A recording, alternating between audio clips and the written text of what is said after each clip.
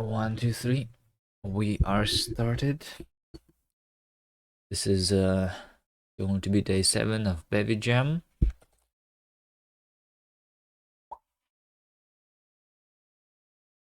Bevy Jam. An announcement in the Discord too.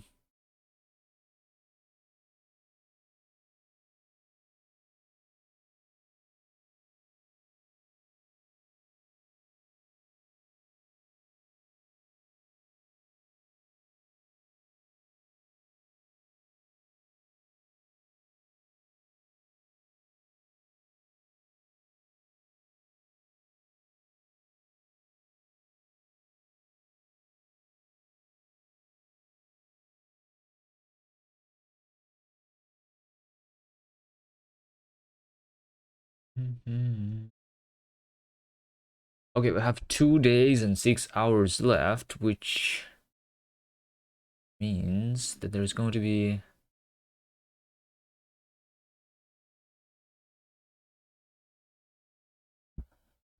actually probably just today and tomorrow. Because the other jam that I wanted, hello Ves, the other jam that I wanted to submit the same game to was the Honest Jam 6, which ends in 1 day and 13 hours. Yeah, we have like 2 days. Alright. Need to start working on the art. And then tomorrow is just like hopefully just the polishing. I think I spent a little too much time working on the gameplay. We should have went for a smaller game maybe. And all right.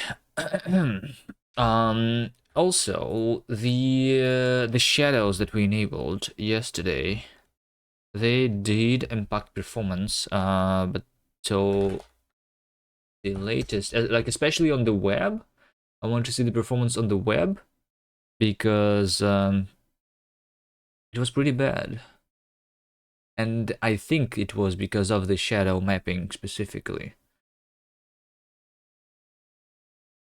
Let's see. Like in the current build, the shadow maps should be disabled.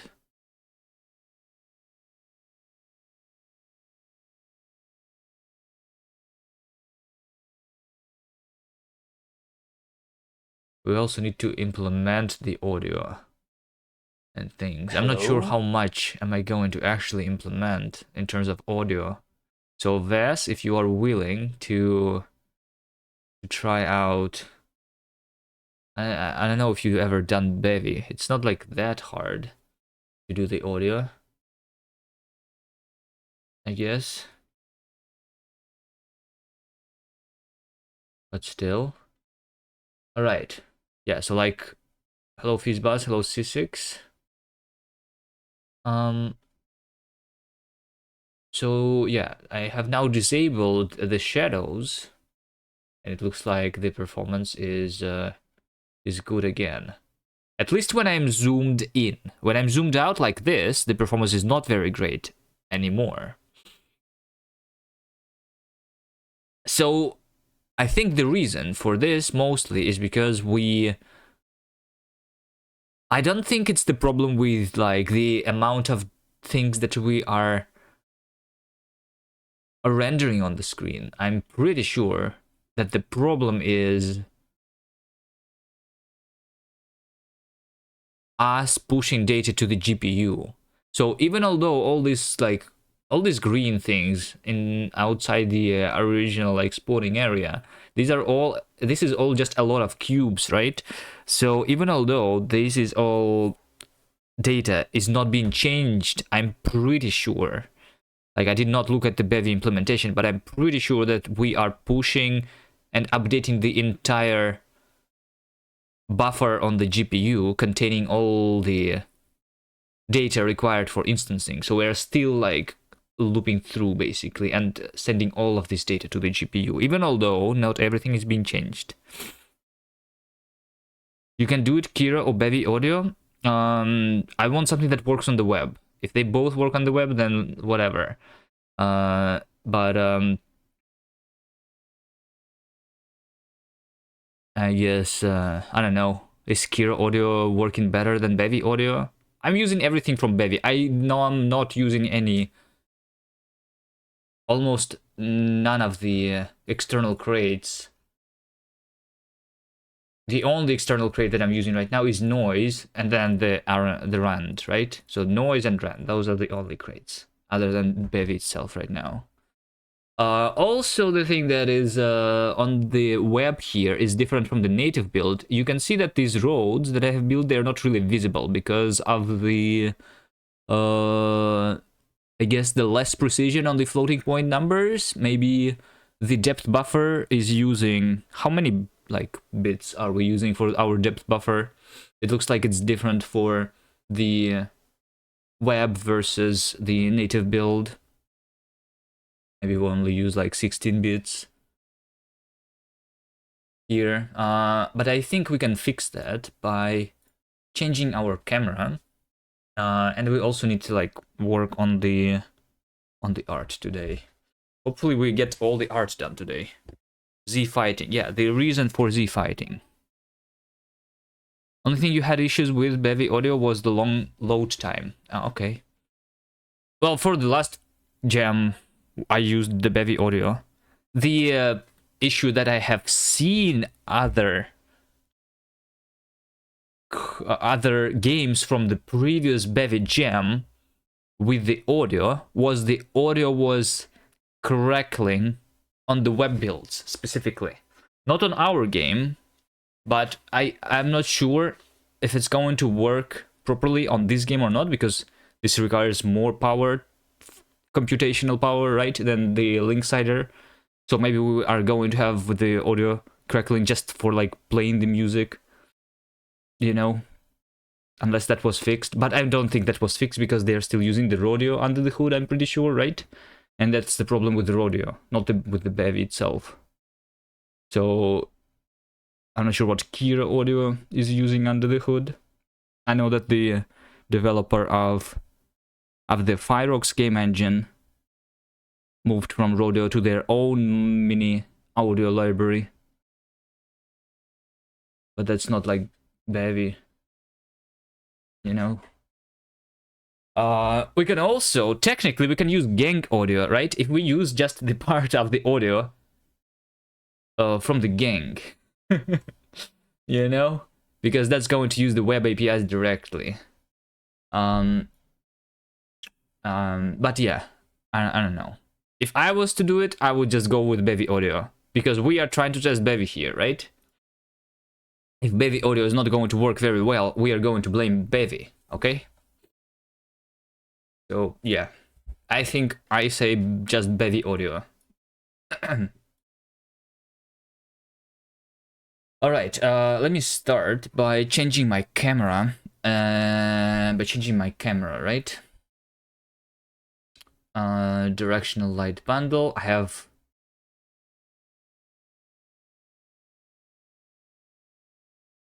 Yeah, I have disabled the shadows, but maybe we can do a checkbox, but I don't know. Let's just not think about the shadows at all. I want things to work. First of all, the camera controls. Let's change the maximum distance to be something else. What is our... Yeah, also I need to like change the way I'm zooming. Change the way I'm zooming actually means that I'm going to change at the FOV, right? Bevy camera zoom. I'm pretty sure that we just need to change the FOV.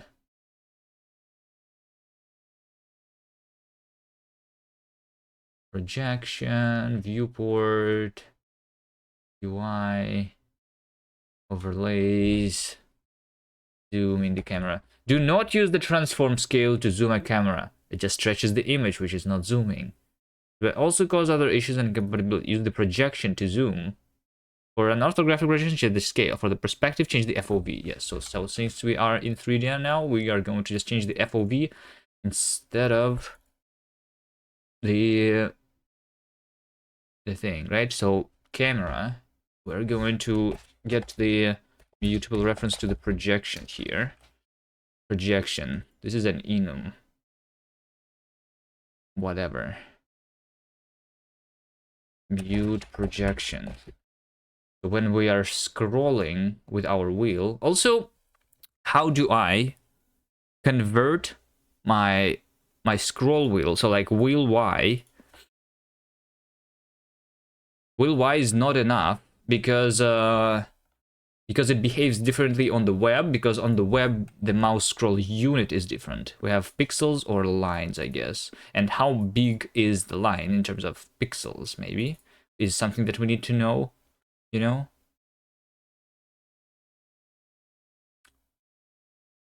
Pretty sure that on the gang I just multiplied in case it is line by a certain amount. But is there any way to like get the scroll value in pixels in Bevy? Always?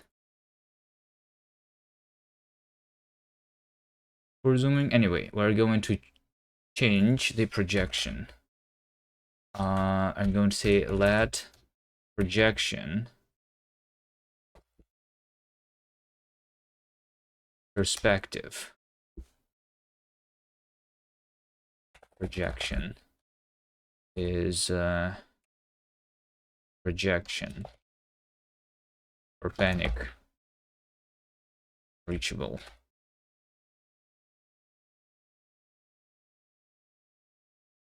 So this is our projection, and we change the projection FOV. FOV, we change its FOV is just a floating point number. This is in radians, right? So we are going to get the projection FOV. We add the wheel Y, and then we... Okay, let's just do this. Match wheel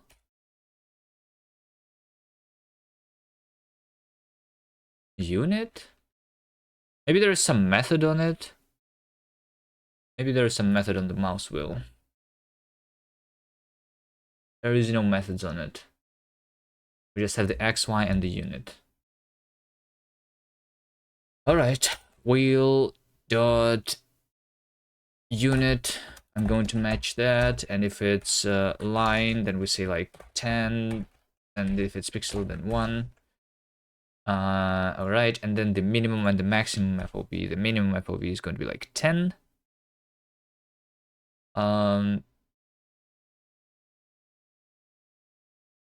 2 radians, and the maximum FOV is going to be like...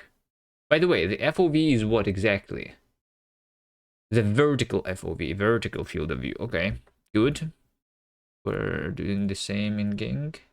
So the vertical FOV, I think the maximum one, we'll see. It should not be very high.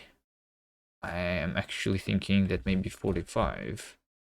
What is the default FOV? It defaults to P divided by 4 or 45 degrees. Okay. Okay, fine. Let's do 60 as our maximum one.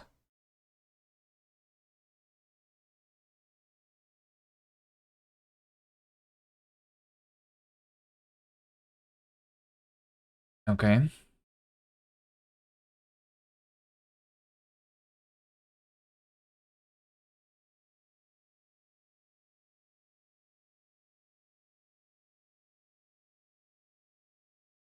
Okay, so this is our default FOV, and then this is the maximum FOV, and this is the minimum FOV. All right. Well, it looks like I'm zooming a little too much now. Multiplied by this. I'm not sure. What should be the sensitivity and this of the scroll wheel? Okay, this feels good. This feels good. Okay, this is the minimum FOV, and this is the maximum FOV. The minimum one can be even smaller, I feel like. We can allow zooming in even more, right? Okay. Here's another thing. If we're talking about the camera controls, when I'm using WSD or arrow keys, I am moving in independently of the camera rotation. I'm moving independently of the camera rotation. Can I get from the camera the vector that points to the right of the camera and the vector that points to the front of the camera? Is that easy? Like that.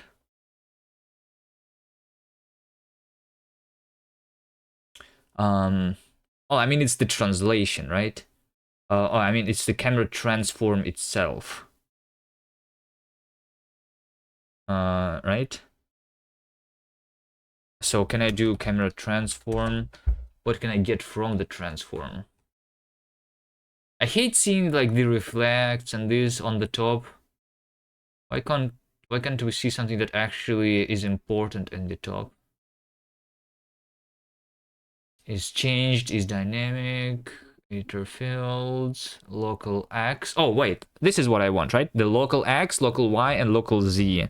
This is the local x in the global coordinates. This is exactly what I want. Yes. So when I'm moving this here,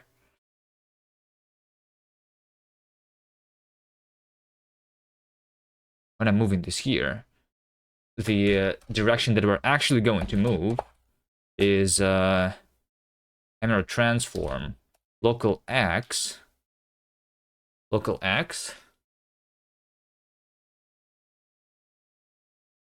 multiplied by direction x plus camera transform local z, because that's in front of the camera, right? Or I can change local y. It shouldn't matter. Multiplied by direction y. Right? But also I want to like normalize this. So, or normalize that. So, normalize is, we're taking a vec, which is vec3, and we need to return a vec2, which is like the projection on the actual horizontal space, which means that we just need to take xz, and I need to get this normalized or 0, sure. I mean, it should just normalize. Technically, this should be enough. So now, because of that, a WASD should feel more natural, I think. Should be. Pixel, okay. This is the camera controls. Let's make sure that it works. By the way, it looks like, look at this. My compilation time is 2 seconds again. Hold on. Does it work like that in Rust? Because if I change something in game.rs, that's a different file, and that's the big file, right? And then it takes, instead of 2 seconds, 10 seconds. So does it mean that like it works fast here because of the incremental compilation? Because I'm changing a small file, so it takes only 2 seconds? Is that really how it works? So I should actually split my game.rs into smaller modules, right? And then we're going to have fast completion times again, right? For our debug builds. Okay, WASD. Yes, WASD is like, yeah, great, amazing. Okay. So this is us having better camera controls. Hopefully it works on the web. Let me push that to like make sure that this works well on the web. Okay. Then we are also going to change the camera when we're spawning the camera here. The camera bundle has the projection, right? And the projection is going to be projection perspective, perspective projection, right? Now over here, I actually want, what is the aspect ratio? The aspect ratio of the view in Frostum. Bevy's camera system automatically updates this value when the aspect ratio of the associated window changes. Here's also like a weird thing. If I am inserting this value, why am I inserting this myself? You know, I should not know about the aspect ratio here, right? Because it's the Bevy systems that are updating this value, right? Why am I the one who is initializing this value then? I should not even see this at all in the API, right? Because the things that I am controlling myself are just the FOV, near, and far. This is something that I don't control myself, right?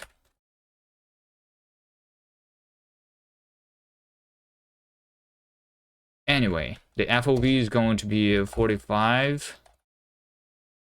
The default near is 0.1, which is totally fine. But at the same time, it doesn't matter. We can make it like 1. I just want to reduce the...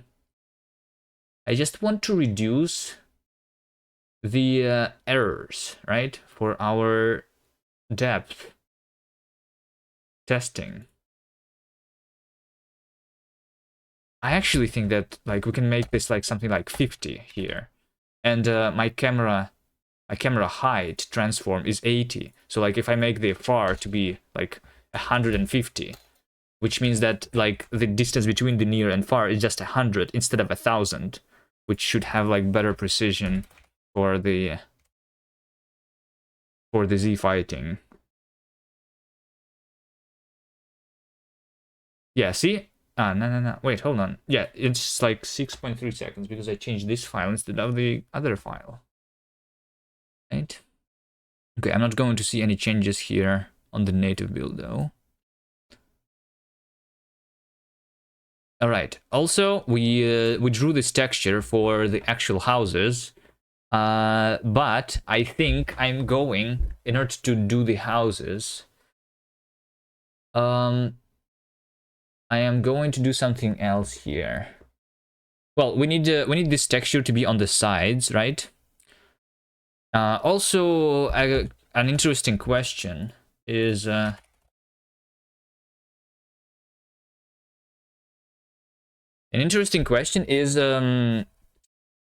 when we are going to upgrade the buildings, we did not implement this yet. We need to build a second house and everything, right? So the question is, am I just going to spawn another cube on top, or can I just make this building higher? In order to make this building higher, it's not just scaling it, right? I need, like, I know how I would do it myself with a custom shader, for example, but I'm not sure if I want to, like, go there, because I don't really know WGSL. It's probably not that hard, but I'm not sure if I'm ready to just try and do this myself. So is there any other alternative other than just spawning a cube on top of a cube to make a 2-story building?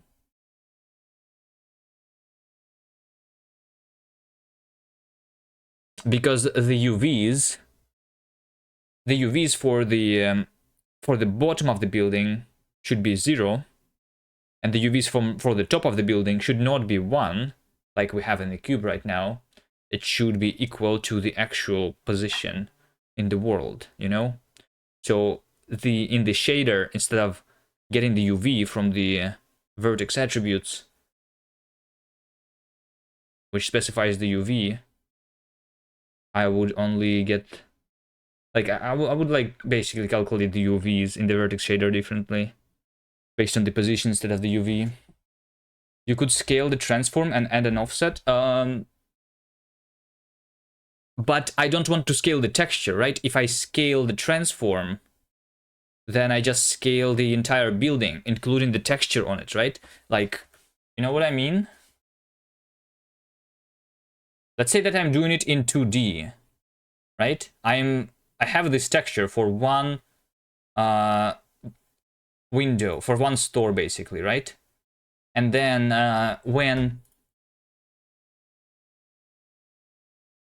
we make this a 2-story building, when we make it as 2-story building, I don't want this to happen. I don't want these buildings to become taller, right? I want instead to take this texture and make this texture a repeated texture and make it repeat on the bottom floor, right? So like I still have the four vertices on the geometry, right?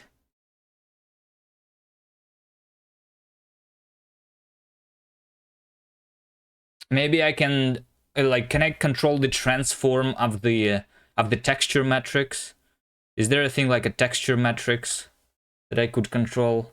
And at the same time, like even if I should be able to scale a single axis to keep footprint.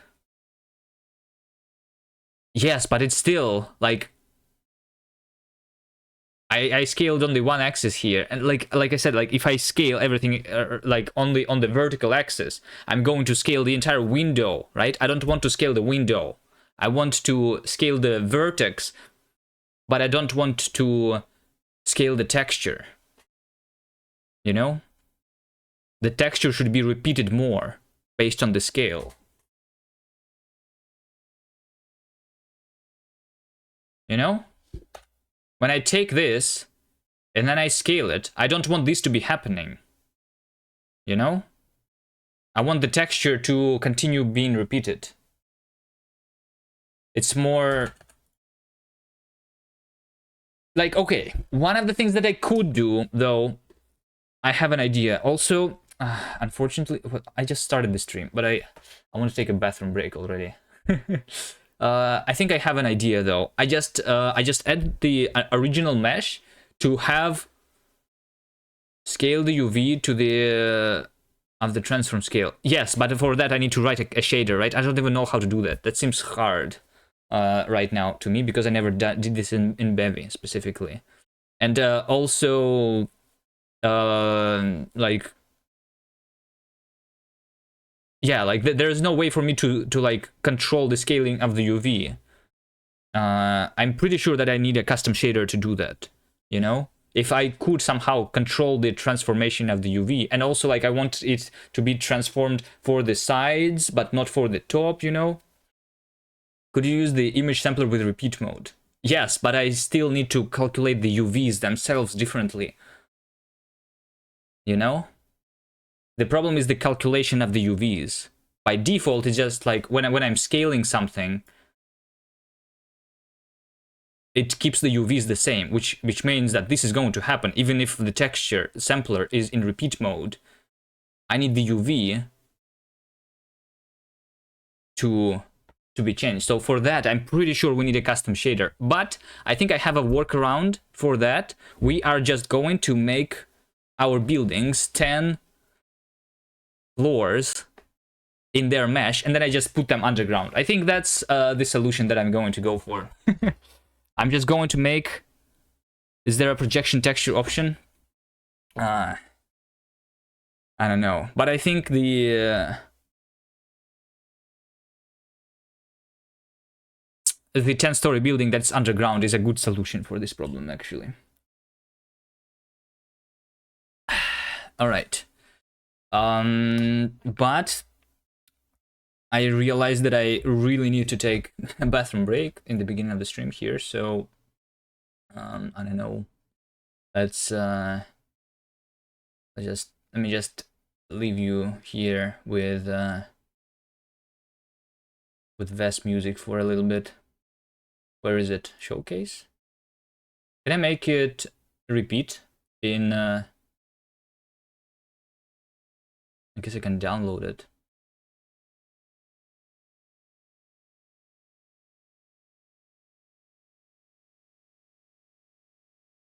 Oh, I need to do it quickly. I really need to go. I'll be back soon in like 10 minutes. I'll try to speedrun my bathroom, okay? Where is it?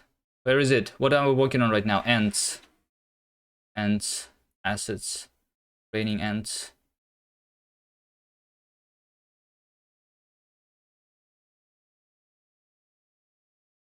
There's no looping here too.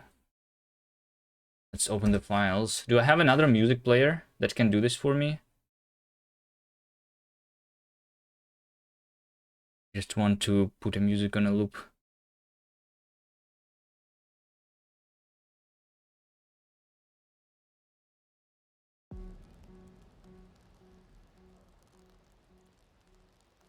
Playback. Speed renderer. This is VLC.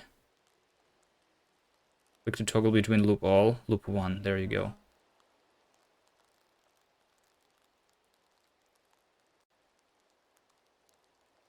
Am I programming on a balcony? Yes, I am.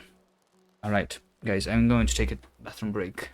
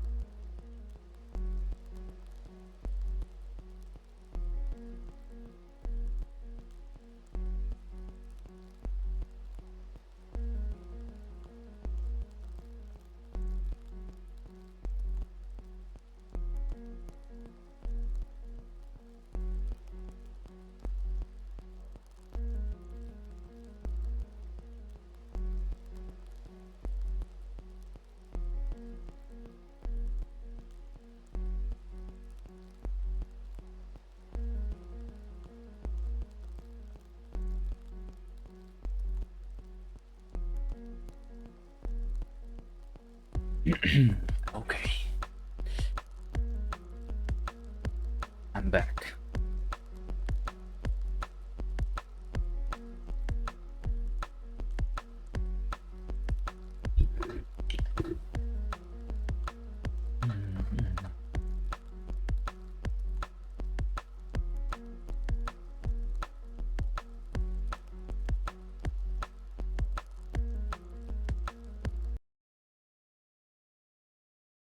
Okay, so here's what we're going to do. We're going to make a mesh for our building.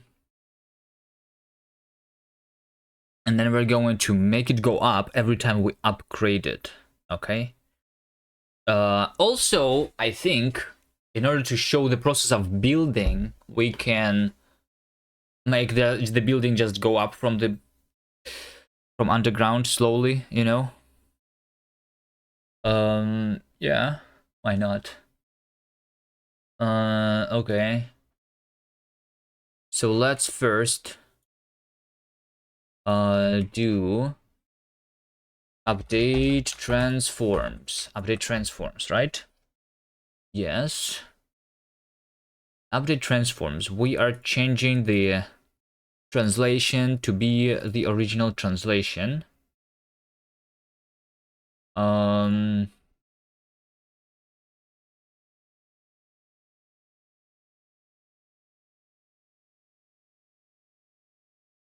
Okay, sure. But let's also have another update. Update. Upgrade transforms. There's going to be another system which is going to make things go up from underground, right? We're going to have a query for a transform. I don't care about the position and the size and the moving. This is updates the horizontal, and this is the vertical transform. Basically, this is what we're going to do. So this query is going to change based on the end type. So I'm going to have the end type here, and also I want to query the upgrade. Can upgrade.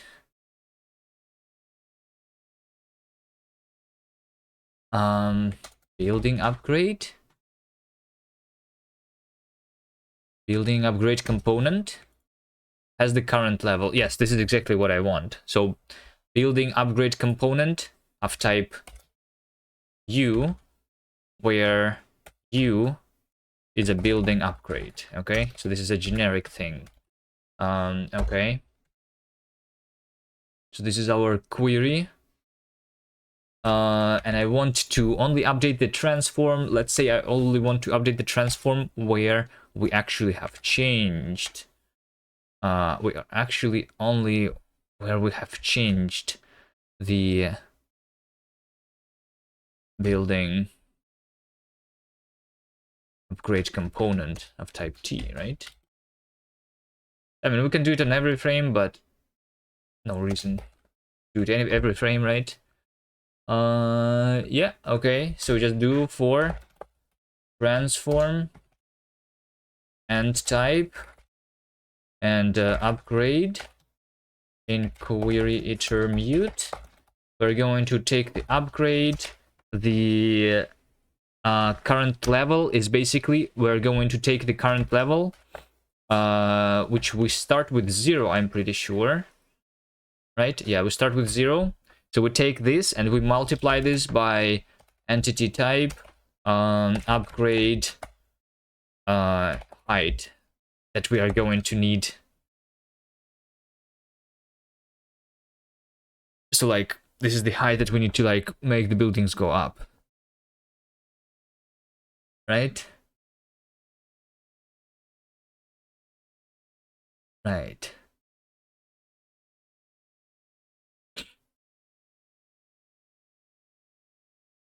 Bim, bim, bim.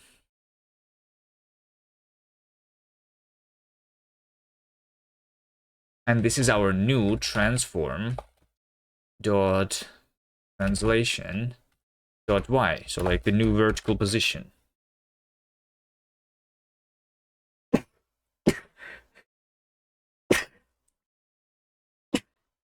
Sorry. And we also are going to add end type dot height. This is the original height, and this is upgrade height for every upgrade, right? Okay. Upgrade height. Let's see. So I'm going to say that for everyone it's going to be 1, but for entity type house, it's going to be the height of the house. Which I think also, by the way, that the height of the houses should be equal to 1, 2 anyway. Right? I think so. But for that we need to like construct the mesh of height 1. So let's see where we are constructing the mesh is over here, right? And also, by the way, the original height of the thing is going to be something else, right? Function height. So for the house, we're going to make the original height -9. I mean, whatever. We can just like construct the mesh this way, so that like originally just like 1 up. Yeah, sure, we can do that. Set up materials, right? This is a system that where we generate the meshes.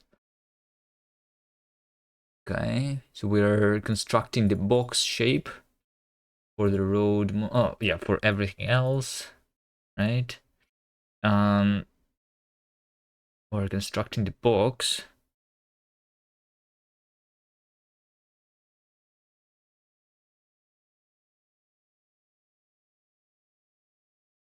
Let me just make this specific shape just for the house. So for the house, I'm pretty sure we need to like change the UVs on the top anyway.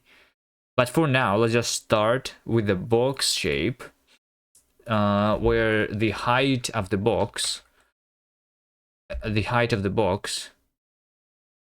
is going to be 1. You know what? Let me just say that this box, the minimum y, is going to be equal to -9, and the box maximum y is going to be equal to 1. Let me just do this. You know, I think that's like easier.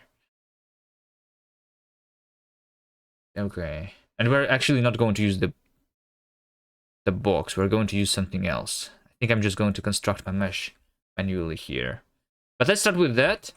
This should give me the houses, and when I click on them, when I upgrade them, they're going to become higher, right? Method upgrade height is never used. Wait, what do you mean? Oh, because this system is never used. Yes. A register building upgrade. Register building upgrade. I'm just going to add systems on update upgrade transforms of this upgrade. There you go. So now it's going to be used.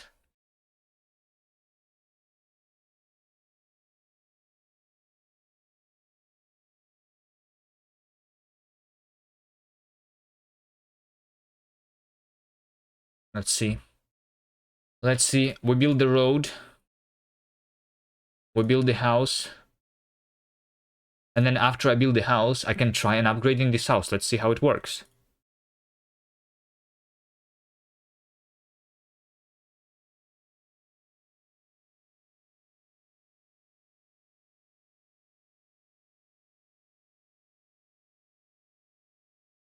It doesn't work.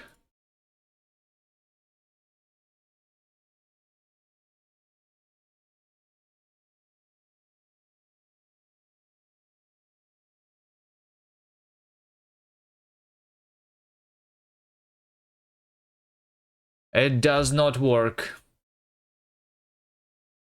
Upgrade transforms. What's wrong with this one? We have transform, we have entity type, and we have building upgrade component, right? And building upgrade component has been changed. Can I over here by debugging this? Are we even getting here? Upgrade upgrade dot current level. Let's see. Like the original level should be 0 at least. We should at least see that, right?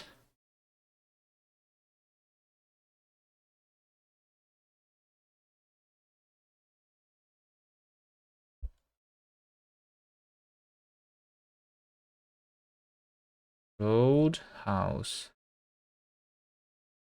Yes, I do see 0 here. Okay. So then I'm going to click on this. And then, yeah, I do get here. This system definitely works. So the transform translation, why? Maybe some other system is overwriting it. Transform translation is this. Extend transform translation y. So like this system, for example, it keeps the y the same, right?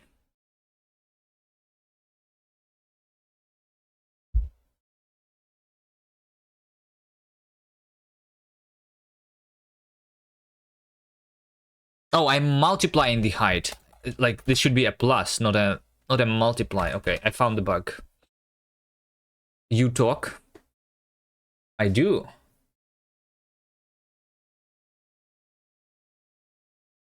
I thought you got sick. What do you mean?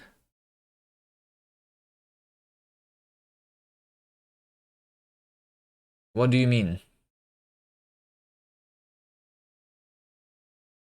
I was always talking, no? I guess except for that part where when I... Okay, there you go, there you go. Look at this, look at this. Oop. You see this building is now higher, and now it's even higher. And now this is higher, and now this is higher. Right? And now this is higher. Okay, we can do the skyscrapers now. Okay.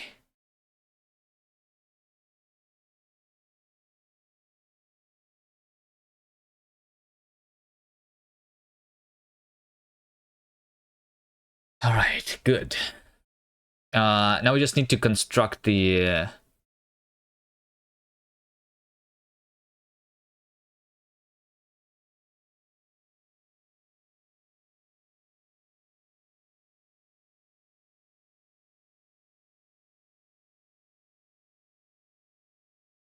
just the better textures, right? Let me try and work on the house specifically right now. Work on the house specifically. So we have the house, and so we need to technically we need 2 textures here, right? Let's figure out the window part first, right? So our window, our house is at 2 by 2. So the horizontal size is 2, and then the vertical size is 1. So our side texture should be actually, let's do 32 by 16, because that's like 1 floor, you know? That is one floor. Okay, let's say that we're going to do something like this, right? Gray brick, because that's how the buildings work, right? They're just gray. And then we have the buildings there, the windows there, and the windows are what? Should they be yellow? What should be the buildings? This is one floor, by the way. One floor. It is 16. I think we can make it right in the middle. So 1, 2, 3, 4, and then 1, 2, 3, 4, 5, 6, 7, 8, and then we have 4 pixels in the bottom. 1, 2, 3. Okay, I wanted to like. Okay, and then this is the side view basically. So we can make windows like that.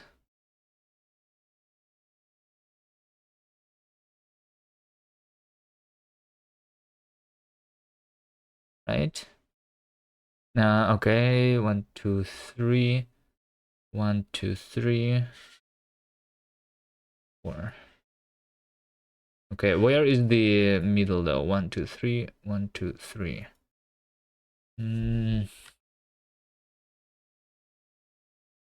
Okay, I think I can just move this over here. All right, so this is like a super simple texture, obviously, for just one floor.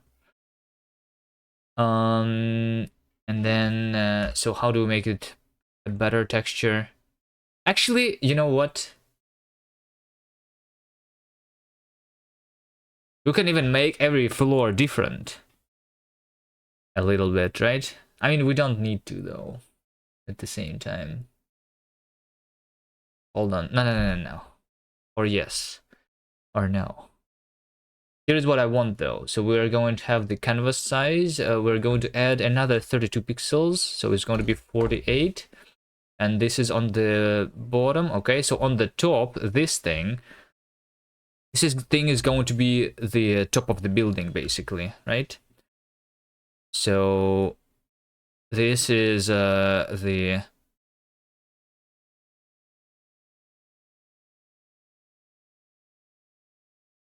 line that we're going to have between every floor, and the top is just going to be all the same color.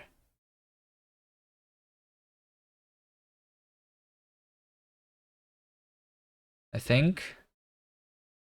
All right. Well, this is a super simple texture. Do we need anything like more complex than that? I'm not sure. Let's start by actually save this as this is just the house PNG. All right. So yeah, it's like we are seeing the roof and one side here. Okay. The roof and one side. Okay, and then I'm just going to actually construct the mesh myself manually here. Um. So it's going to be just house PNG. All right. House PNG. Wait, hold on. Actually, I think I will need to make this 10 floors. All right. Canvas size. Okay. Hold on. What should it be? So 32 plus 16 multiplied by 10, 192. Okay, there you go. So we're going to actually have all the 10 floors here. This is the top floor, this is the second floor, the third floor, and just like that to the very bottom. So we can like actually have an understanding how our building is going to look this way. Something is wrong though.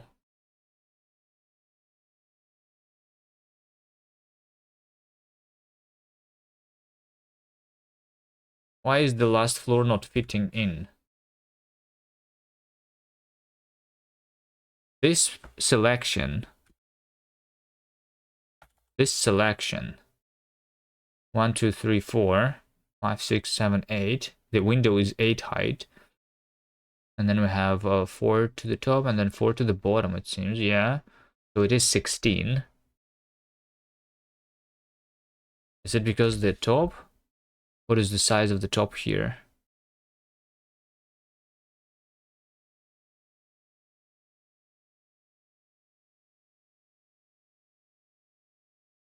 How do I get the size of the selection? It's 32 by 22. Okay.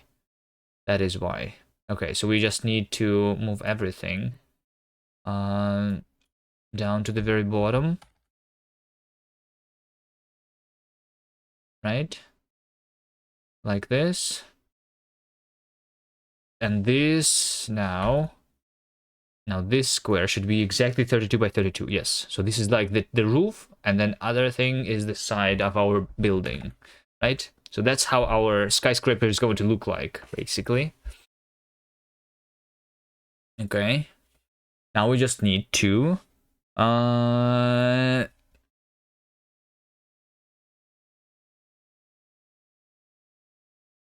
we just need to do this. This is the vertices, positions, normals, UVs. Like I need to do something like that. And then we have the indices. Okay, good. Okay, we have position, normal, and UV. Okay. I think I'm just going to copy this, you know? Alright. And I'm going to make myself a module. Just going to have a building mesh. Let's just call it meshes. Meshes. Function building mesh. It's going to return, give me the mesh for the Bevy. Alright, let's see. Primitive topology. We're going to have triangle list, position, normal, UV, 0. Okay. And then we have the indices. Okay. What is SP? SP is the box itself. Okay. Building mesh, where I'm going to have the size of IVAC2, and I'm going to have the floor height is going to be F32, and then the number of floors is going to be this.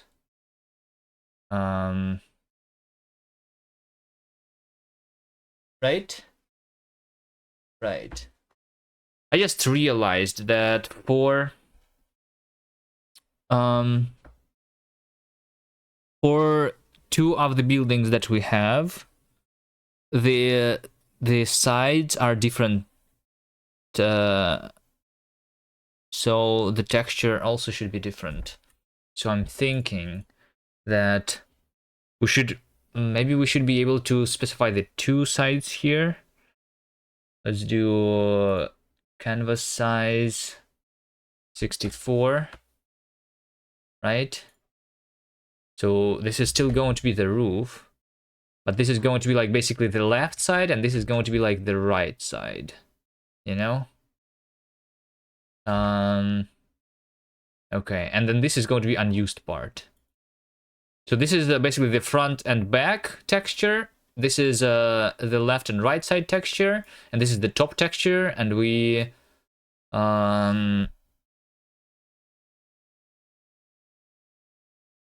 could use that for the bottom texture, for example.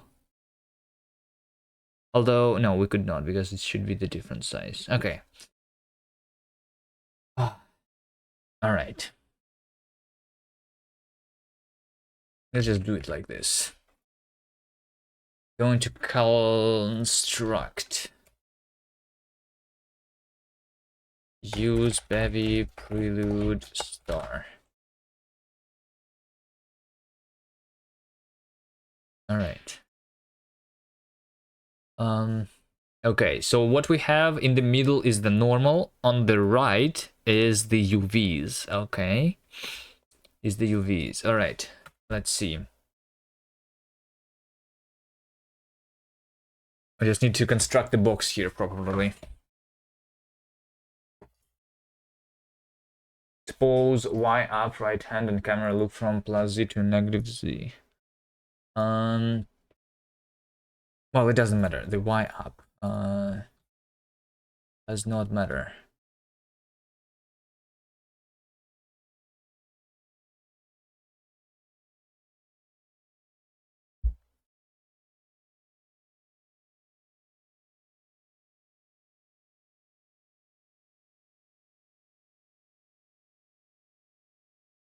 Impel into vertex attribute values. Okay.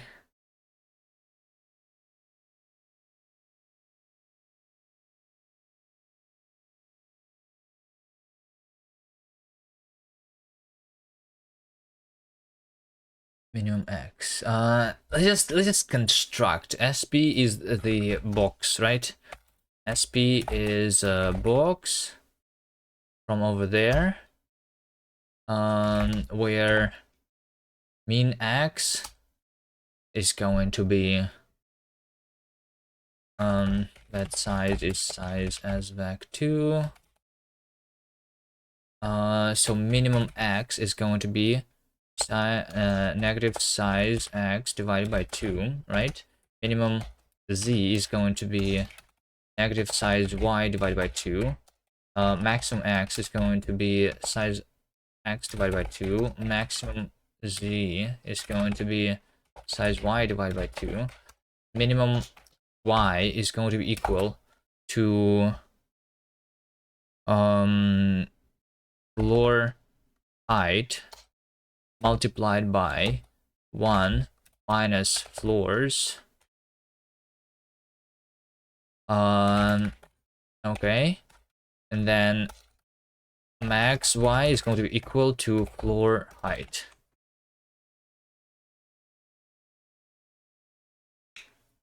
This should be good for the geometry, and now we just need the texture, the UVs, right? Okay.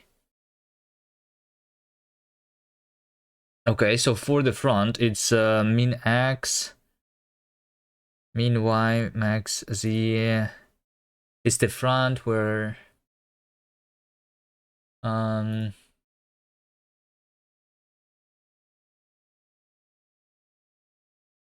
it's just the maximum Z. It's just the maximum Z.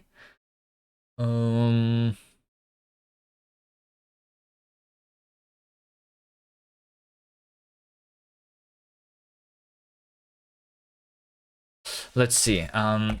Front and back UVs. Both front and back UVs, right? Are going to be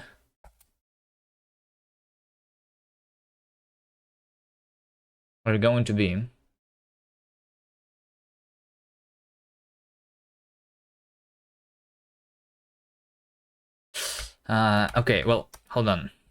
We just have 4 things. The left side of the texture, the right side of the texture, and then we divide it into the 4 parts, you know? So mid X UV, whatever. So like we're going to have the horizontal, so like the front actually, so size X divided by, and like the size of the texture itself is horizontal is size X plus size Y.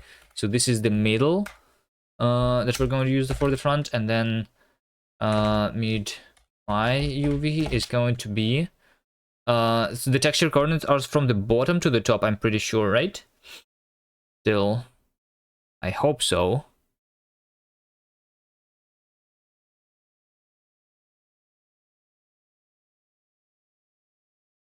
Yes, I hope so.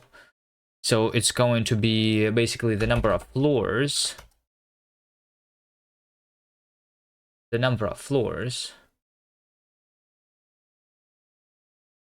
multiplied by the floor height, and we divide that by number of floors, multiplied by floor height plus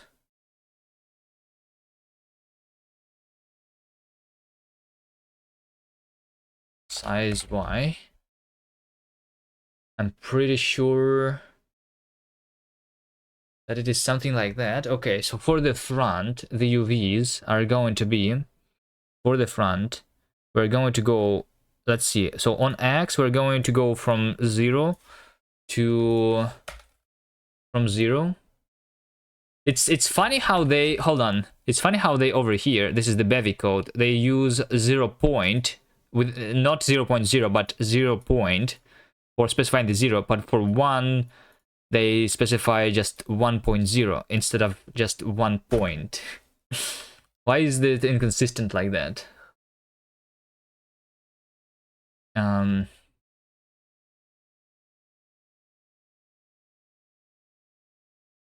Why is it inconsistent like that? Let me change, let me fix that.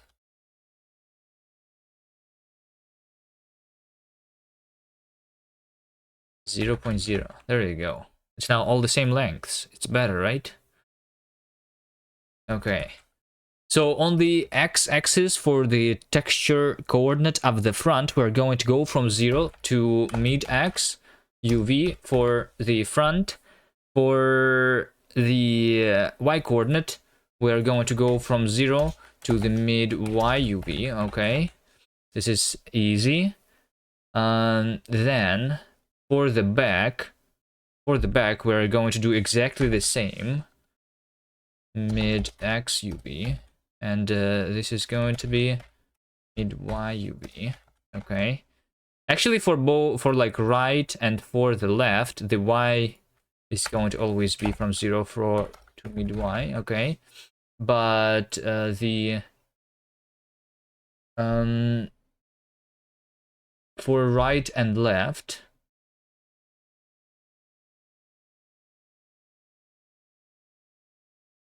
let's see, for right and left,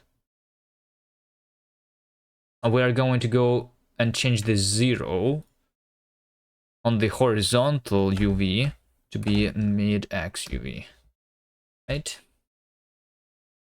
Okay, and then for the top, the x is going to be going from 0 to, well, the bottom, I'm not going to have the bottom, by the way. The bottom we're not even going to have. We don't, no need for extra vertices like that. But for the top side, the x is going to be from 0 to mid-x. And the y is going to be from mid-y to 1. Okay, let's see. Let's see if I did this correctly here. Alright, building mesh. Building mesh. Alright. Okay, so for the house, it's going to be meshes, building mesh.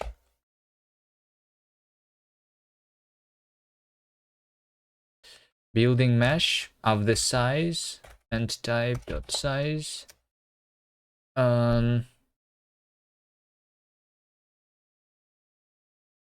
Floor height.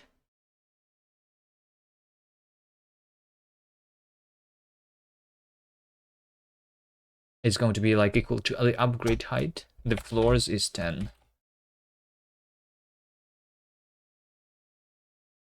Okay, let's see. Our house should have the proper texture on it. The only thing is I am currently also changing the color. I'm also changing the color currently. So and type house should also have the regular white color. We are using the texture as is.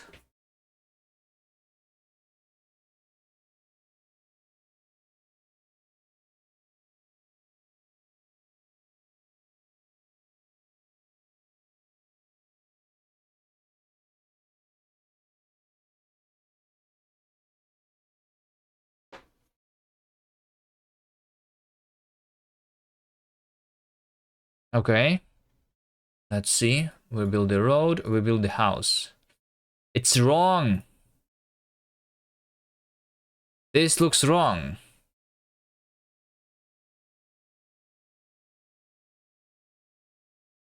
This looks wrong.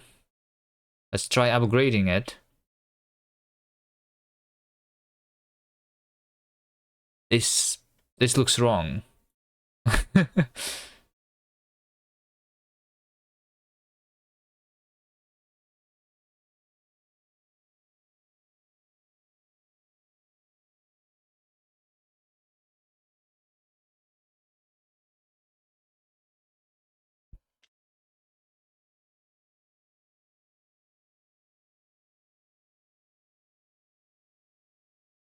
um First of all, it's really interesting. How did I get the top part wrong? Wait, is in Bevy the texture coordinates start at the top left instead of bottom left like in OpenGL? Maybe because it's WGPU? Bevy texture coordinates. UV coordinates. In Bevy, the vertical axis for the pixels of textures and on sampling textures and shader point downwards from top to bottom. Why? This is how most graphics API works, including DirectX, Vulkan, Metal, WebGPU, but not OpenGL. Okay, it's like it's because I'm used to OpenGL. All right. Looks like it's because I'm used to OpenGL. Okay.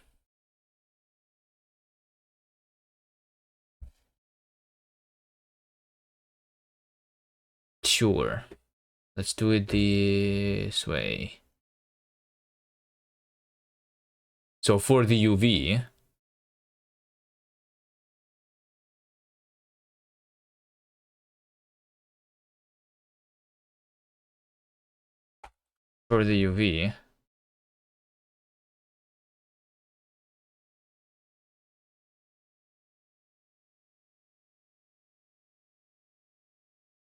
I'm just going to take the UV and I'm going to map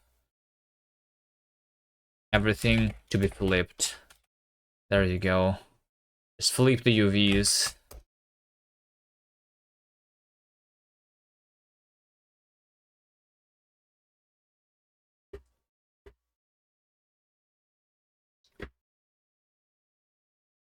Why do most graphics use it this way? It is still wrong.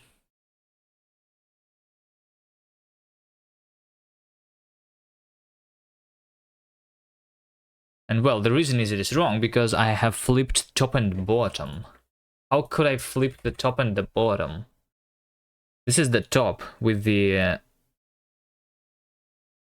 max Y.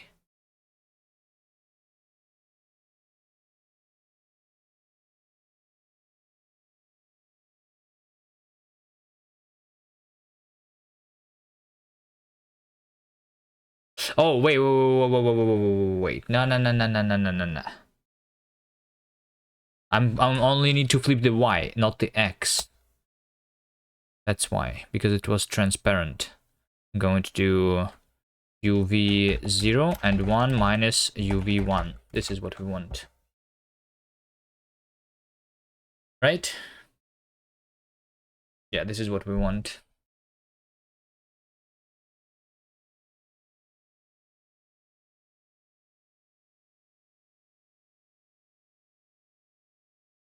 Road. House. There we go.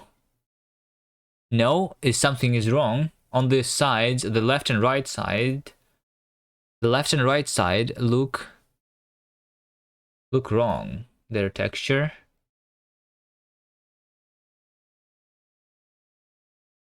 Their texture is flipped. Their texture is flipped. To the side, it seems.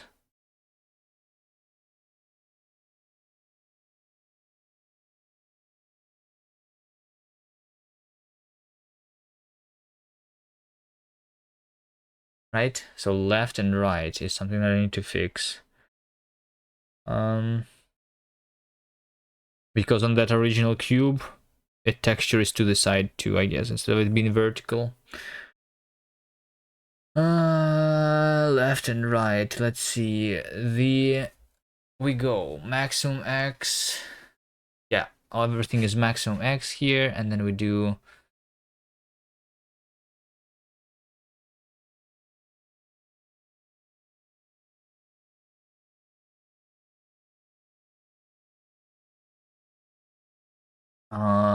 so we do the bottom part and then top.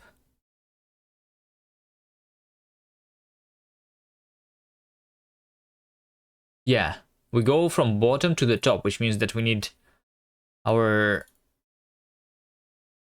XU to be the same. Mid XU.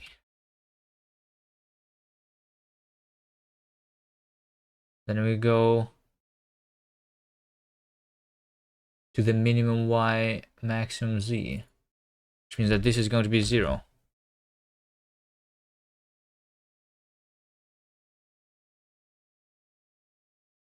This maximum Z, which means that it's going to be 1. And then this one, the maximum Y, minimum Z, needs to be mid Y UV, mid X UV,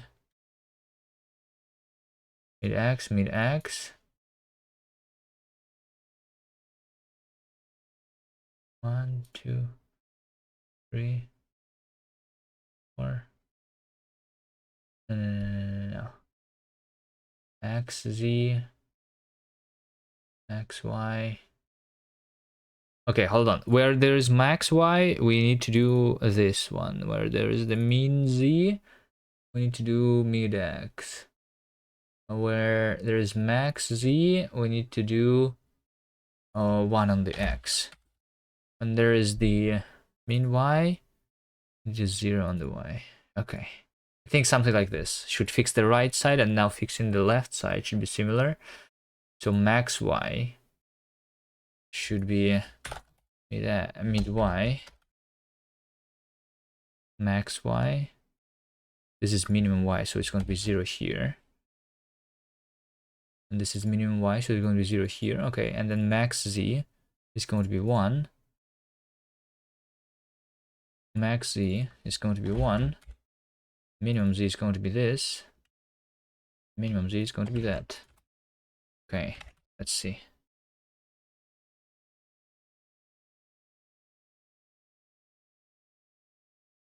House, okay. Does the texture look correct on all the sides? I think it looks correct on all the sides now. Okay. There you go. Now we have our skyscraper that we can build. Right?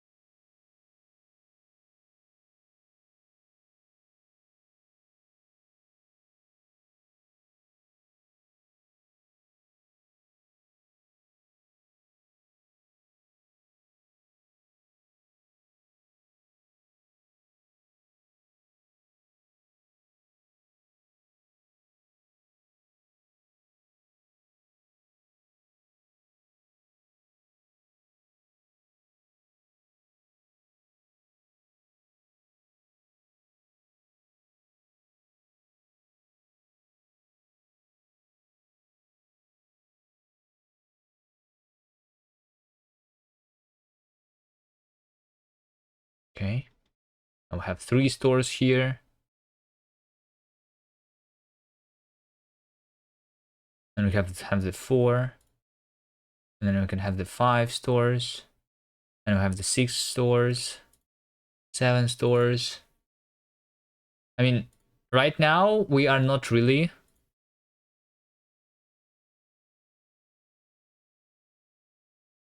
Right now I'm not limiting the height over here, right? But still we can see that we are building a skyscraper, right? The only thing that I don't like, once again, because of the lighting, maybe we should just disable the lighting for this game, because we're just going to do the lighting using the textures, right? We can just do lighting using the textures or something. I don't know. Or what should I do? Increase the ambient light, maybe?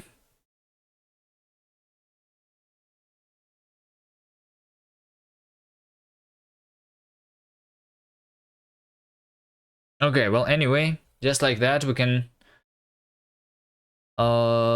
make them higher. All right. It's not very obvious still, some of the things, like the fact that it takes time for the builders to actually construct the extra floor.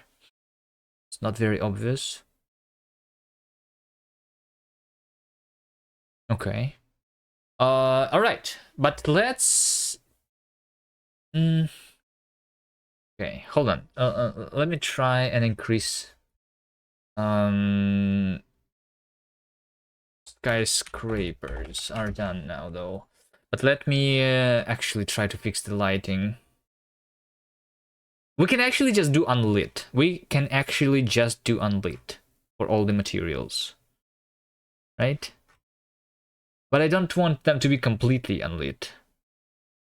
Think we can just ambient light. We can just improve the brightness here. A direct scale factor multiplied with color before being passed to the shader.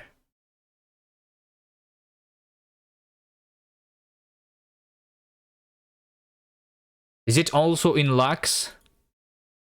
Or is it some other like brightness? We just multiply the color. Ambient light.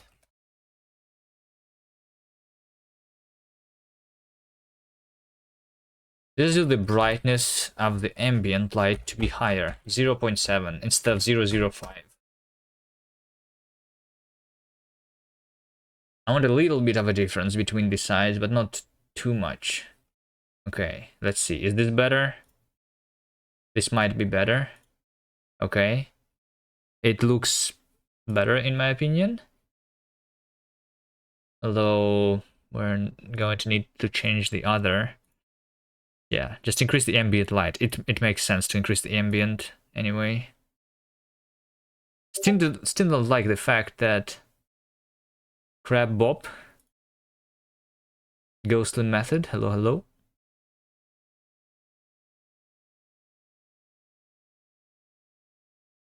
Alright.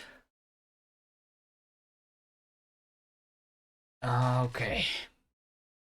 Let's do the other buildings. Increase ambient light. Okay, so now that we have the regular house, I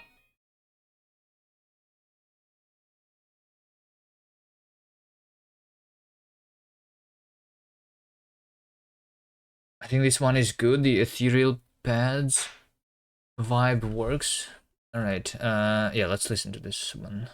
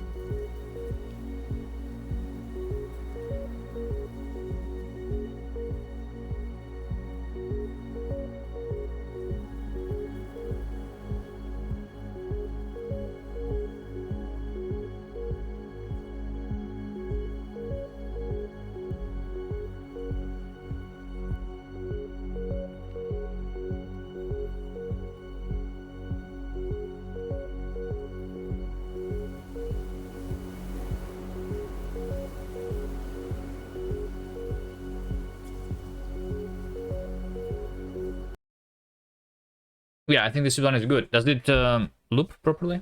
Okay, give me 1 second.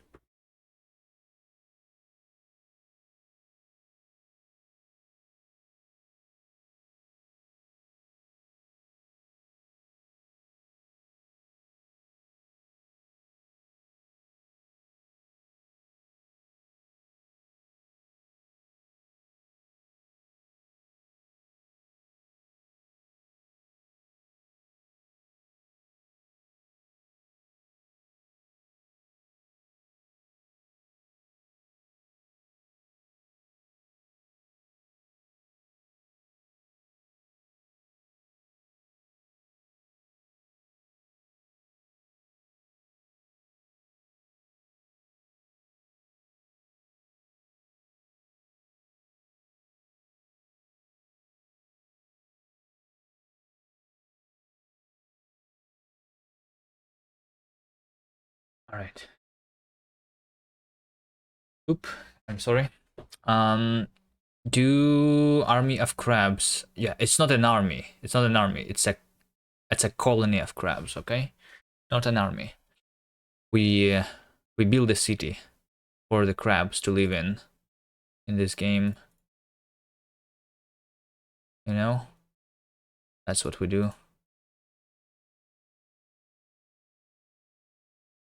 Hmm.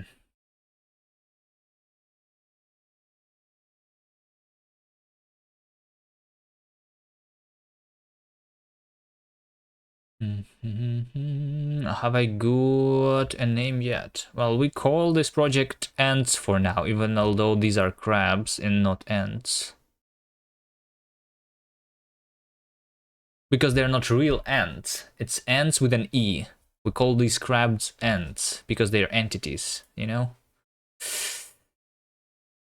But they look like ants.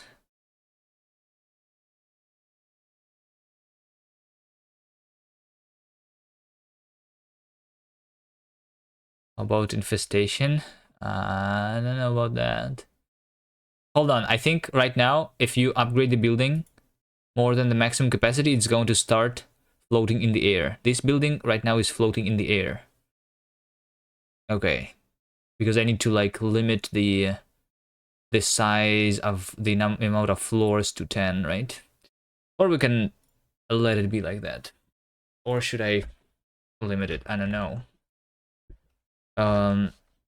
Can upgrade. I guess I can change the upgrades. Upgrade height. We have the upgrade height, and then we have max upgrades. It's going to be okay. Let's say for the house, it's going to be 10. Everything else is going to be like, I don't know, whatever.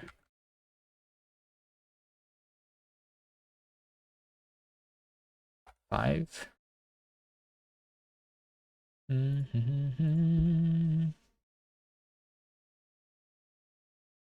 Building mesh and type X upgrades. Actually, something like this for all of them. I'm not even going to use the boxes at all.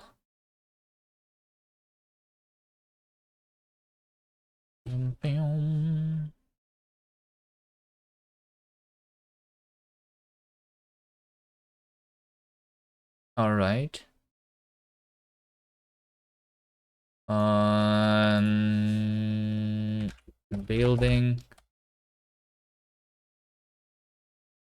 Building upgrade.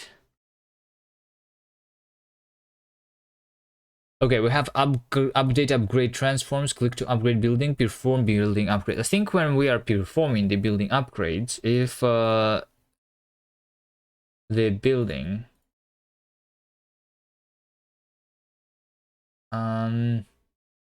if the building has a building upgrade component of type E here, right?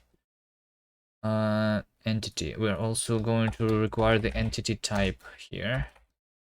We know the maximum level. and type upgrade. Yeah, so over here we remove the read need resource, and also building upgrade component.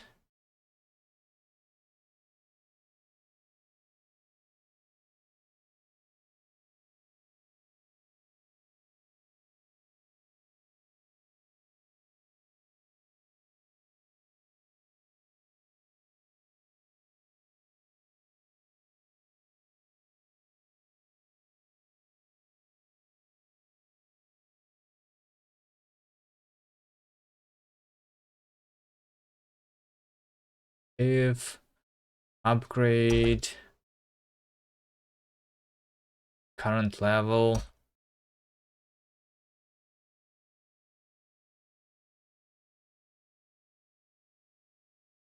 max upgrades commands entity remove scale on hover. I'm doing it all wrong. I'm doing it all wrong here, but it's going to work anyway. This is starting to be a mess, my code here. But okay, we need to I'm just going to disable clicking to upgrade the building here. Hello Max Crewer.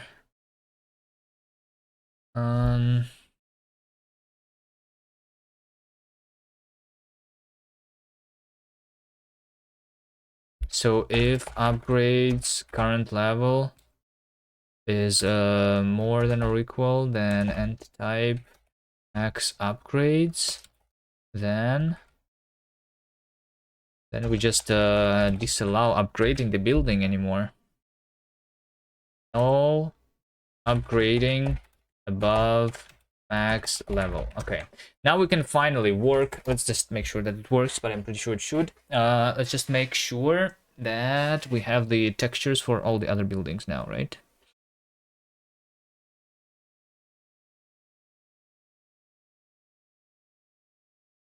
Like for this base, for example, what should be the texture for the base? What is the base for crabs in this game going to be?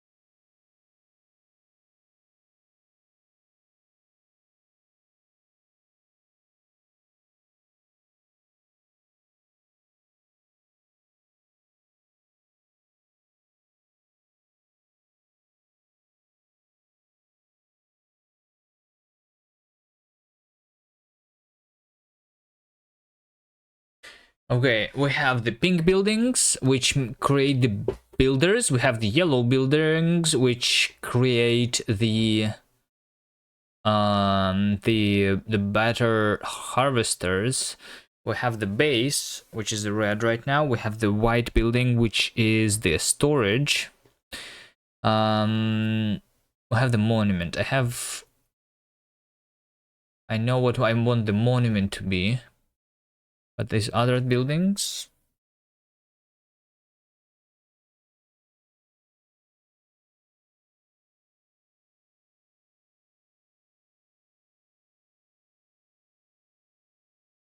Okay, how many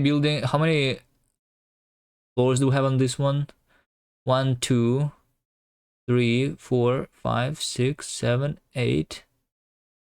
We can have another one, 9, and then we can have another one, right? 10. But we should not be able to do even more.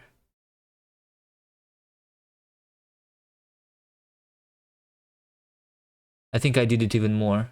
You see, this building is a little bit flying in the air.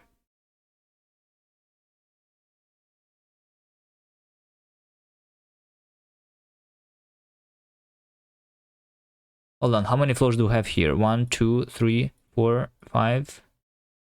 1, 2, 3, 4, 5, 6, 7, 8, 9, 10. Wait, we did 10 upgrades. We did 10 upgrades. We did 10 upgrades. Well, we need. This is the number of upgrades, not the number of floors. The number of upgrades is going to be 9 for the house. I understand it now. Max upgrades. For the building mesh, though, we need the maximum upgrades plus 1 because we have the top floor. And we have the top floor plus the floor per upgrade. Okay, this should be good. Fix upgrades versus floors. Okay, now we need to actually draw things. Do you fork and PR or can you do branch or something?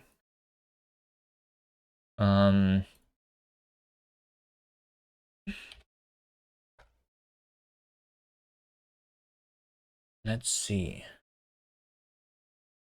So settings. Collaborators. Is this what I can do?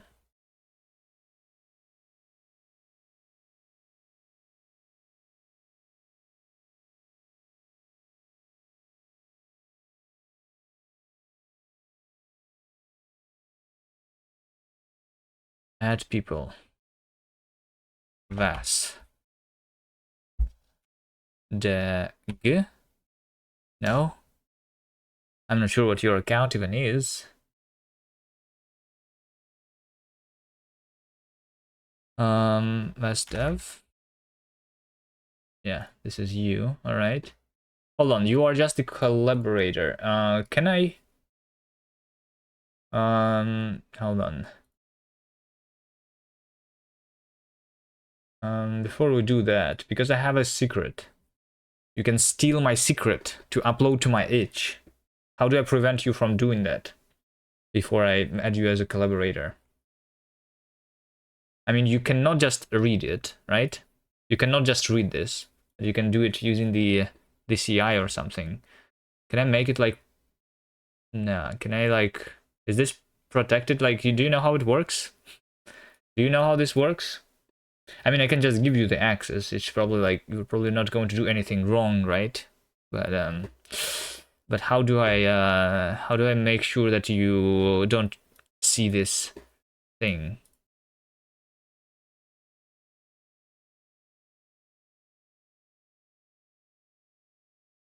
Inside the CI. Do you know? Do you know how you can do that? Because on GitLab, I can make sure that you can only use specific branches, for example, right? If I add you to the collaborator, maybe I have the branch protection rule for the main branch. For the main branch protection, what does it even mean? Define whether collaborators can delete or force push to the branch. Yes. Require pull request before merging. Well,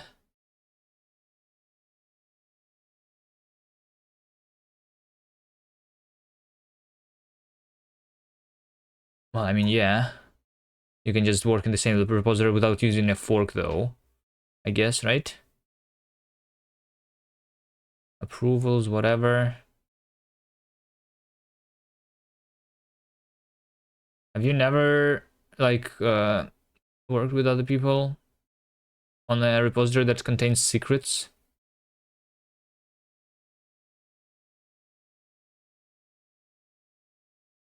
Because I'm not sure, even if I protect this branch, like, what about the secrets in general? Secrets and variables allow you to manage reusable configuration data. I mean, you can just fork too, because you probably know how to do that. But in case I was working with someone who doesn't know how to do the forks, I would like to know how to protect.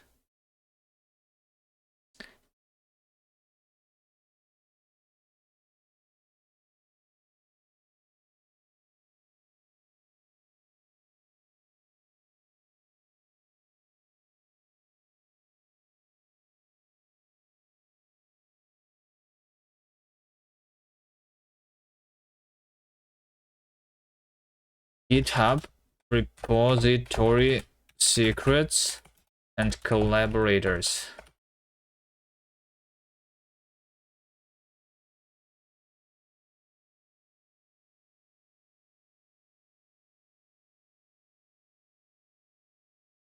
Authenticated users must have collaborator access to create, update, or read secrets.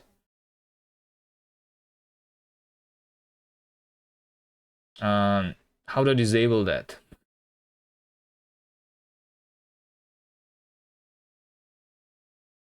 GitHub collaborators disable seeing secrets.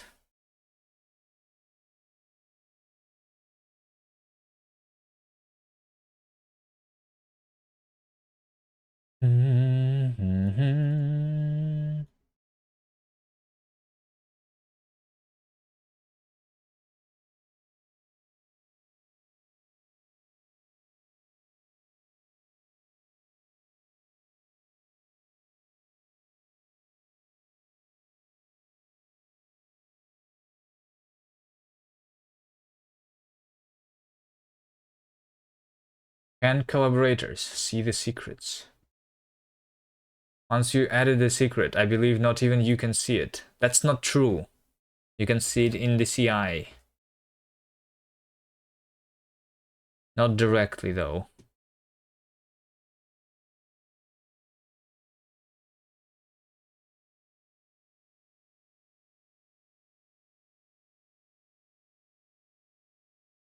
This is not a good answer.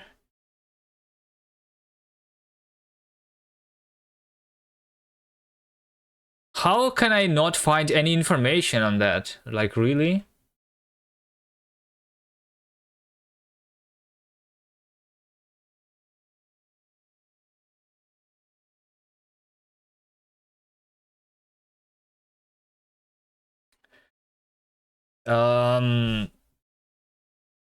GitHub Actions secret only for main branch, for example, so that I am the only one who can do the main branch, for example. Right? Branch specific secret. Could use an environment. Create secrets for the environment. Deployment branch for that environment. That's how you're supposed to do it.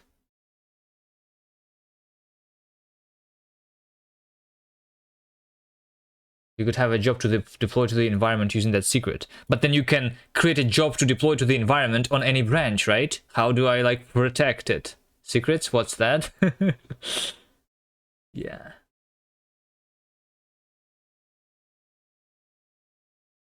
It's just like, because I'm pushing to the edge. So if I add a collaborator to my repository, they are going to be able to use the CI to delete everything from my each account, basically, for example, you know?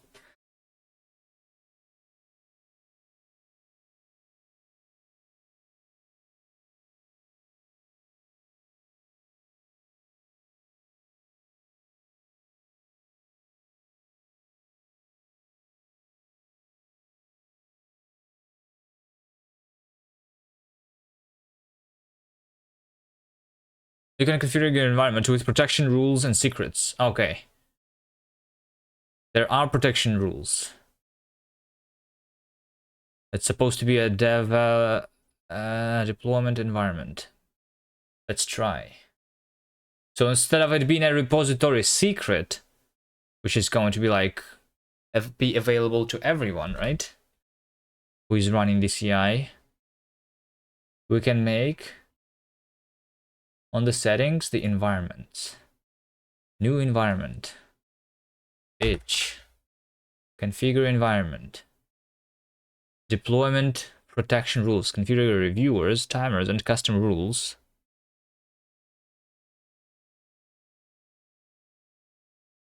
Specify people or teams that may approve workflow runs when they access this environment.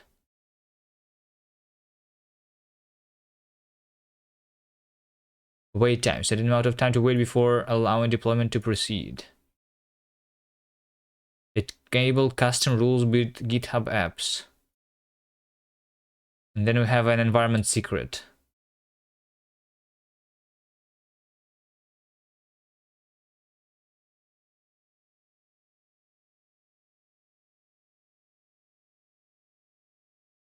Deployment branches.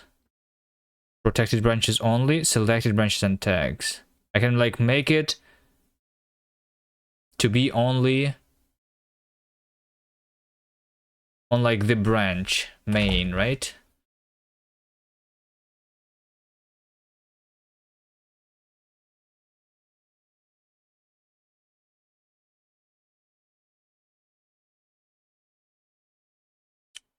And because you cannot push to the main branch because it's protected,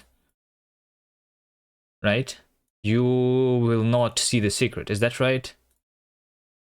So the main branch should be protected. We require a pull request for that, right?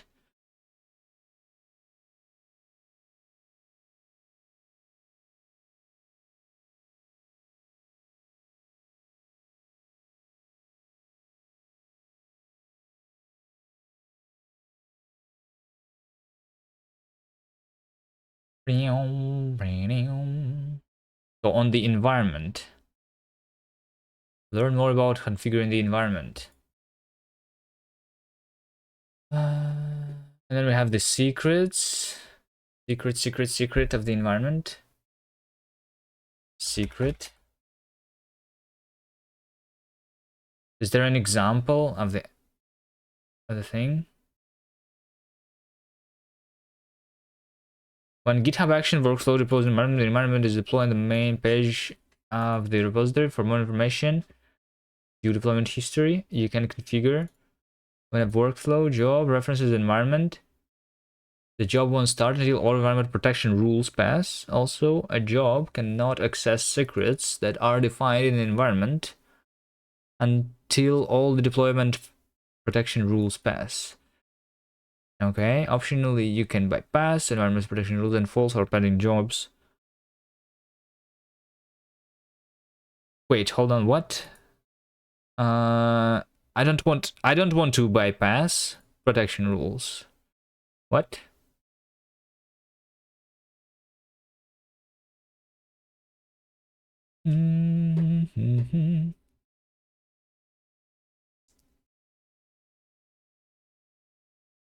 I think GitLab CI is a lot easier than GitHub CI. And at the same time, it's more flexible. I like GitLab much more for the CI.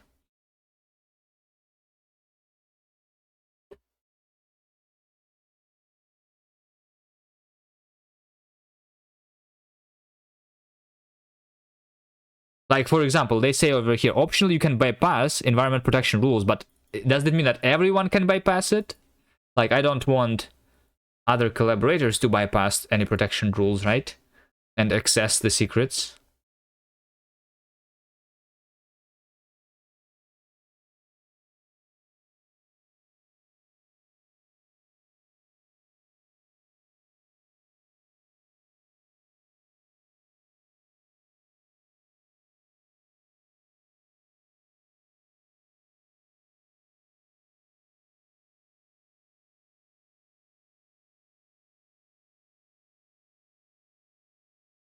Okay, well, I think all we need to do is for this environment, we're going to add a secret here, which is going to be called Butler Credentials and Edge API keys.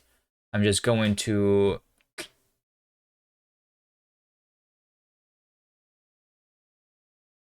like do that and do this here, right?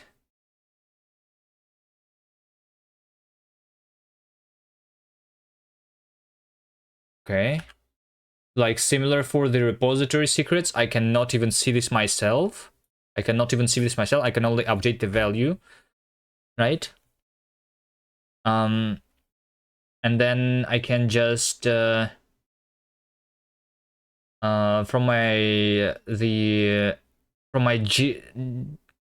my repository secrets, I can delete that because it is now inside the environment secrets instead, right? So this can be deleted. So this secret is going to be only accessed from the main branch, from the job for which we specify that the environment is itch, right? So from what I understand, we need to go to the over here, right? And this job, each job is going to specify the environment, right? Which is going to be each. Look at this, we even have the auto completion because this accessed my GitHub. Amazing.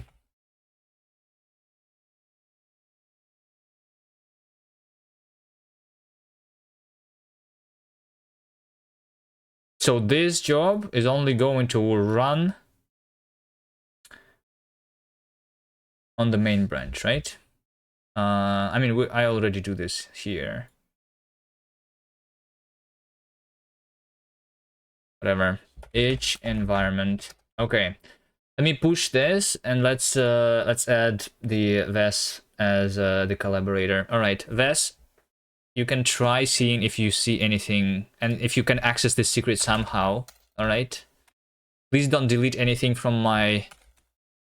Please don't delete anything from my itch account if you do find access. But I do want to know if I have removed. Actually, you know what? Let me add a repository secret, another one, and new repository secret.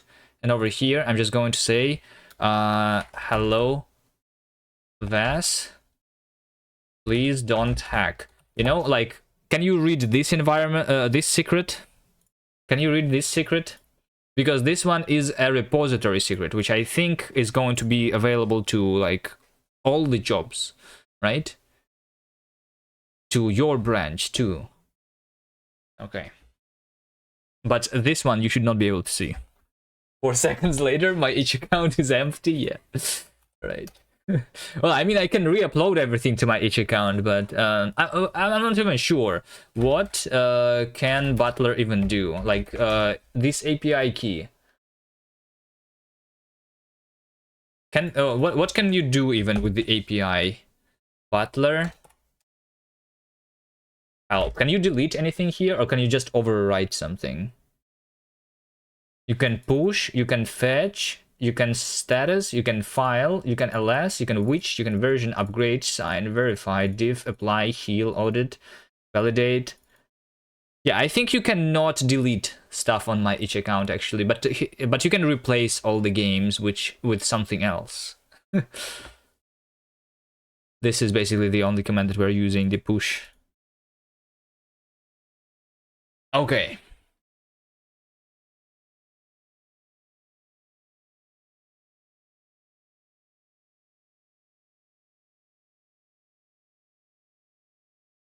Awaiting Vesdef's response. All right. I'm not being hacked yet because Vest did not accept the invitation. All right. Okay, we can go back to working. We can go back to working. What was I working on? On the textures for all the other buildings. Okay, what should the base be? Let's start with the first building that we have, which is the base. I think that the road is not even going to... I think the road is actually going to be just this gray thing. I'm not even sure that I want the road to be changed in any way. But the base. What should the base be?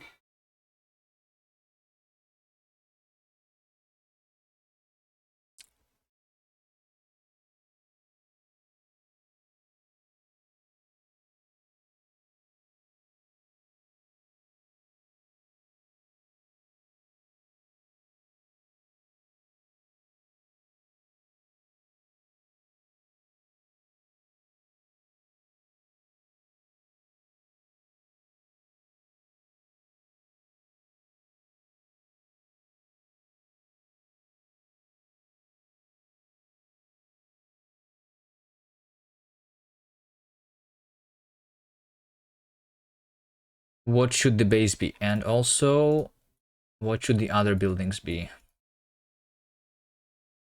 The houses, they are just like regular houses. Nothing special. Also, we need to figure out what should the resource be. What, like, should we change this to something else?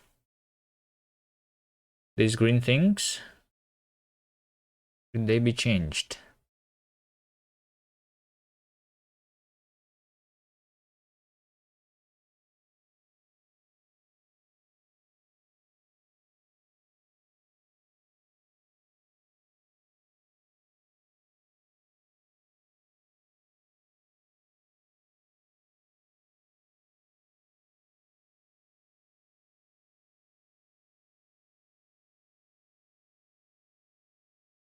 Well, the builders, I think I can just put an icon of a hammer on top of that building, for example, on the roof.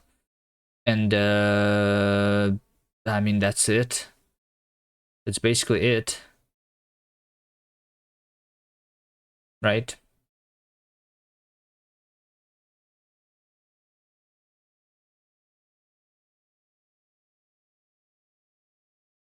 And over here, we can just draw an icon on top of the building. This one is a regular house. And then for these, we can just do an icon on top. Also, what we need to do is for the storage, we need to somehow visualize how full the storage is, or we can bring back the text. Do I want to bring back just the text?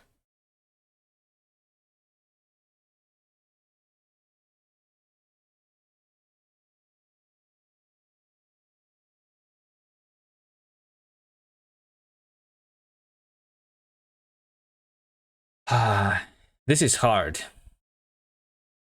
This is hard. Just figuring out what we want here.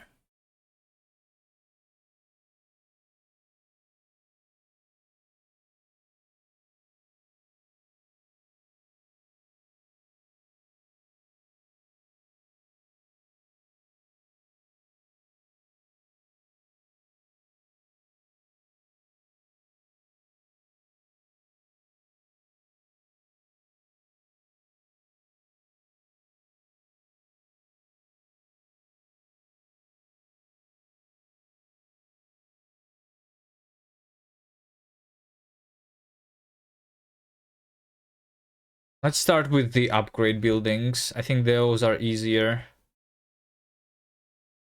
So let's say that the maximum for the regular houses is like 10 floors, but for the upgrades, it's going to be it's going to be instead like 5 floors, right? 5 floors, yes, sure. I think I'm just going to do the same here. The only thing that is different is that those buildings are 2 by 3 or 3 by 2. So let's change the canvas size to be and to add 16 more to this. So 80, right, is what we want. And then I'm going to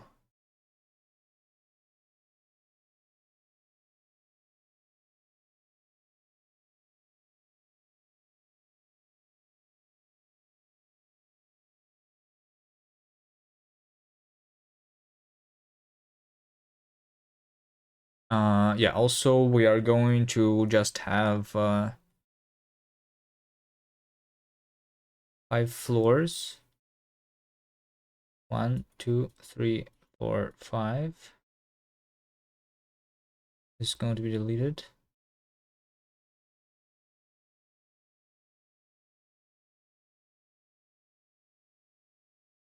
Okay.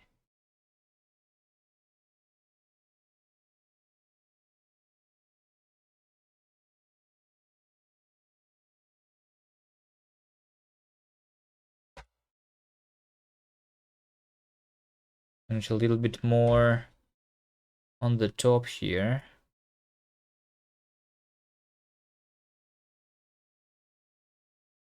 Okay.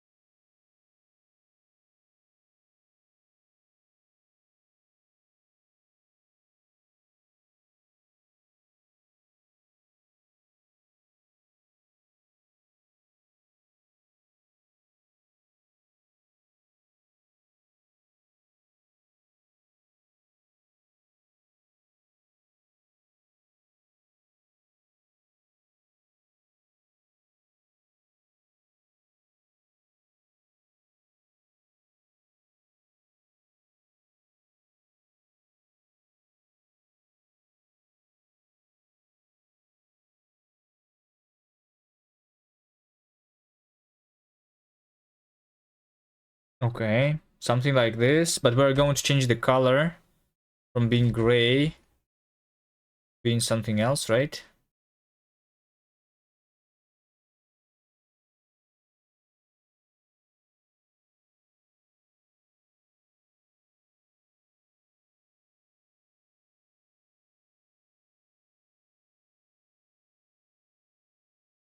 So what should the color be? This building though is not the house. The left one is the front, right? And the horizontal one is the builders. Builder Academy is what we call that, right? Let's just make sure that the texture is correct here.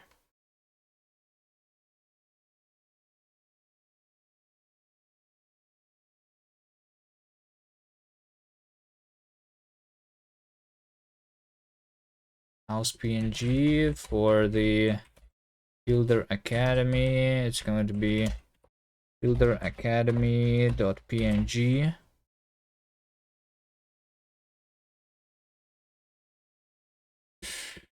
Ooh.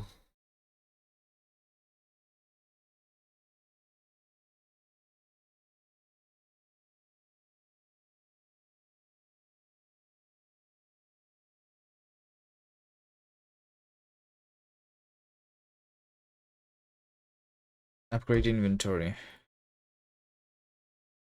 Harvest Academy is another one that we're going to have. So Harvest Academy is going to be like similar, but like different. House. Road. Get the money.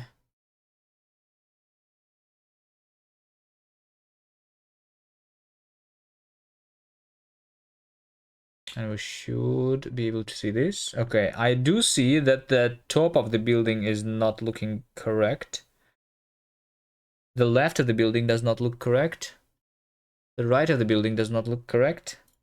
So I think we did it a little bit wrong here. From what it looks. So let's try instead.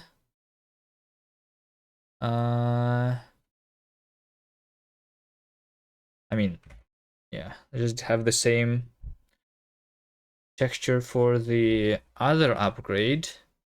And if for the other upgrade is going to be the correct one.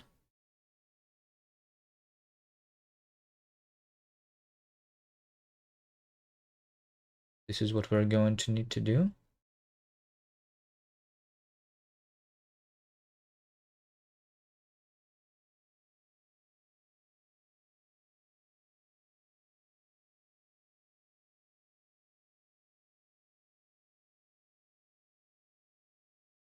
Okay, does this one look correct? This one doesn't look correct on the left side. It is almost looking correct though.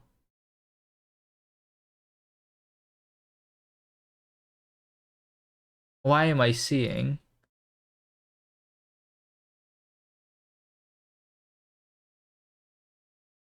this thing on the side? This is weird because the y coordinates should be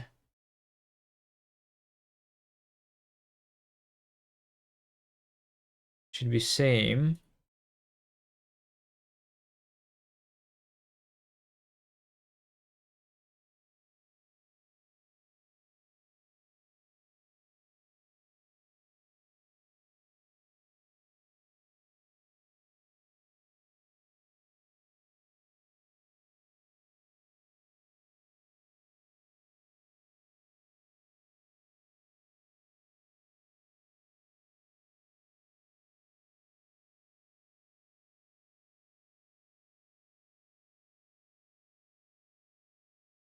Even the front texture is not correct actually, you know? We see it a little bit, it's going a little bit underground there. Okay. Ah, fuck, I actually see it. It's actually wrong on the houses too. It's actually wrong on the houses too. Well, the front texture at least. We have the line in the bottom, but the line should be at the top instead. Just like on the left side.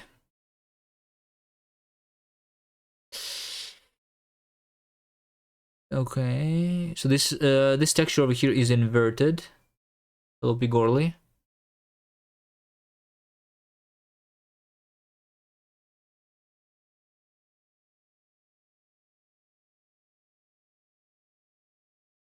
Ah, shit, we need to fix this again.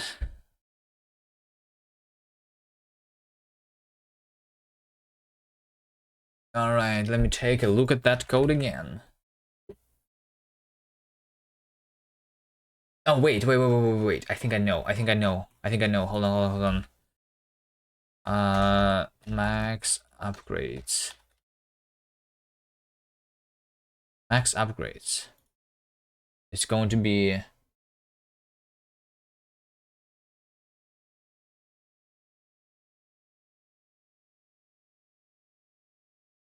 for Builder Academy or inventory upgrade. It's going to be at most 4 upgrades because we have the 5 floors there. That's right. The only thing that is incorrect is the front and back is flipped vertically. Front and back. Let's see. So the minimum Y.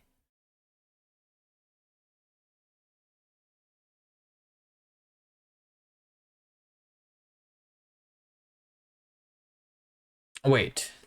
This does not look like it flips vertically. Maybe it's the back one. The back one looks flipped, yeah. Max Y should be 1. Max Y. No, not 1. This one. Max Y. Should be this.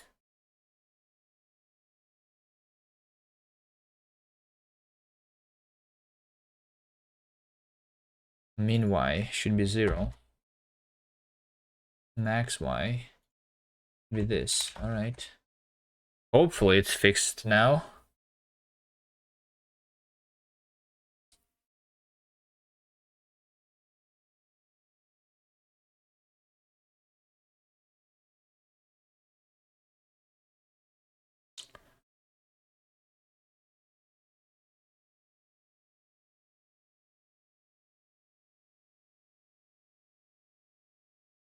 Oh no. Oh no. It is not correct. Does the flake not have rust analyzer? No. You can add the rust analyzer to the flake if you want. But yeah.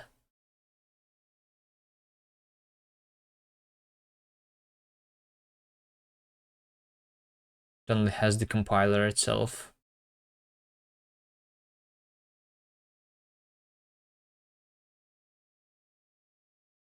I'm using the rust analyzer globally. Is that a bad idea? Should I use the rust analyzer in my project flakes instead?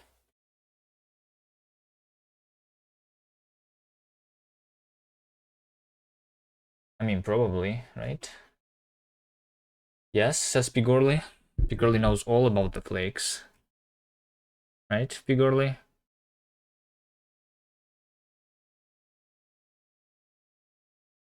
Sure do. I mean, Nix works on a Mac, so yeah. You're using Nix on your Mac? Sure do.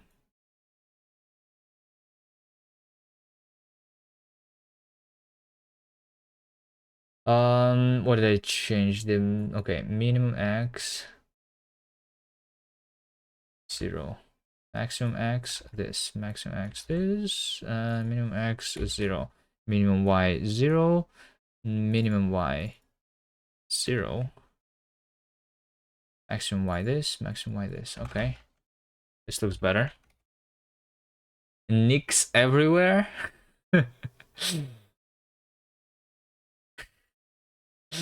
Nicks.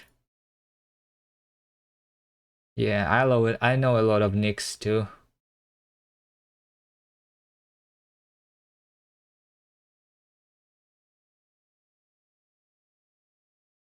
But only one Pigorli.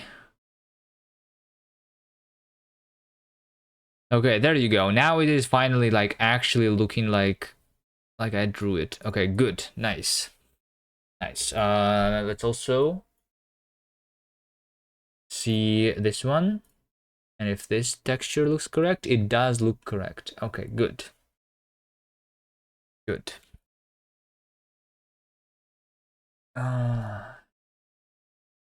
Fix mesh. Now.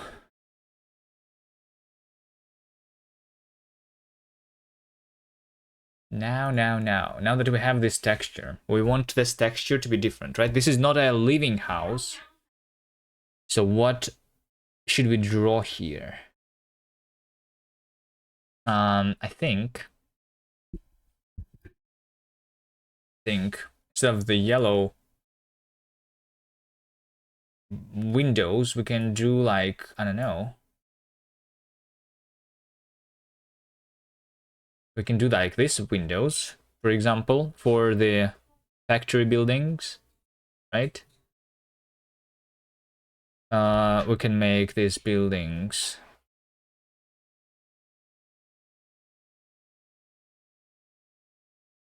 these windows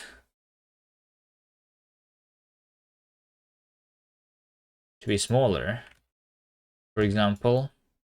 All right, it's not going to be some amazing art here, but it's something. This line, I want to have this line over here, like that.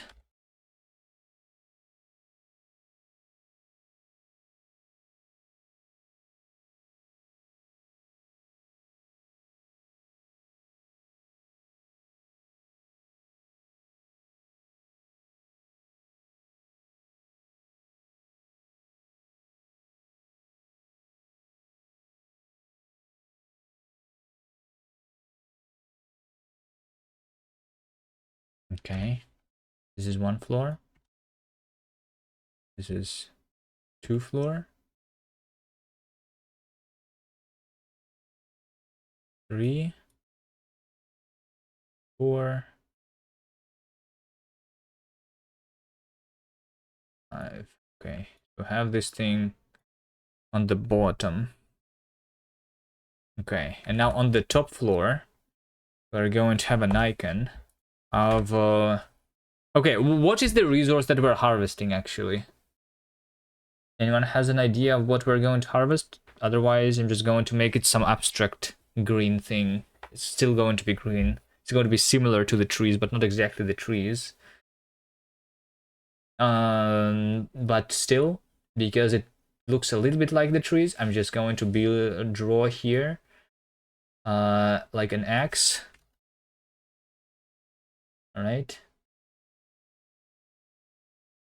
I don't know how axes look.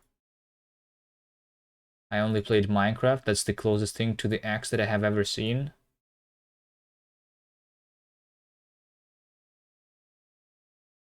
We're going to do it like this. Okay.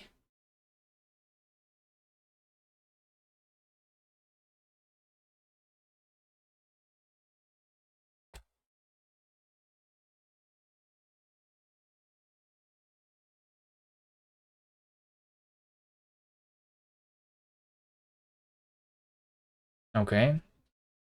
This building is going to be yellow, just like we did there in the game before. Going to be yellowish building. Ah, yellow with this window color doesn't look good anymore.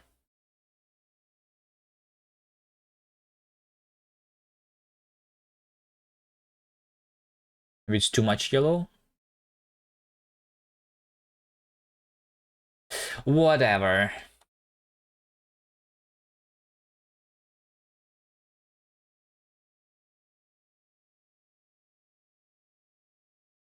Gold Academy.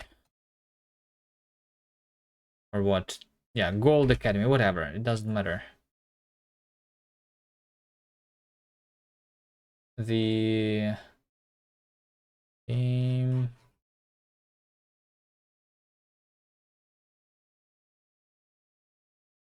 This one. Gold Academy. All right.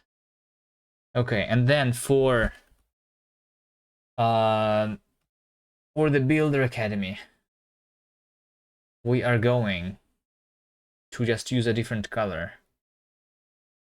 Look, sure, it's just going to be a little bit orange, a little bit red color building, because these are the builders. These are the builders, and instead of an axe, we're going to have a hammer. Okay. Instead of an axe, we're going to have a hammer. I'm not sure how to draw a hammer. But we need this to be rotated anyway.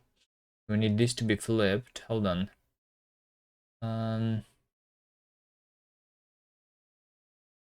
This. Cut. This.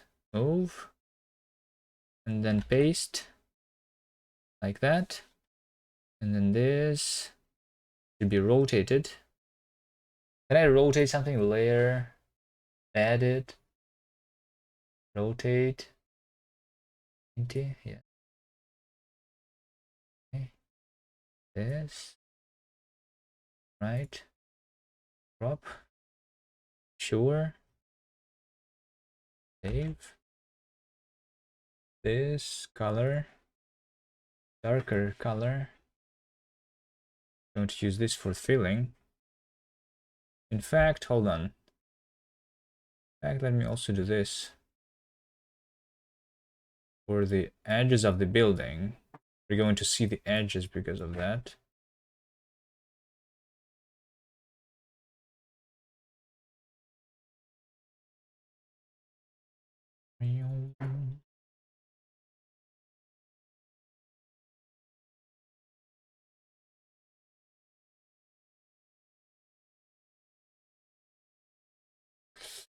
Okay, and then we draw the hammer here. Let's see. 1, 2, 3, 4, 5, 6. 1, 2, 3, 4, 5, 6, 7, 8, 9, 10, 11, 12. 2, 3, 4, 5, 6.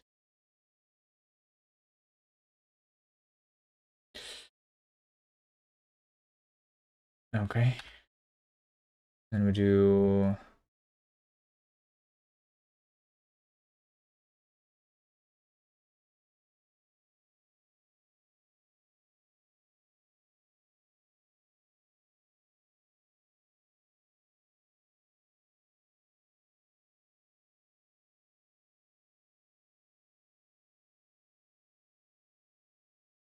Okay, good enough, right? Right, good enough. Okay, open recent, this one. Okay, for this one, I also want to change the colors a little bit. Okay, and I also want to have these outlines.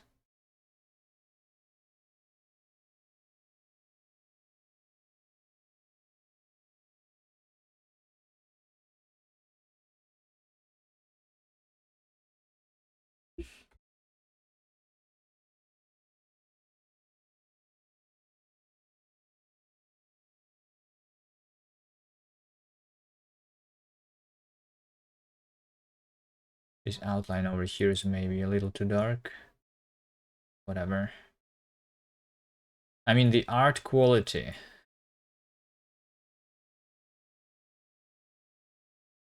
is good enough, I say, because I'm not an artist. All right. Okay. The only thing that I want is the house. I'm pretty sure that for the house we also want these edges.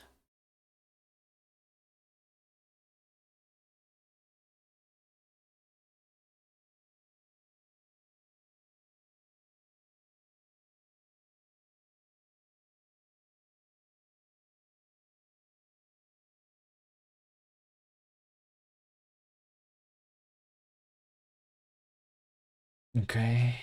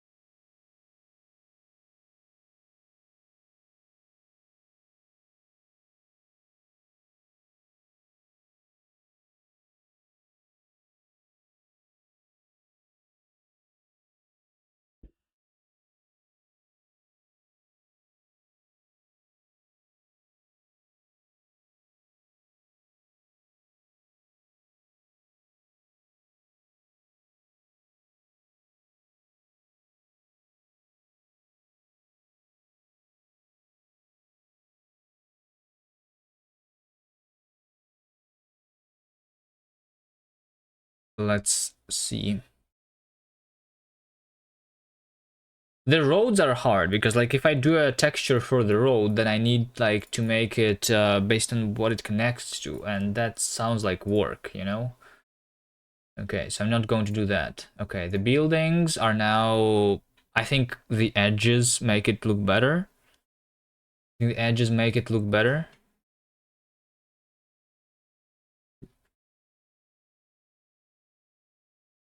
Okay. Let's have more houses.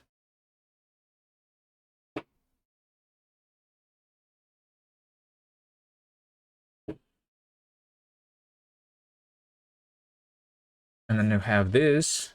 This is an X. So you can feel that this is an icon for the improved harvesters, right? And this is the hammer. All right. Looks like my textures are also flipped, but that's okay. Or maybe I'm looking from, I don't know. Whatever. It works. I think this works. Good enough, right? I think this is good enough.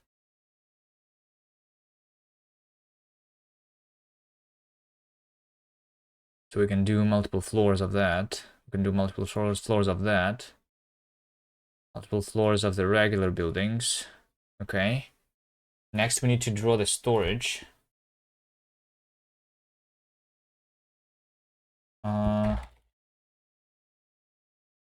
What is the storage?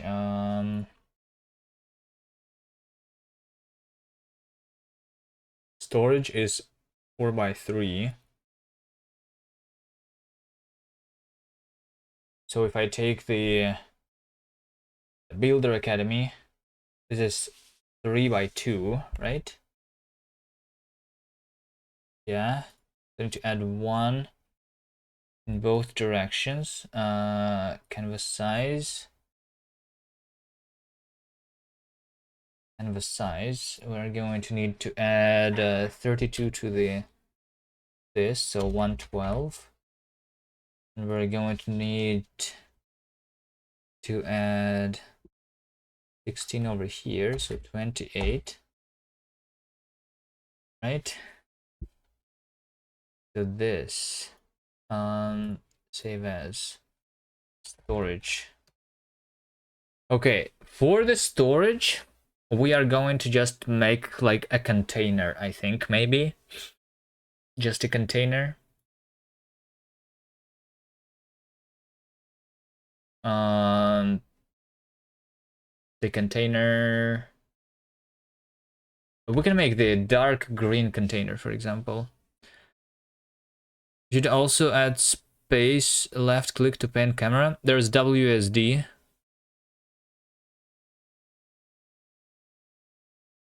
Or arrow keys, is that not enough?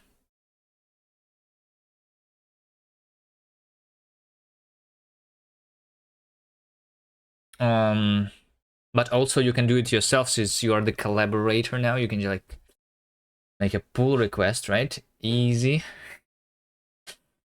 I just want to be done with this game, to be honest. I think the game is not that good.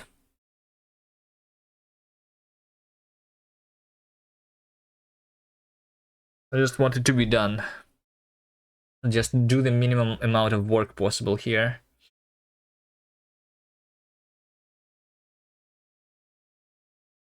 Okay. This, and then that.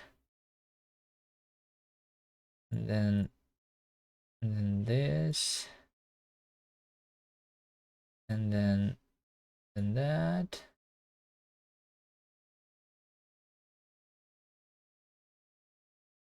And this. And that.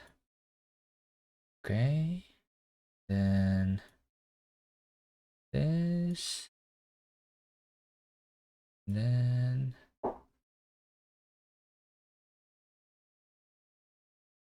that. No, actually, this one should be to the here. Okay, so this is our building size. This is the top. This is one side, and this is the other side. Okay, so like a storage container, I think, is what we can make it look. Storage containers come in all the different colors, but we're already using the yellow. We can make this one blue, I think, the blue storage container, you know?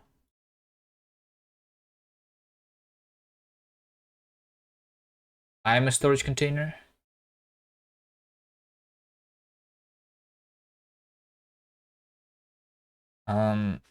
Okay, and then we do something like this texture on this side, right?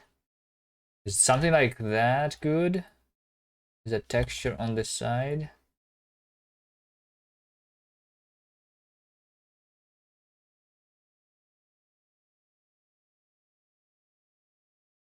Maybe potentially.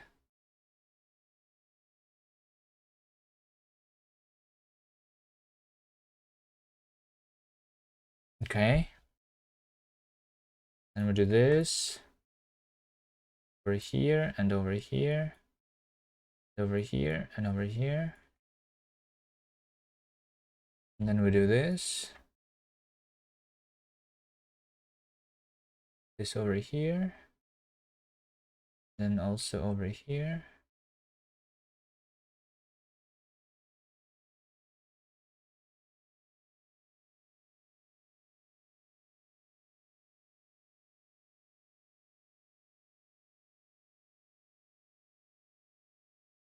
And from the top, it just looks.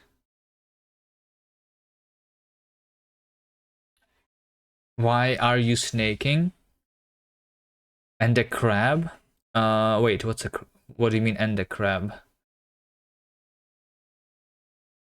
Why am I snaking? What do you mean? I'm not snaking, am I?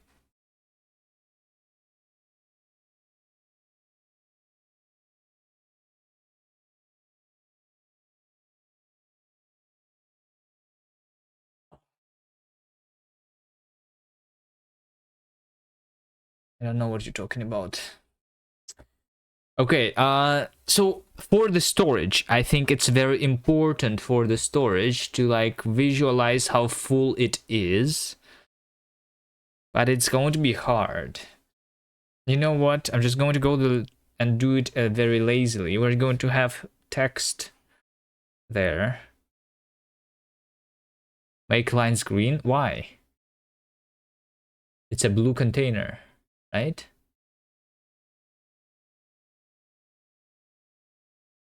Or not right?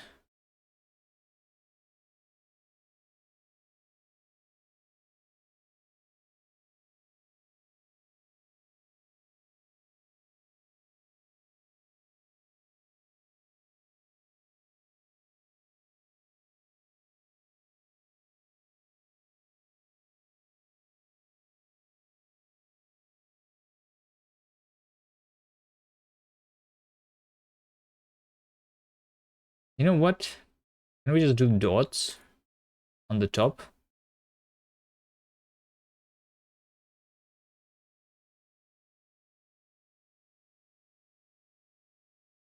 I don't know why. I don't know why. Don't ask me why. All right.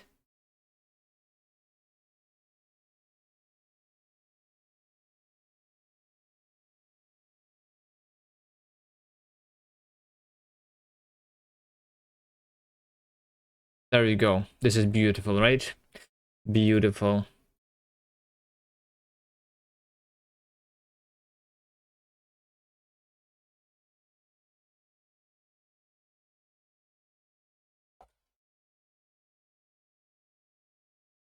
Make lines green to visualize how full it is. Yes. This requires work though. I don't know. I'm a little like running out of energy here on working on this project. Maybe Vess can finish it. We added Vess as a collaborator. Can we make Vess finish the game for us?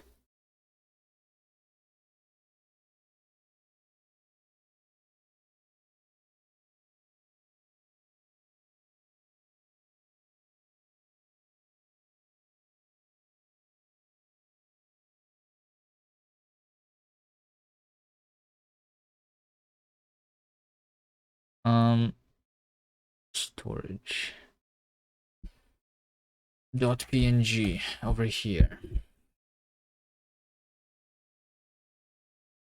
Storage PNG. As DAG has gone offline.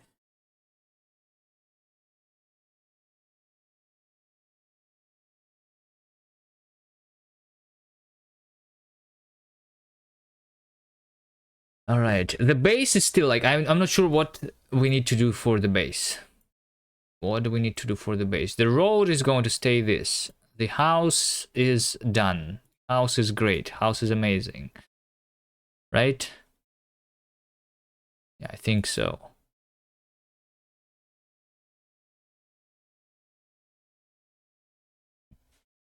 Hello, Yay Sefk. It's a hard name to read.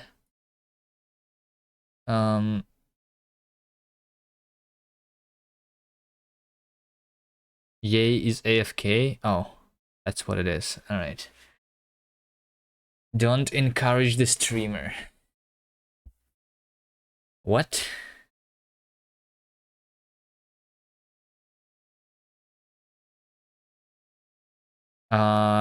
Also my crabs are look the same. We need to work on the crab and how like they should be like rotating towards where they're going. I think I want to visualize their inventory for the storage. We do I no, I think we do need to like visualize the storage. Hold on. This is so ugly, this storage building, but I mean it's better than nothing, you know? It's no longer just a box without any color, right? This is so ugly. All right. How to visualize the storage?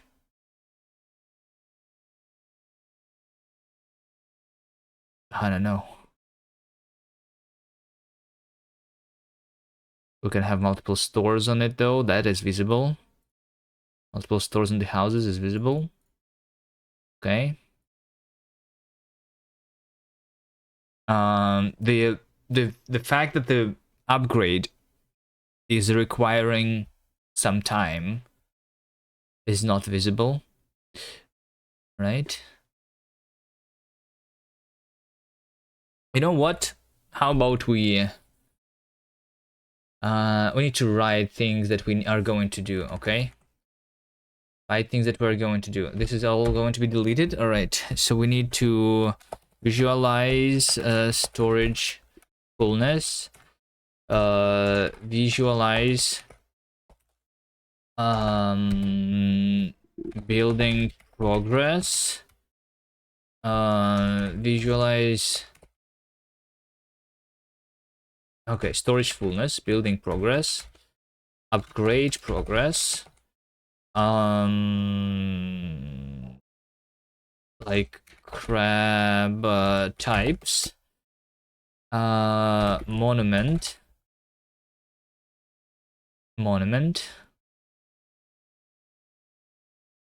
Um, Crab inventory. What else?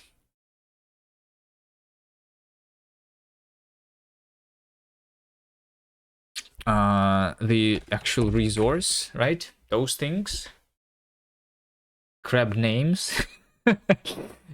Naming every single crab and you have 1,000 of them. Yeah. That's a lot of entities to name, though. Uh,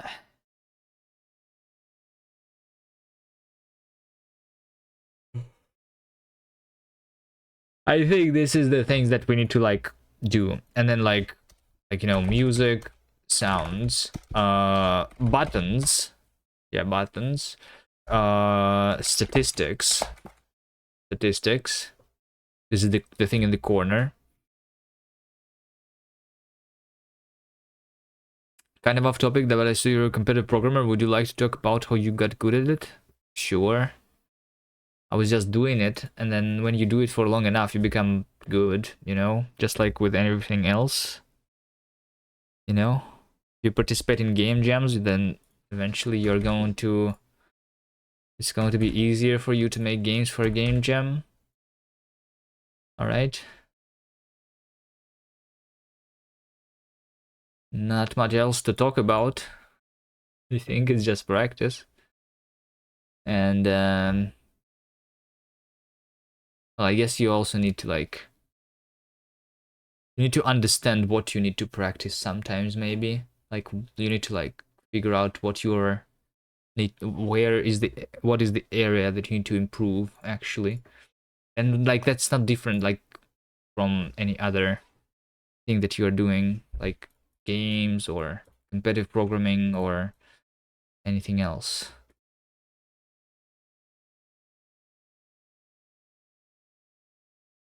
Just start simple and then try to find the next thing that you can improve.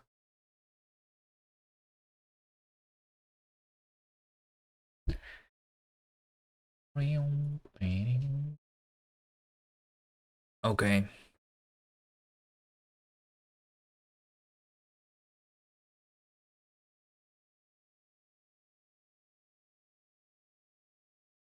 Roads. The base. The base is not written down here.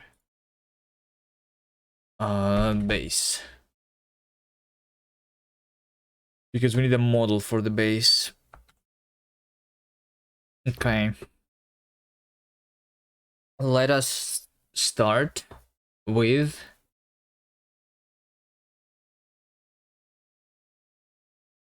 crab types. I'm a curious man, can I ask a question? That was your chance to ask a question. You asked it, right? You asked a question already? Was that your question? The answer is yes.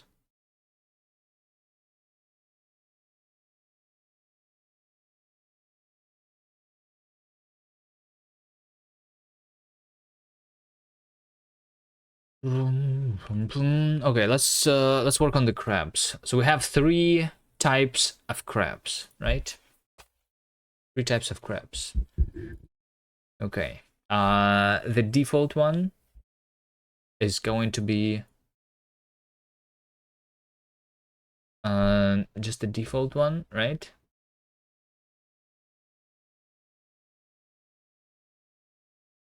Do I need to try better at drawing a better crab? Or do we just make it a little bit more orange? There you go. That's a better color, right? Improved. Okay, but we need a different kind of a crab. How do we do a different type of a crab? I need to... So I need a builder and a harvester, right? This one can be like the regular one, the builder. How do we change it so that we know that it's a builder?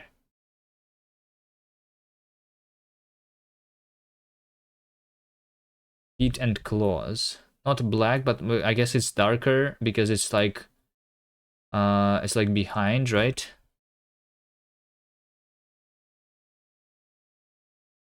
We probably need to do something like this.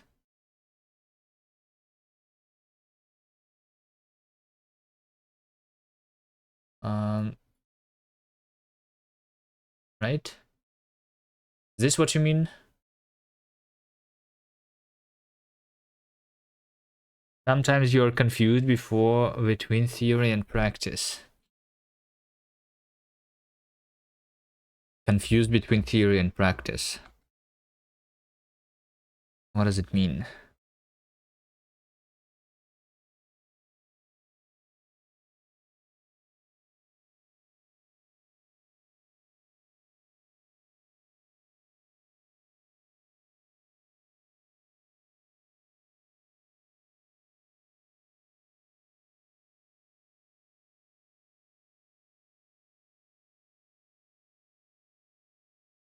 Does this mean that you go to practice before understanding the theory?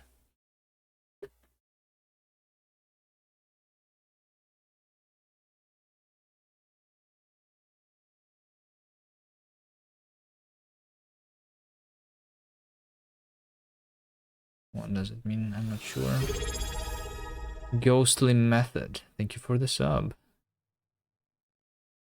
Guys, why did I hold on? Why? Right. Anyone wants to do the graphics for this? Maybe not. I'm not even sure what we want to draw here. The hardest part is like deciding what to draw.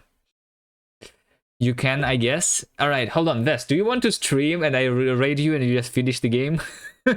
I'm too lazy today. Igorly says no. Like if I'm stuck somewhere, should I go back and study or keep doing it? Maybe it means that like you need to like maybe you picked too hard topic. Like for example, if you make a game, right?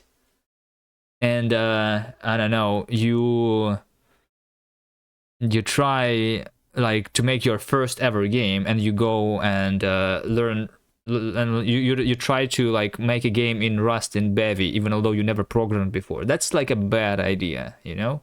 You should start with something simpler sometimes. Like I don't know, if we talk about like the competitive programming, maybe before understanding something like a Dijkstra algorithm, maybe there is a simpler one like a breadth first search, right? Breadth first search is simpler than the Dijkstra or the A star or like some other things, right?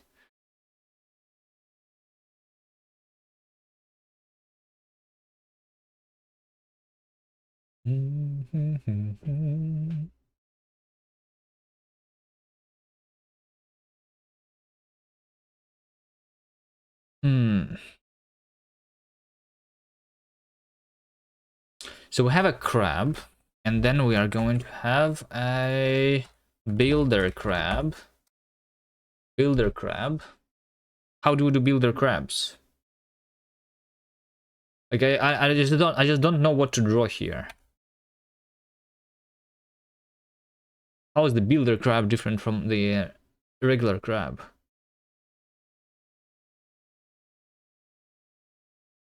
Can we make them wear a hat?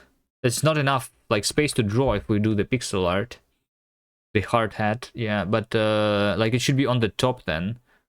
So because like this is a horizontal, I just do a hat here. So like it should be a yellow hat. The hard hats are yellow, right? But like if I draw something like this, does this look like a hard hat? Does this look like a hard hat?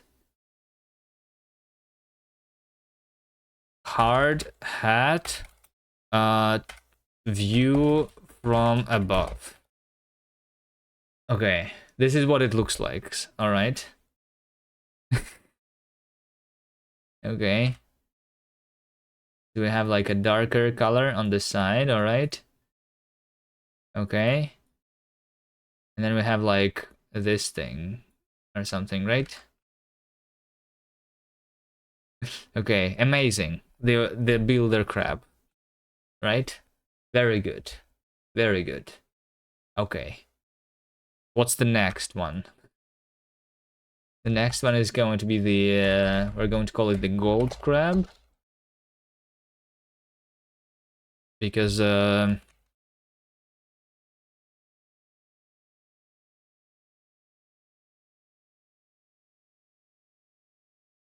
this is the improved crab that harvests faster. Can we make them actually gold? Is that a good idea? Just make them gold, right? Sure, we make the gold crabs. Okay. Good enough. Game.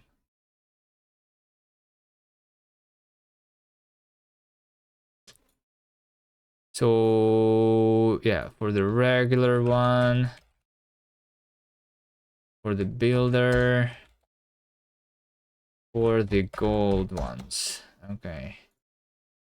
Builder is going to be a builder crab. This one is going to be gold crab. Maybe builder blue. Well, the building that makes us more builders is pink. Do these guys look like builders? I guess. Think if you like try to imagine it, they do look like builders, right? And then those are the regular crabs. Okay. Yeah, you just need to have a little bit of imagination when playing this game, you know?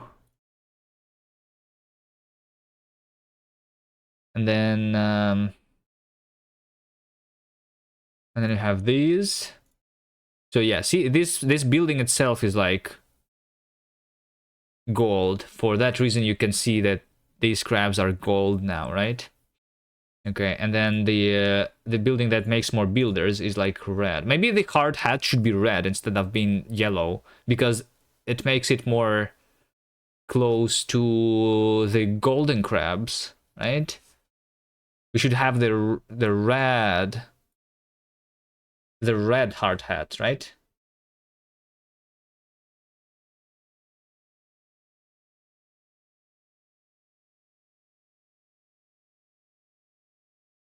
There you go. Much better. Do I need to enable something to have hot reloading in Bevy?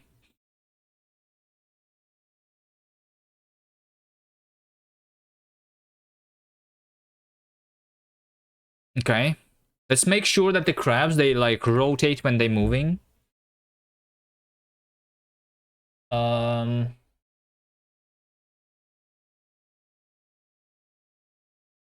Crab. 3D pog. Yeah. It's not going to look very good though. Okay.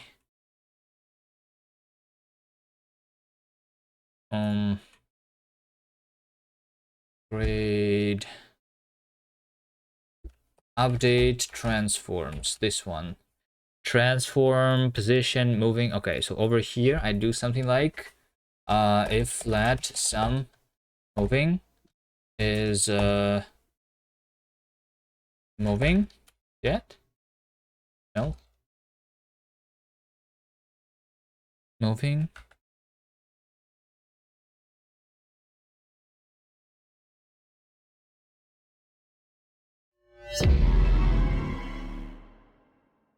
Option moving. Yes. Hello. Okay, so if we are moving, then I'm going to update the rotation. Transform dot rotation is going to be equal. Can I like rotate towards? Rotate towards. I don't think I can, right? I can read new jump scares. He's already used to this one. The jump scares are for the viewers, not for the streamer. I think. Okay, rotation is I mean, this is the quaternions, right? So we just use the current rotation, and then we like and we like lerp. We just do transform rotation, lerp towards the other thing, and the time. Okay, time, resource, time. Okay. So over here, the lerp.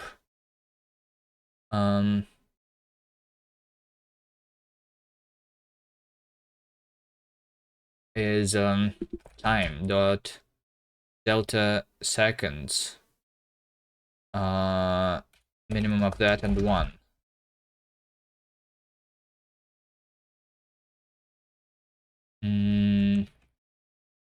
Probably this multiplied by like 5. All right, and the end is going to be quat from rotation around the y, because the y is the vertical axis, right? By default our crabs are looking up, right? Wait, I'm not even sure if that's correct. Well,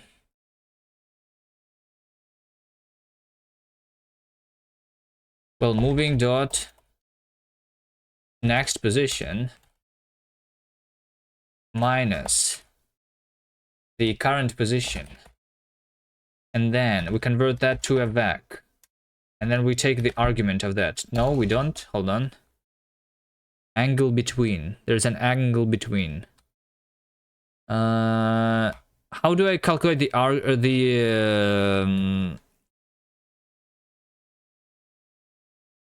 angle? Angle? There's only angle between.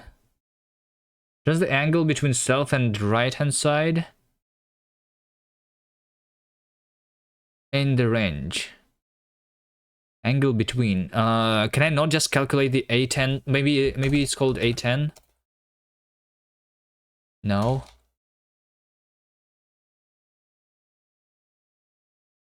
Is there no such method? I mean, I can do angle between this and back to x, right? I mean, not x. Actually, maybe this is easier then. We just calculate the angle between this and the positive y, because that's where we are rotated by default. Okay, let's see. Let's see, guys. It's going to be some rotation now.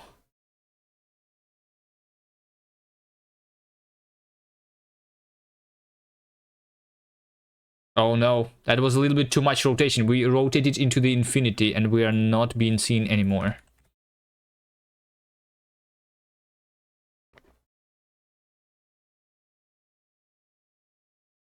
It's because this is the same. It seems if we're moving, our position can like still be the same. All right, I see it. So angle between is going to return us and none. So this is the delta.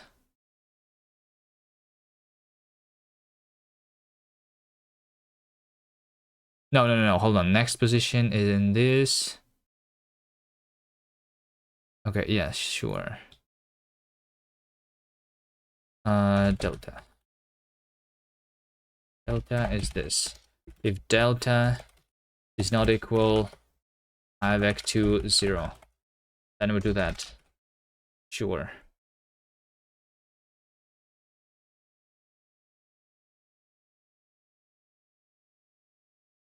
How's your game, Davey?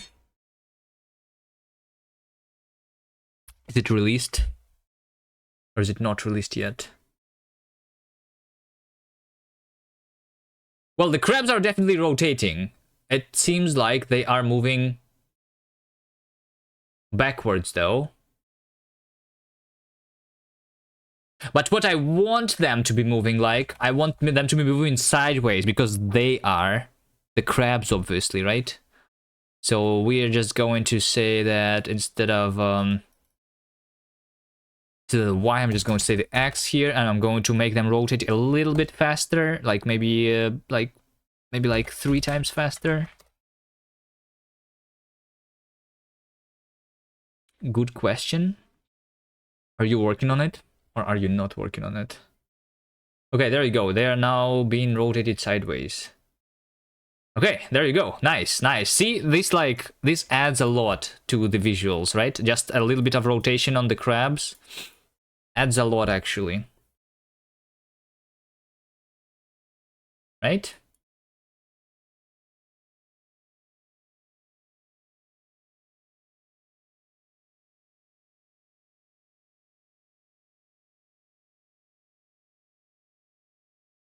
The builders are doing nothing because there's nothing to build currently.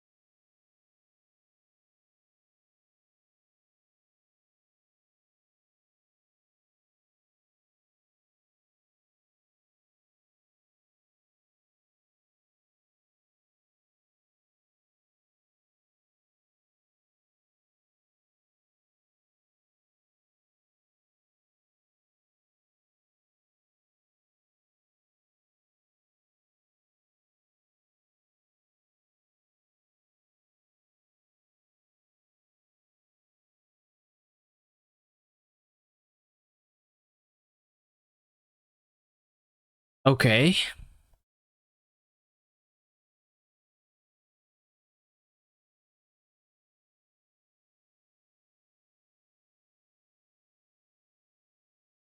Walking sideways? Well, I mean, these are crabs. They should be walking sideways.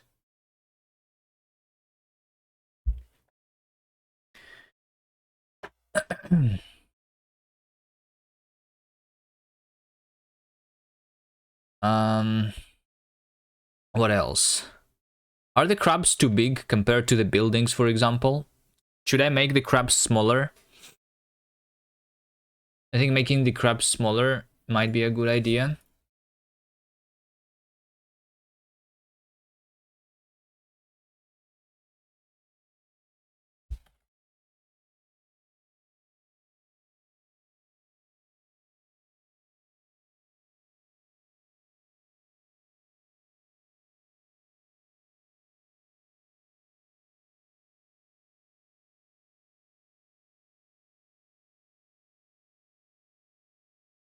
Builders should be bigger than other crabs because they lift. Well, the gold ones also lift. The gold ones actually lift more because, like, the inventory size of the gold ones is more. You know.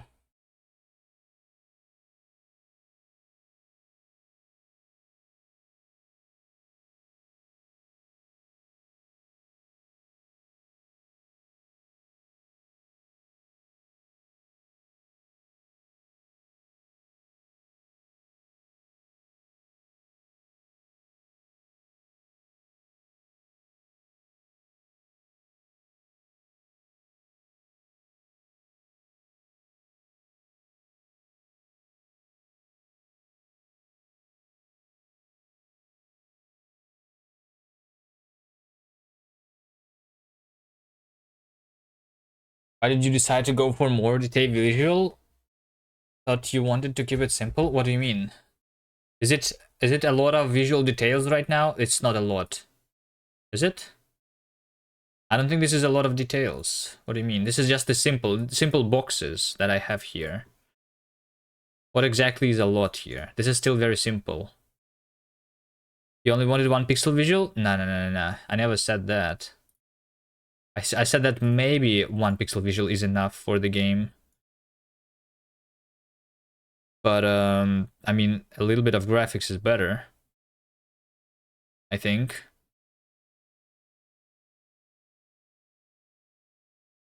It's still very simple.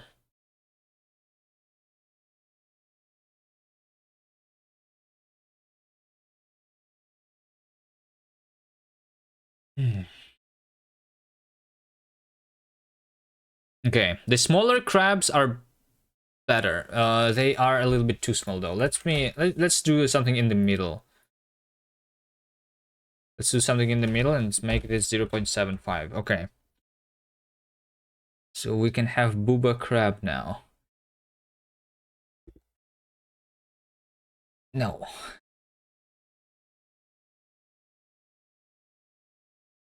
Or, how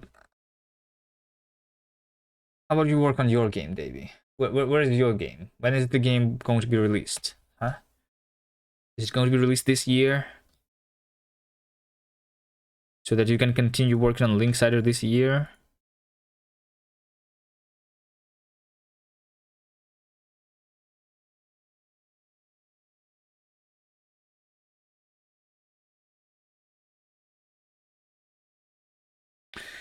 Okay, the next thing that I want to visualize, I think, is we're going to draw the trees, or like the things that we're harvesting. And here's what I'm going to do for them. Here's what I'm going to do for them. It's going to be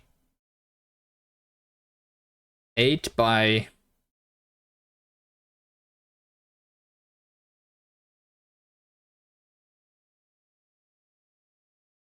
160, sure. So here we go. One thing.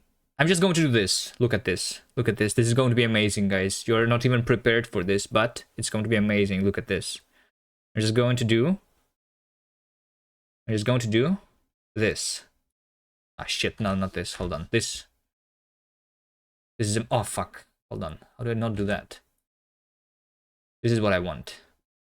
Nah, no, not this. Hold on. I don't want to go outside this thing. Do I? Wait, actually, maybe I do. Hold on.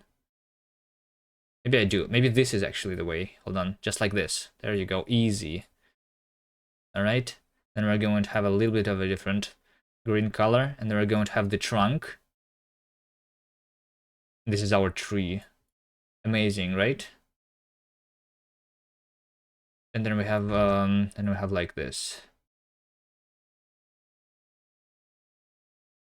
Okay. This is our resource.png. So we're going to do a very similar thing.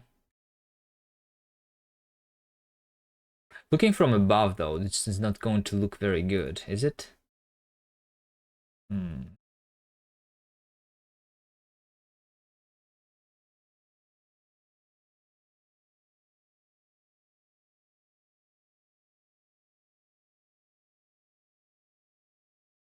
Sprite, canvas size. Hold on, let me add another 8.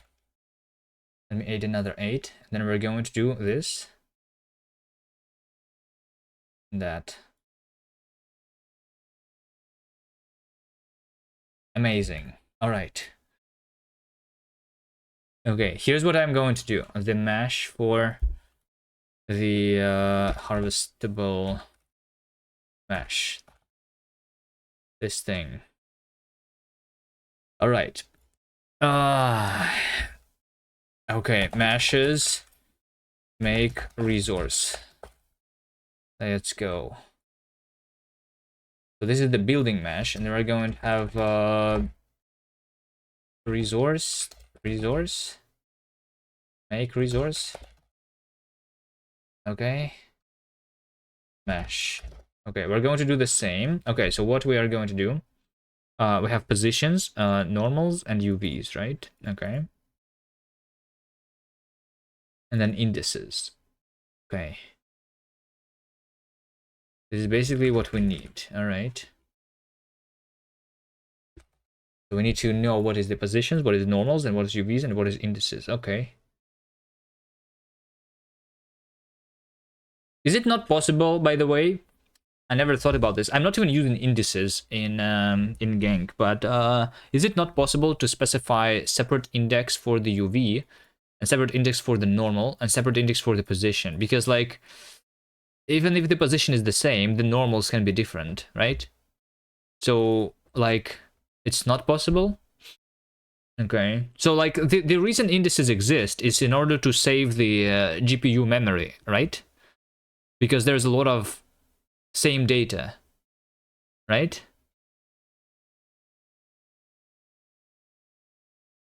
But because like if like the normal is different but the position and UV is the same, then you still need to like copy the data. What I'm doing right now in Gang, I'm not even using indices at all. I'm just copying all the vertices all the time. Like I don't think it matters at all. Like does it actually matter? Well, I guess for the most things it matters because usually you actually reuse the vertex.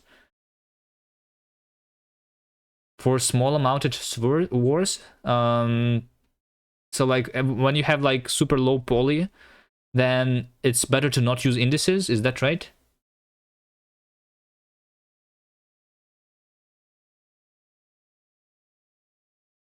Okay. So I'm actually doing this correct then. It seems. Okay. Anyway, I don't think that it matters at all. It's like the only thing that you save really is a little bit of the GPU memory. I don't think it. Oh, it is worse for what? Like for the performance, because like the vertex shader needs to have like this extra level of indirection. It's like following a pointer now, right?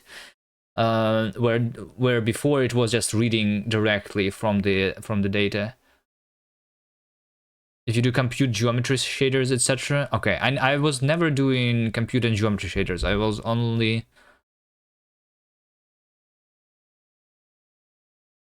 only doing vertex and fragment because like I'm not even doing WebGL2. I'm using like very old shit.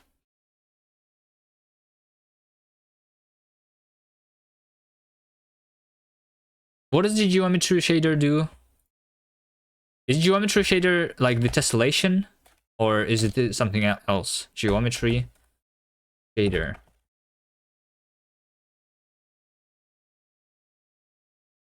Is a shader program that governs the processing of primitives. Geometry shaders reside between the vertex or the option tessellation stage and the fixed function vertex post-processing stage. The geometry shader is optional. Geometry shader invocations take a single primitive as input and allow 0 or more primitives. So isn't that the tessellation though? No? Like you are emitting the vertices. How is is the tessellation different?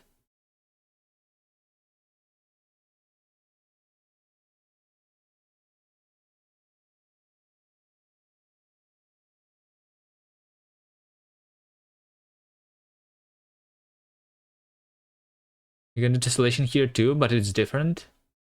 So there's like a fixed tessellation, which is not a shader. But well, there's a tessellation control shader, which determines how much tessellation to do. Okay, I don't know. I'm okay. It would be like interesting to look at that at some point, but I don't know. I like the vertex and geometry. The vertex and frameworks are like more than enough for me for now. I think. Ah.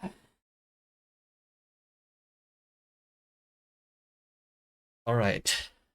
So we do.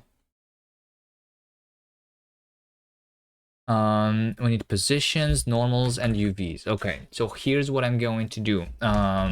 Height is going to be equal to canvas size. It's 20. Is 20.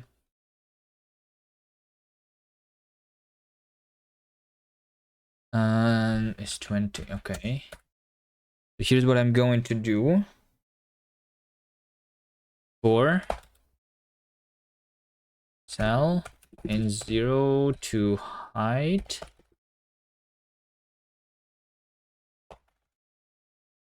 At mute positions. At mute normals. Can I by the way put into normals and positions the UVs? Let's just not use the indices. Let's just not use the indices at all.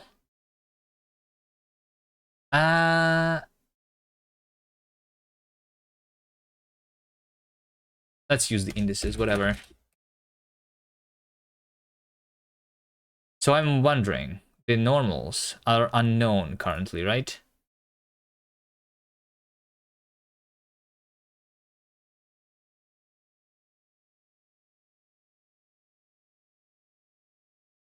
Expected indices. What is indices? Oh, indices U32. Some indices U32. Indices into iterate map x as U32 select, because I'm going to use U sizes there because that's easier. Okay, here's the question though, the real question.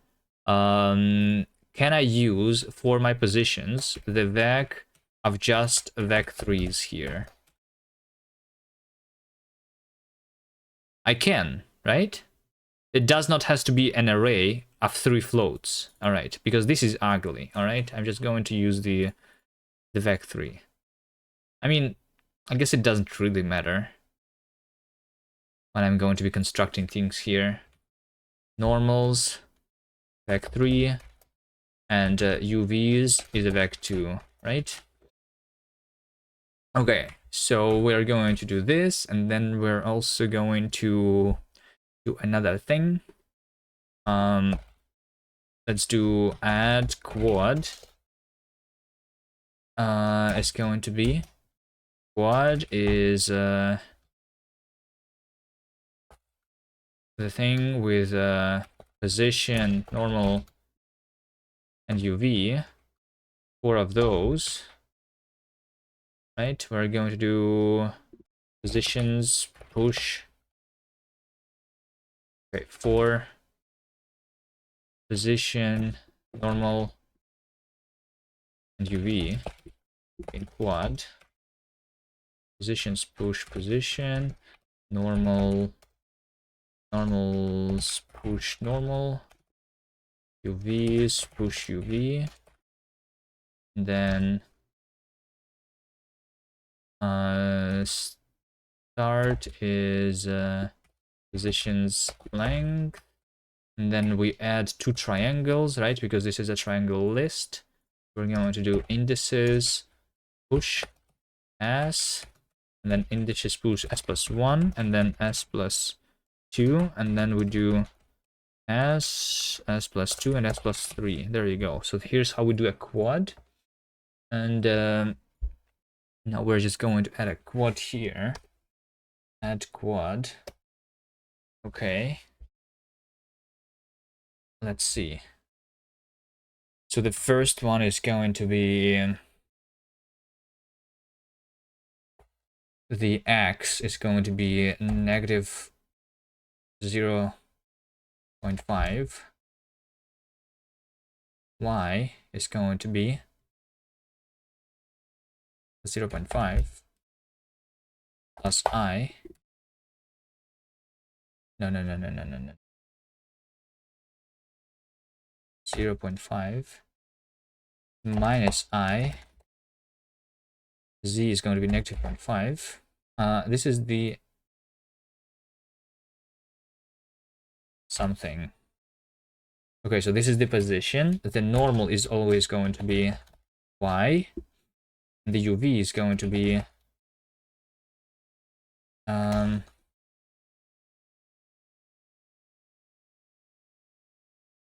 UVs. So this is going to be like the top rect.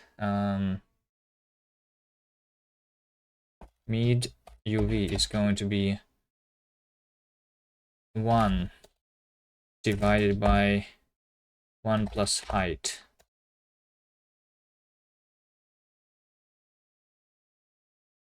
Yes.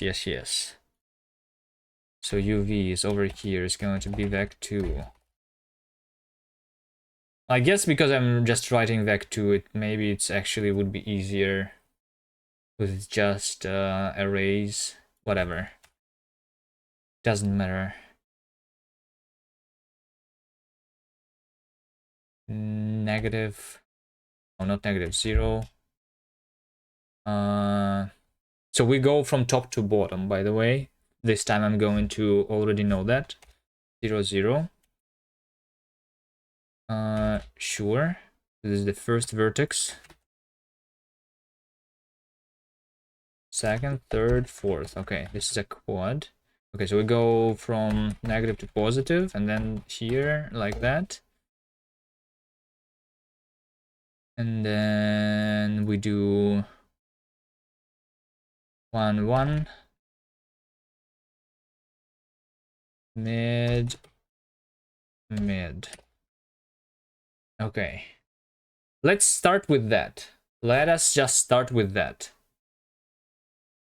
That's not the entire mesh that I want to construct, but I just want to see that I have constructed this properly.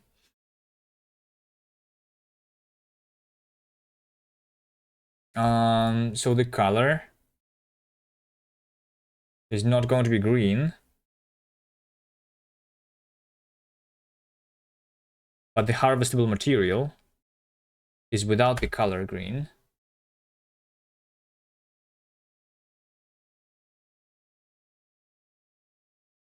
It is with alpha mode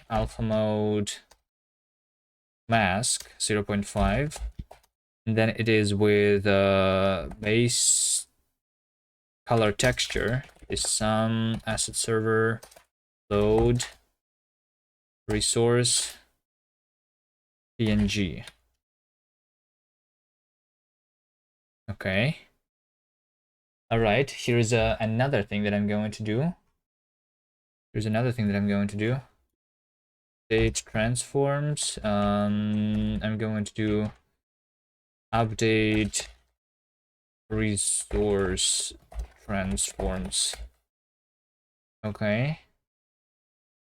So update resource transforms is going to be a query over the mutable transforms, and I'm going to also query the harvestable. This is going to be queried for things that have changed their harvestable component. We do for transform and harvestable. Transform, we're going to mutate and query iterate mute transform dot translation dot y is going to be equal to harvestable dot 0 minus 1.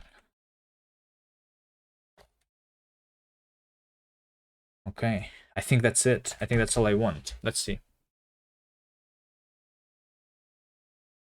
Let's see if this is going to look remotely close to what I wanted.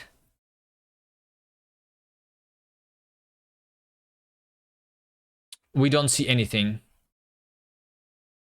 We just don't see anything. Amazing. Amazing. It might be because like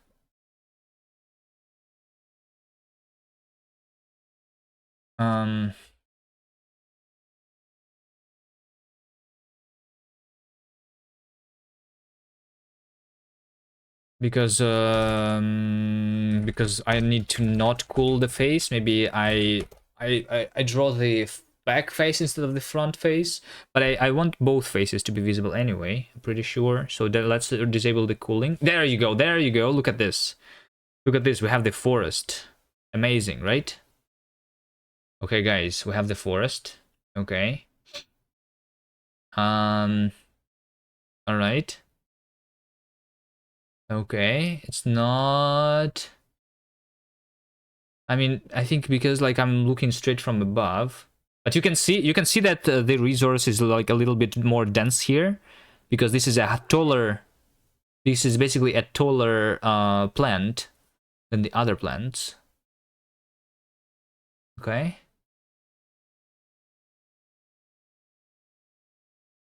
All right. Sure. Let's also, when we're spawning, the harvestable material.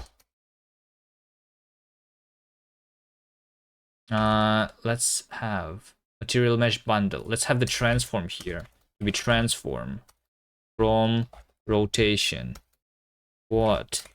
From rotation Y, and the angle is going to be thread RNG.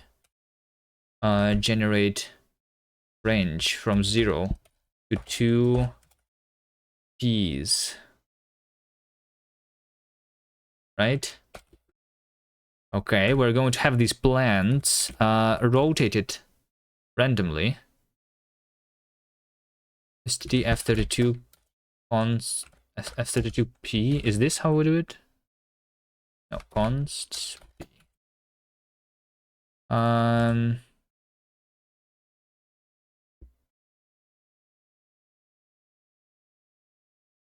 Forest crab, yes. Forest crab. Okay, here's another thing that we're going to do to the mesh though. I did not generate it fully. Assets. No, not assets. Source. Meshes. Over here. I'm going to do two more things. So I'm going to add one more quad. Add two more quads actually. One of the quads is going to be from -5, -5.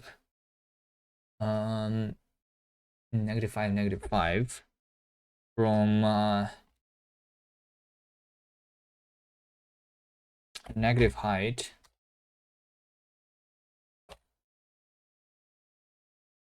let's see, bottom is negative height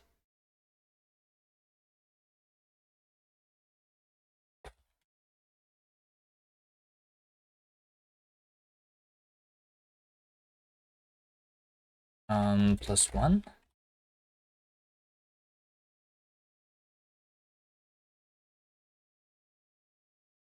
and top +1. Okay, so we start at the bottom,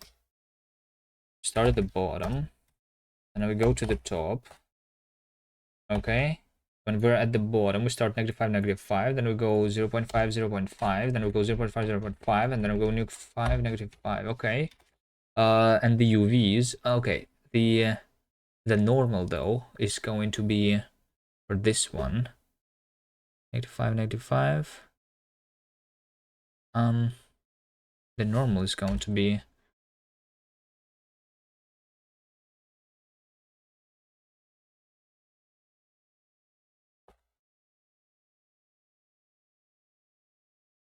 -1, 1. Okay, sure. I'm not sure if the normal like matters here. Okay, and then the UVs are going to be 0, then mid UV.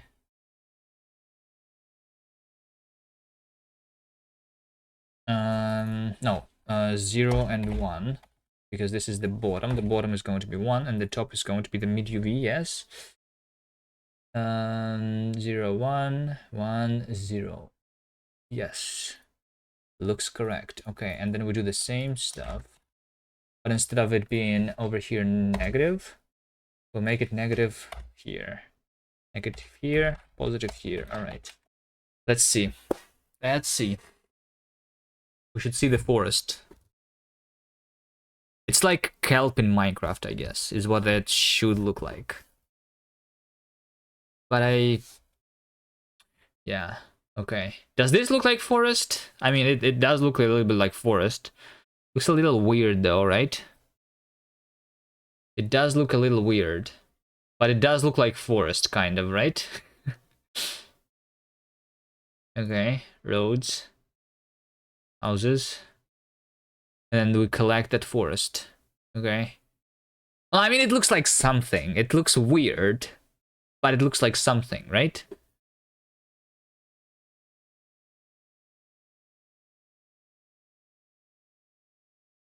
Okay.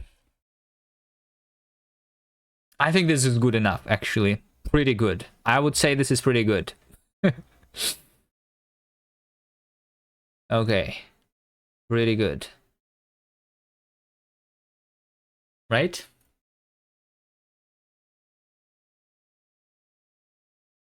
Okay.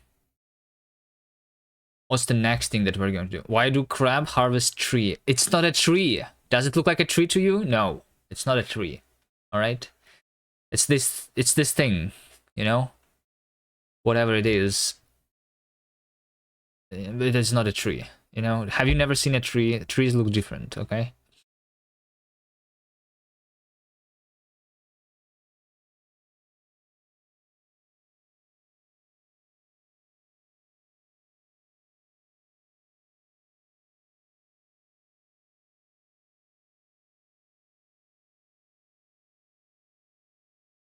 Okay, amazing. Trees. I mean, not trees. Not trees. Okay, push.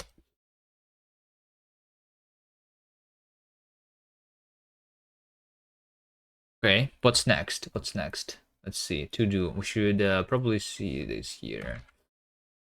Crab types. We technically have that.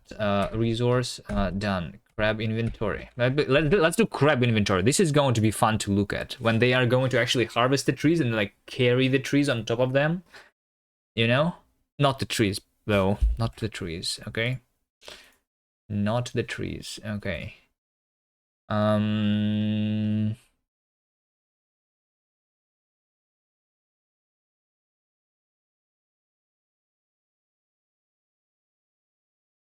Um. How to do that though?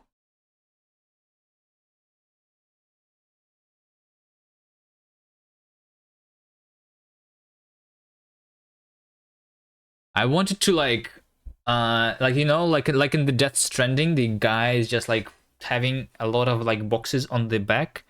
We can have like just like a stack of pixels on the top of a crab, I think, as the inventory. You know, that was my that's the idea. All right. Now every single one of those things in the inventory is going to be a separate entity, obviously, right? Maybe. Think so. So the crab inventory. Let's see. Derive component. How do we do this? Struct inventory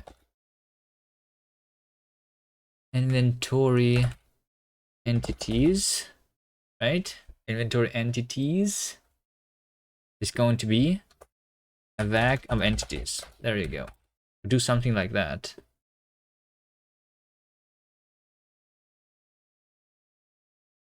Okay. And then we do inventory.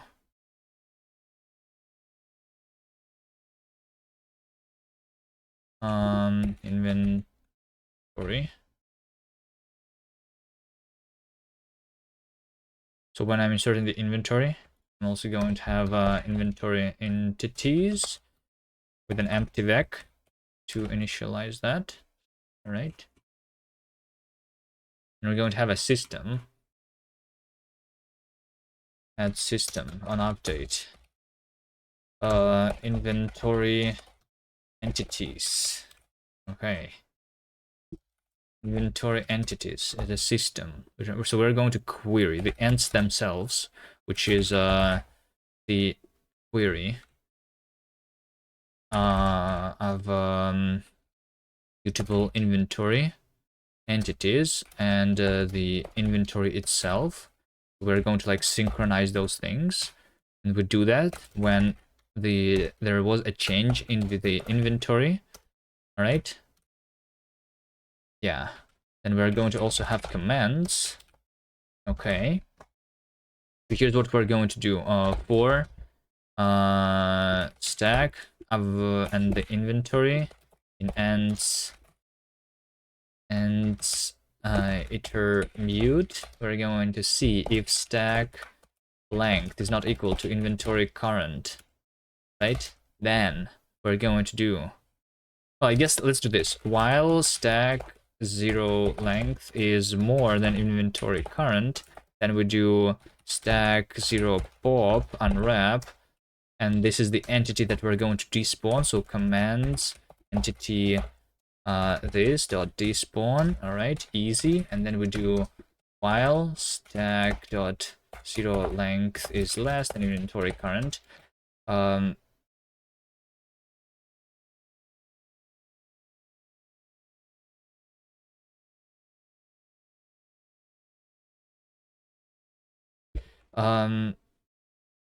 So while this is less than that,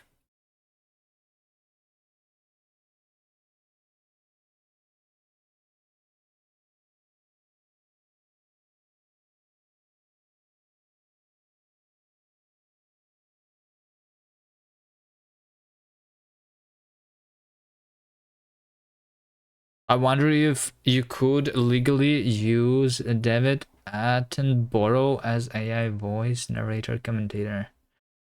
Nah, we don't need narrator for like this game. Why?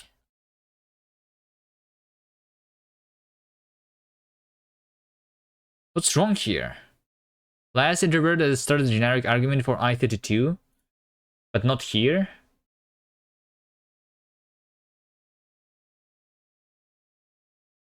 But it is here. But this is exactly the same.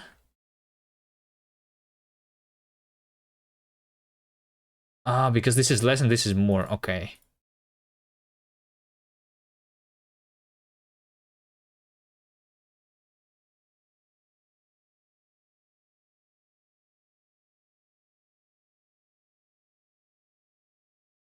When you do an as, you don't need the turbo. The turbo fish is not needed, and that's why this is bad. Okay. Can we do underscore? And then for underscore, the last is not going to work, right? Annotations needed. Fuck that shit. We do as on the other side. Right? Right. There you go. Stack. This is going to be mutable. Okay. So now we do, instead of despawning here, we do commands dot spawn. No. Commands. Okay. We need our entity itself. So this is the ent. Okay. So commands, entity, ent dot spawn child. Add child. Push children. Insert children. Remove children. Replace children with children. Commands dot spawn dot set parent, and this is what we're going to do. So we're going to spawn something on top.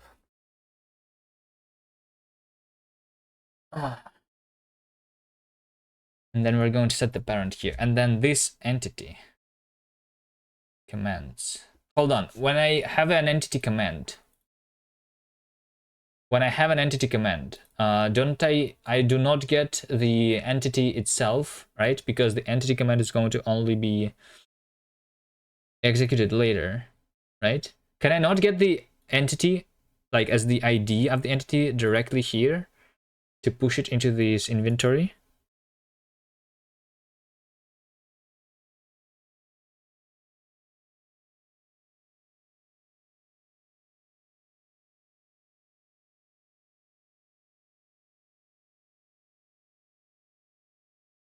Maybe not. Well, in this case, we're going to need this to be a separate entity, so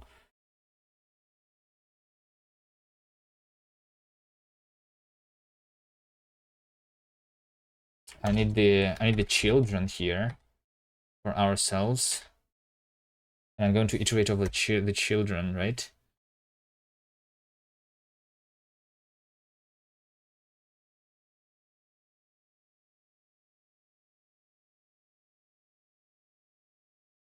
Unless I can do this actually.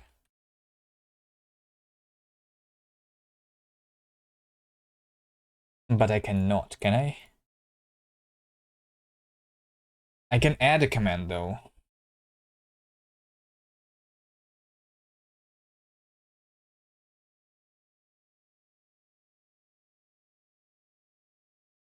commands.spawn.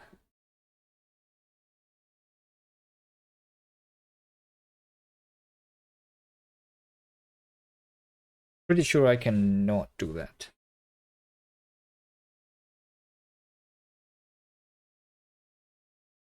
Oh, ID. Hold on. Returns the ID of the entity. We do know the ID here. The ID is known. Easy. Okay. So we just spawn something, set parent, we get the ID of that, and then we add that to the stack, right? Just like that. So the only question is what exactly we are going to spawn. Stack.0. So the question is, what are we going to spawn on top of our dude?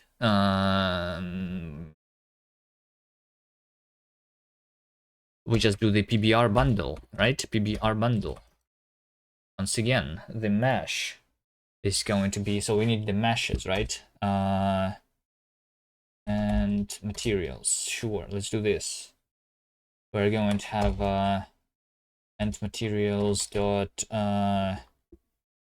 inventory thing mesh, right? Then we have and then we are going to have inventory thing material. Sure. Transform, global transform, those things are going to be default, but the transform is going to be transform from translation back 3. We can do from xyz 0 0. This is the relative to the crab itself, right? So it's going to be stack 0 length as f32 multiplied by like 0.1, right? Plus 0.1 something. This one. Sure. This is the y, and then we can do with rotation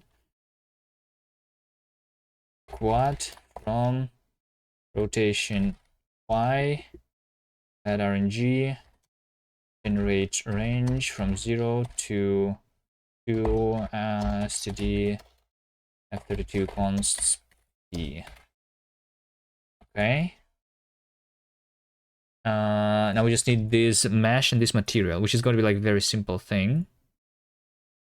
Inventory thing mesh, handle mesh, and material is handled to the standard material. Okay.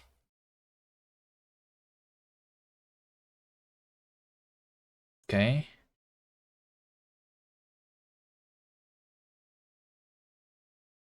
Everything material. Standard material. Base color texture. Yeah. Base color green. Color green. This is all I need. Okay, and then we do inventory thing mesh. Mesh assets. Add. Plane from size 0.5 into mesh, right? I think that is all. I think that is all.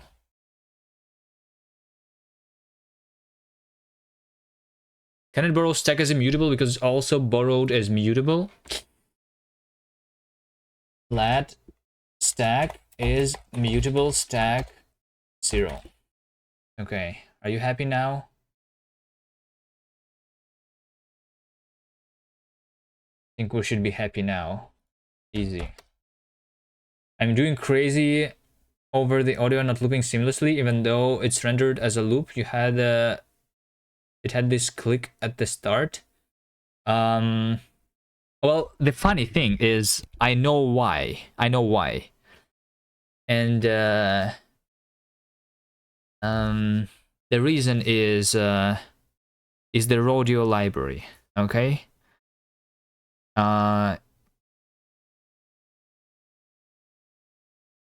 Okay, I have a patched rodeo in my gang so that this is not there.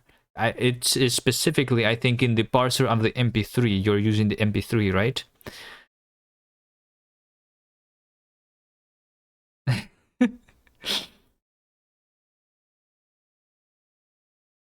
um.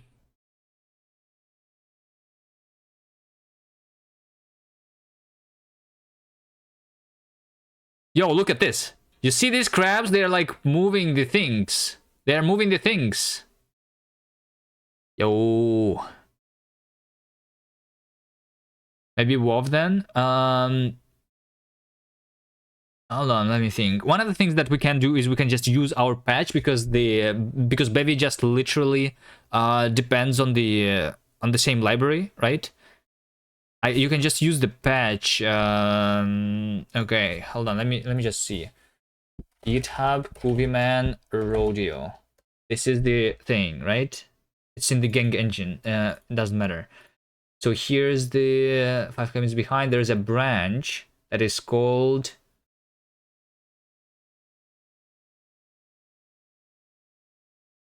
It is called Gang Rodeo, I guess. Maybe? MP3 duration. Gang Rodeo. What are the commits that I did? Oh, the name was changed to Gang Rodeo here, though. And that's something that we don't want.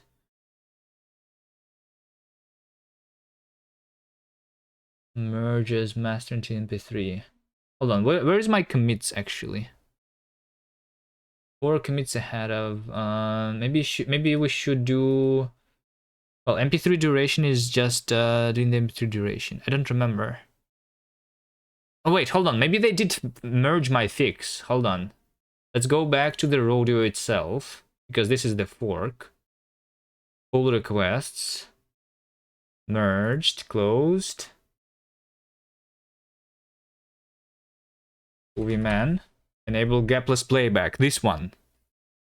This one. Okay. This was merged a long time ago. Maybe Bevy did not update the rodeo dependency then?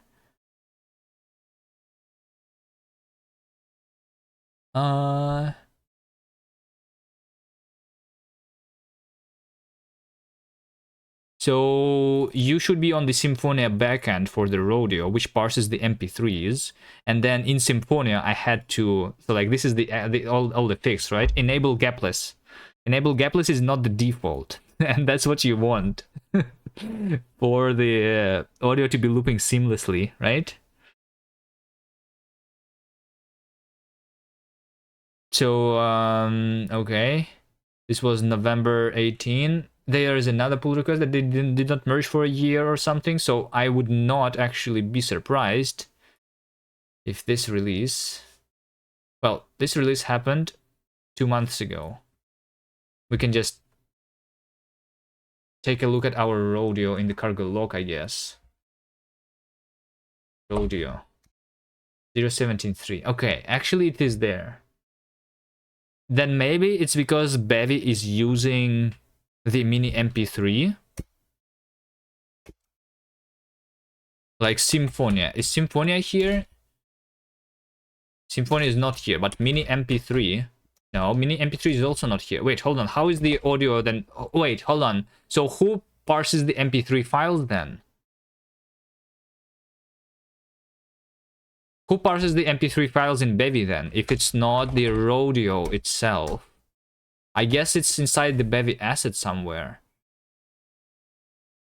Well, I don't even see Symphonia. You had to add it as a feature.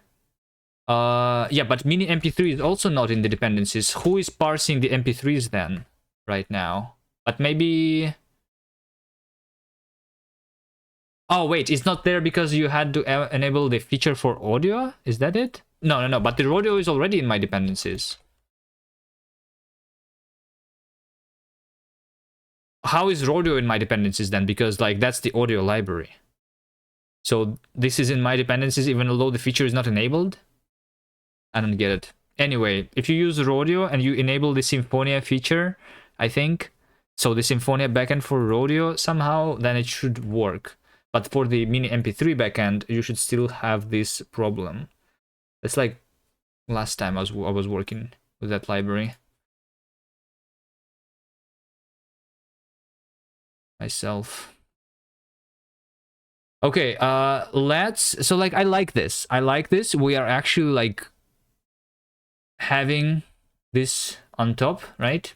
House. Okay, now the builders are also supposed to have the inventory though. The builders are also supposed to have inventory, so I think I just need to insert inventory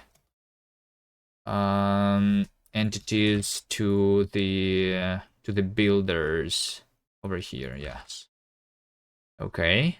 Because builders, they have a stack of 5 on top of them, and the plane from size over here. Let's make this thing even smaller, twice as small. It's going to be like a small thing because they cover the entire sprite of the crab right now.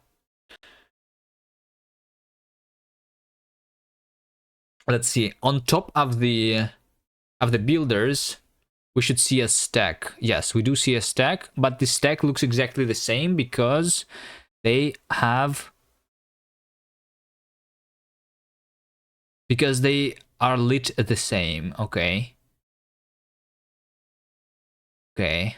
Coloring them in different colors is not easy, though. I'm pretty sure if I just color them differently, it's not going to use the same. It's not going to use instancing anymore, right?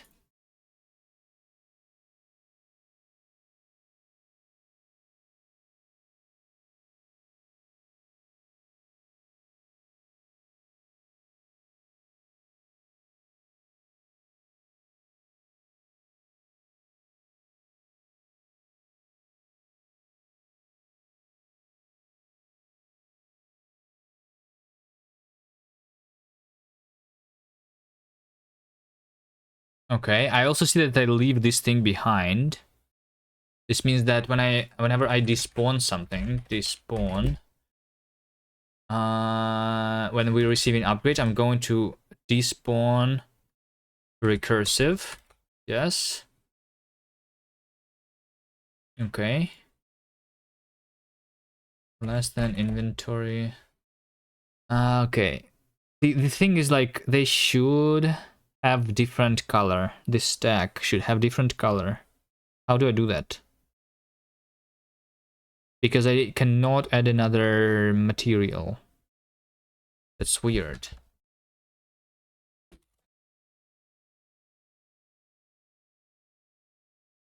It's almost like I need a custom shader for it. And I don't want to do custom shaders.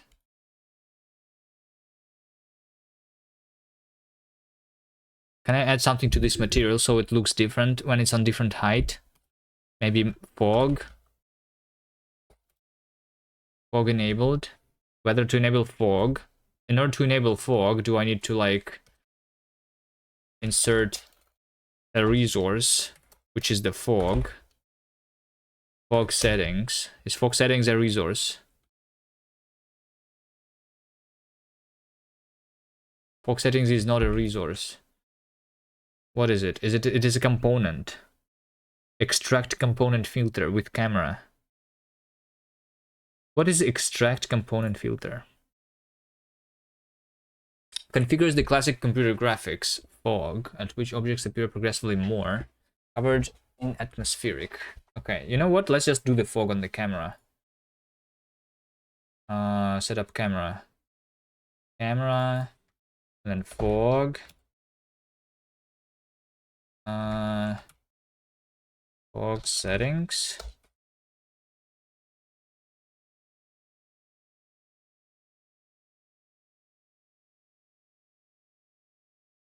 Exponent glide to the directional light alignment calculation. Can I just do default something here? Default fog settings. Fog enabled true. Fog enabled, true. Let's have the fog enabled for everything. Let's see how it's going to look.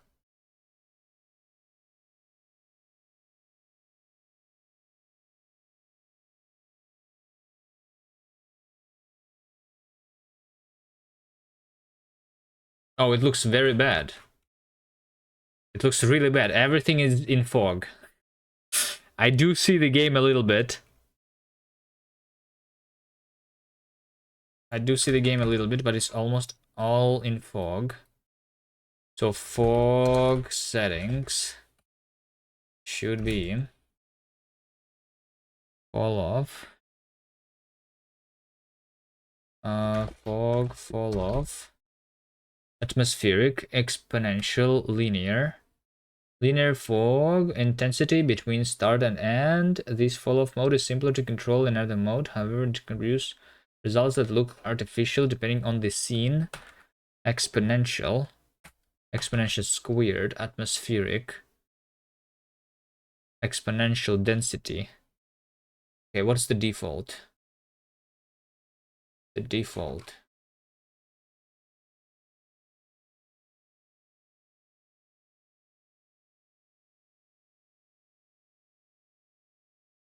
As linear. Start and end. Okay, let's just do linear, sure. Linear start is going to be at what's my camera far? Let's just do literally from 50 to 150 because that's our camera, right? I mean, that's probably a little bit. We can start a little earlier, maybe. Yeah, we should probably start a little earlier. A little later, I mean. Okay, the distance is 80. The distance is 80.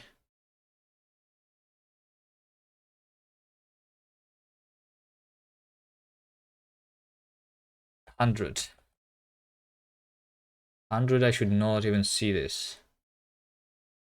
Right? Yeah, we see the fog on the edges here. Okay. Okay, sure. It should be like 80. Because that's the height of the camera.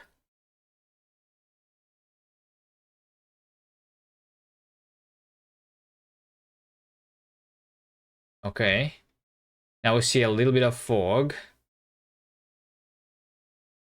Sure, why not? It's a little bit weird still. I don't like it too much.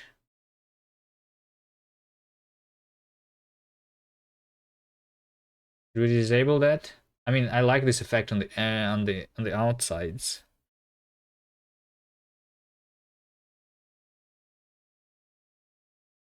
Just make it like let's just make it like 90 maybe.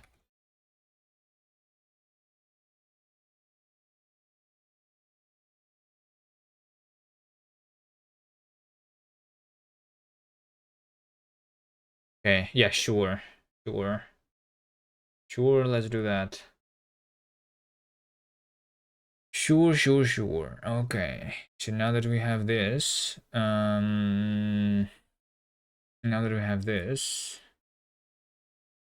what is the next thing that we are doing?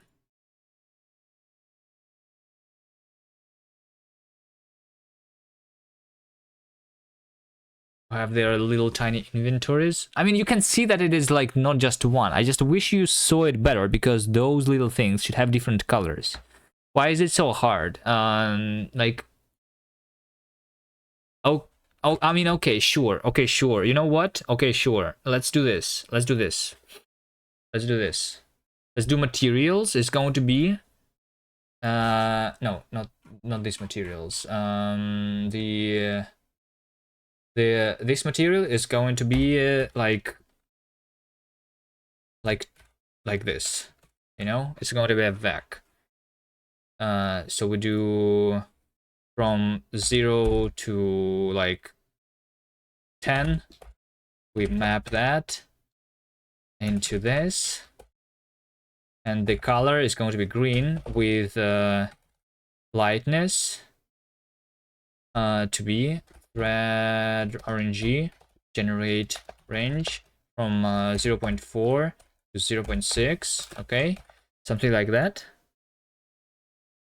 And then we collect that. Okay, so we are going to have the color different for based on like the index. So we're going to have 10 different materials. All right. Inventory stack. Okay. Material. The index stack length. Thread RNG is the RNG on another thread.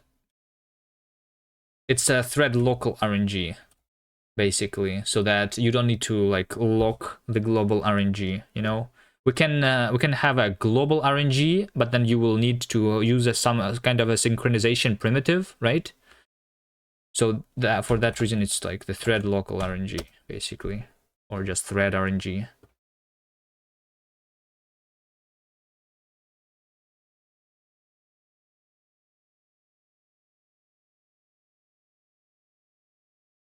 Okay, so okay, look at this. Look at this. It is still really hard to see, I think. It is still really hard to see, I think. Let's try. Actually, you know what? Let's not do RNG. With lightness, of not RNG, let's do 0.2 plus this index multiplied by 0. Okay, divided by 10 multiplied by 0.5.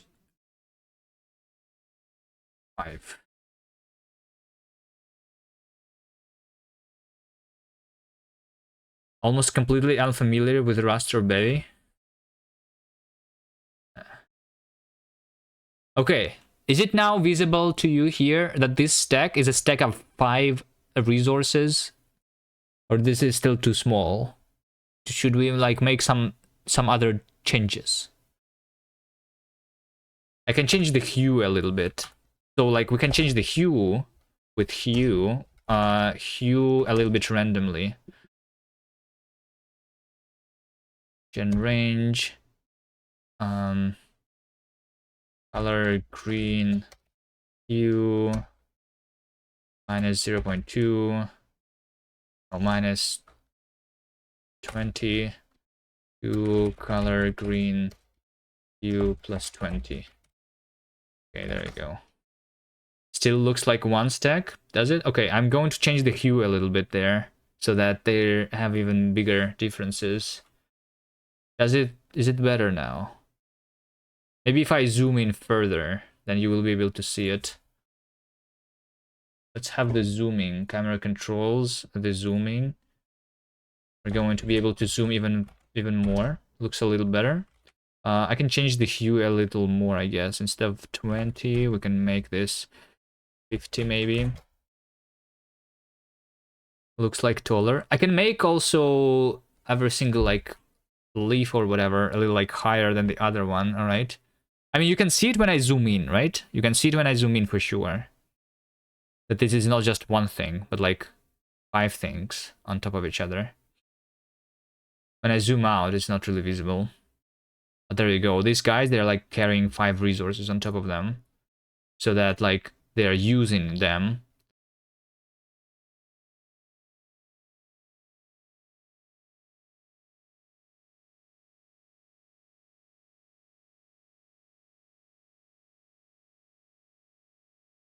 For user experience, it'd be better to just have some UI pop on hover.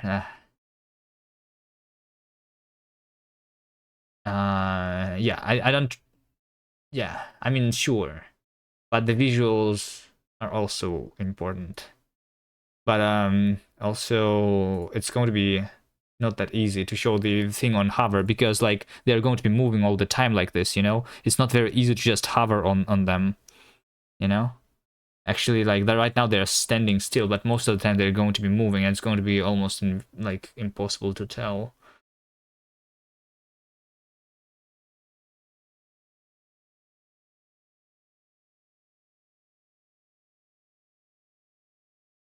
Anyway, so I'm not even sure why am I doing this, you know?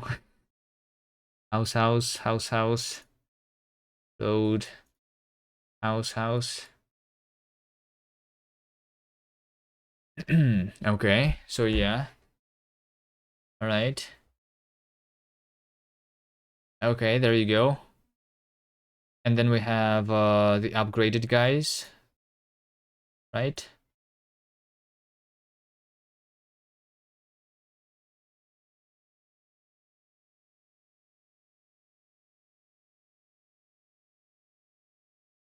Is this like a god game but with crabs? Yes.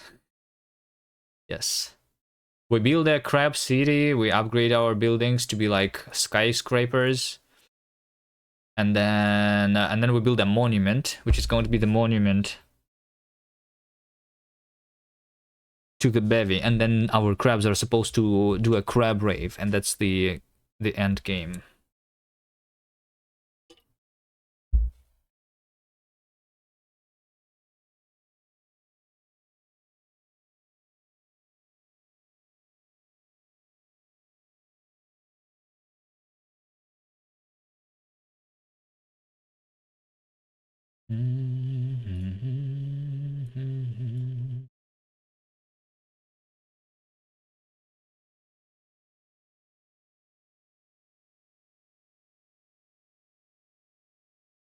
And when you win, will there be an embedded "you've been gnomed"? No. There's no gnomes. No gnomes here.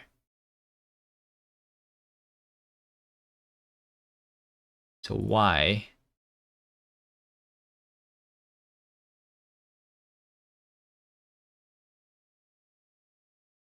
Would it be something like that?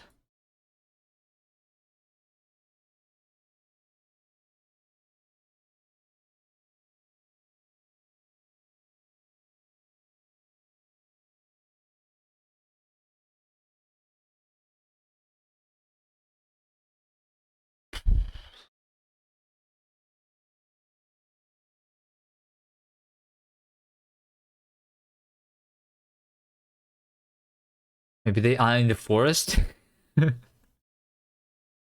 Nah.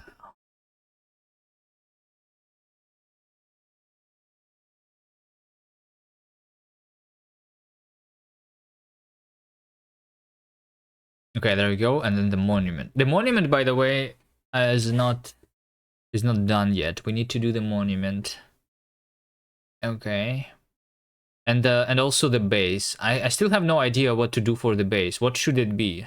Right now it's just a big red block. We're also not visualizing the storage. For that, we can technically just do. You can also see over here that these golden boys, they are harvesting a lot. Like these regular ones, they are doing just one at a time. But the golden guys, they are carrying stacks of 10. So now you can actually see it, right? That they are different. Okay. You would say sand castle for the base, but it's woodlands. We can change the color of the ground. I mean, right? We can change the color of the ground to be not green. It's just the whatever color I thought of.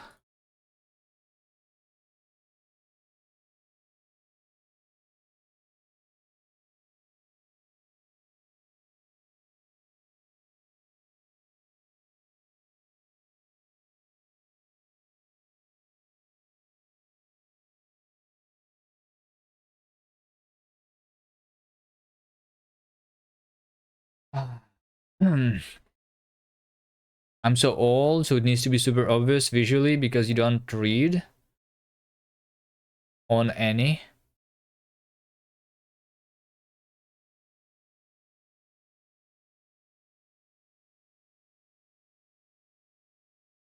What? What you do not read? I mean, if you're talking about the text is, I don't like the text either. I'm just going to replace those with icons. No, I know what TLDR means. How's it going? We have the crabs, we have the skyscrapers, look at this. We have some graphics.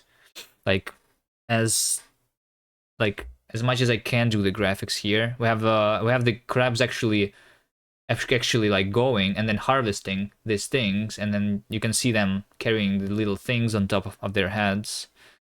That's nice, I think. And then these golden guys are carrying big stacks. It's nice, right? Um.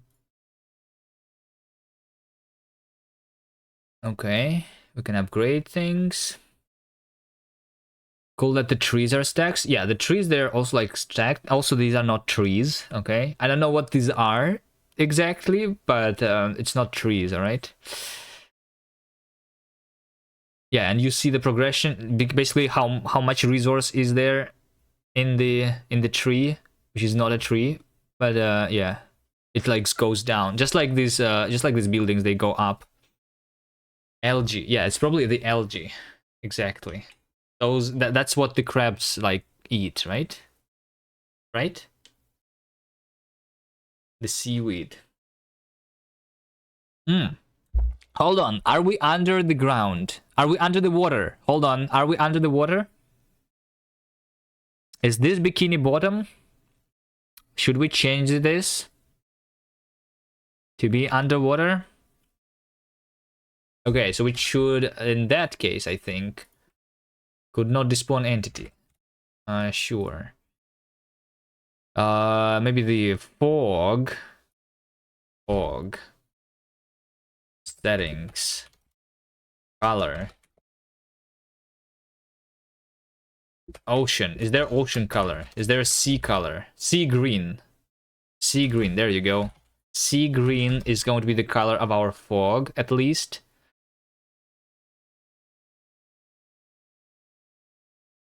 Right? So the fog is a little bit different now. Whatever. The fog is almost invisible now, though, because of that. Let's change the color of the ground. The ground is over here. It's right now dark green. So what should be the ground? Can we make... Hold on. Base color texture. Wait, hold on. Can I spawn a plane in Bevy that is going to have a repeated texture? Can we have repeated textures in Bevy, like, at all?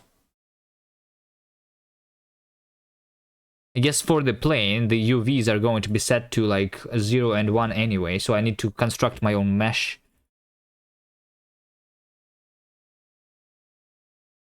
Repeated texture should be baseline functionality. Okay, anyone knows how to do this in Bevy?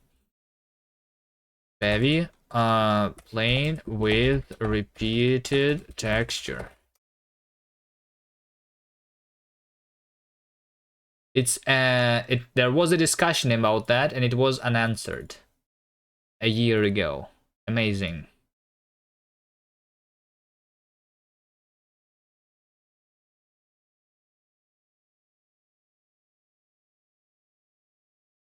Well, we can probably do asset server.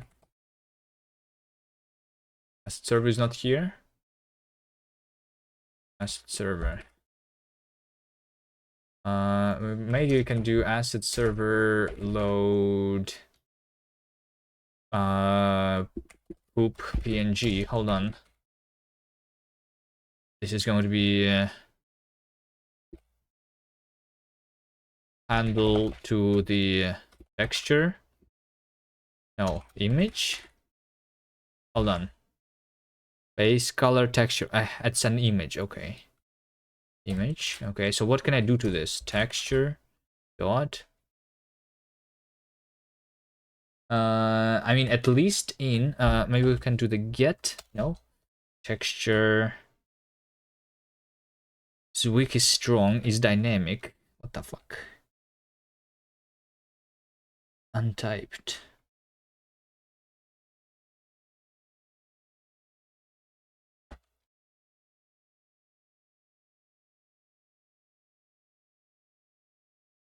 Child repeating textures. Okay, it's an open issue. Amazing. And then there's a comment. Hold on, you linked to the comment specifically. The comment said, with the new asset server, this worked for me. Image sampler descriptor. Settings. Asset. Load with settings. Okay.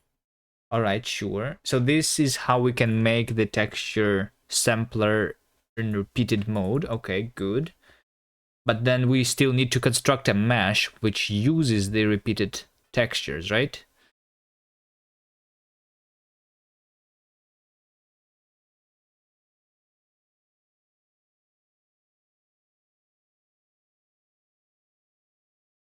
Let me write this down in the Bevy Pog list. Repeated textures.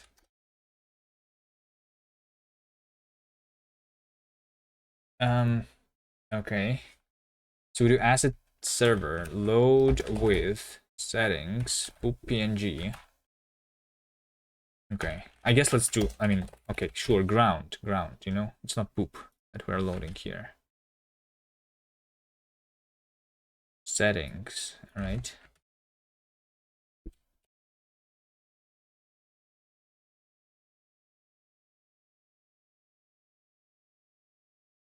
Image sample descriptor, image address mode, image loader settings, image sampler.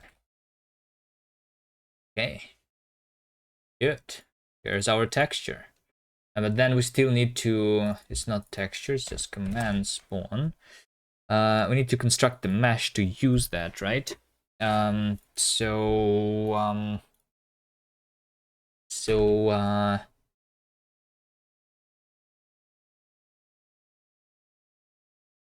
Let's just do this, you know? Let me just do this. And then I do mesh dot get. It's just the data shit. This is so like untyped basically. But alright. And it makes sense. It's like already uploaded to the GPU. Okay. We need to do the same thing.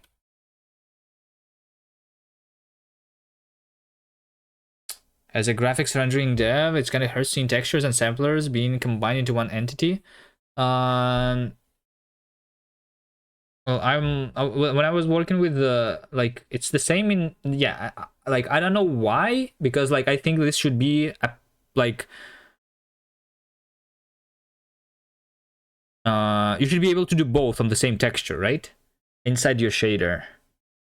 But is there a reason why it works like that? Because I mean, I know that right now you have separately the textures themselves and the samplers that can be different, like samplers, right? I'm using really old OpenGL, so there's like the texture filtering is just there.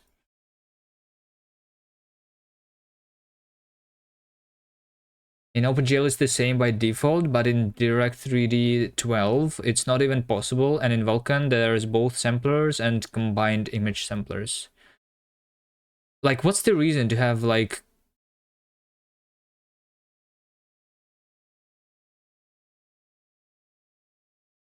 them combined at all? Like, it should be as two separate things. The texture itself. I mean the sampler, I guess it's like a data structure which allows like quick sampling of the texture, right? It's like mean maps, MIP maps are there also, right? Maybe I'm not sure how it like works under the hood there.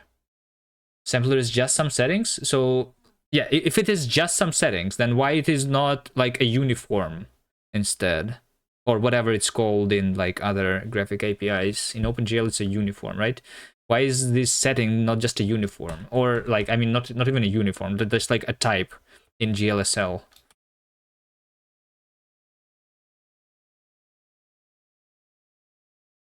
that like is an extra argument to the sampling function.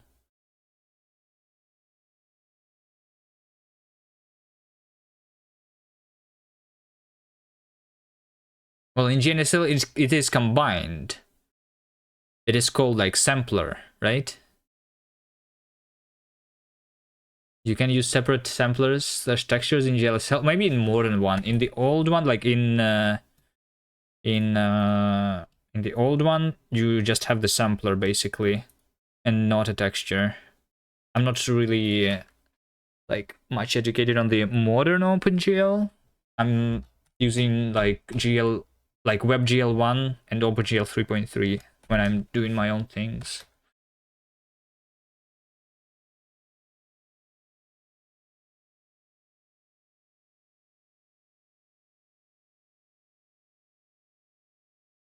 Mesh.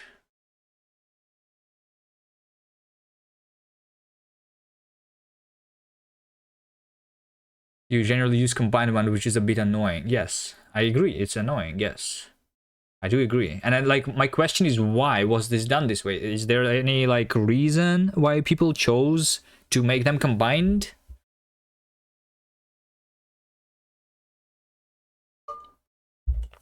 Because like, why?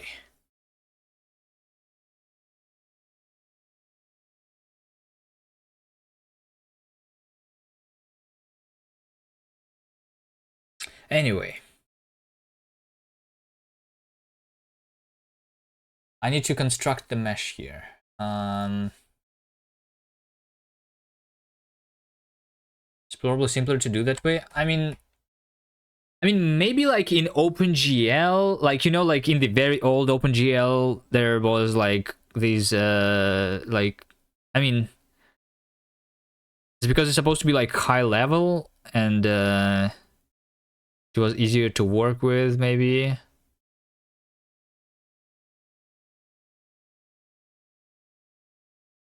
I don't know. I don't know. No idea. Whatever. Doesn't matter. We need to work on the game here. um.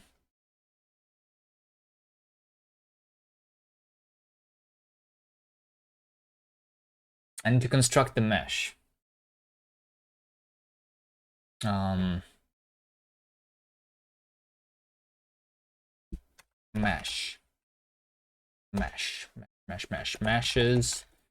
Make plane. Make plane 1000. Sure. Meshes. Make plane. Size this mesh. Let's see. Plane. Plane over here. There you go. Just do this. Right, sure. Subdivisions +2. Just 2. Okay, I don't use any subdivisions.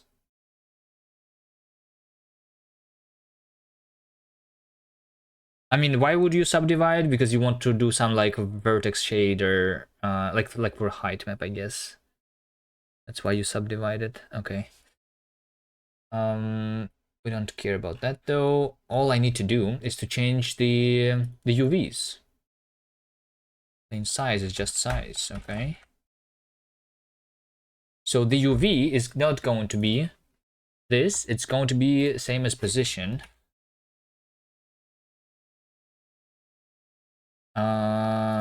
Position 0 and position 2.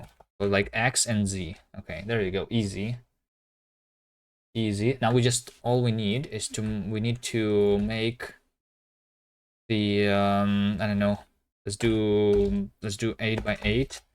Okay. What should so the ground of Bikini Bottom. What is the color of the ground in Bikini Bottom? It's sand, right? Like something.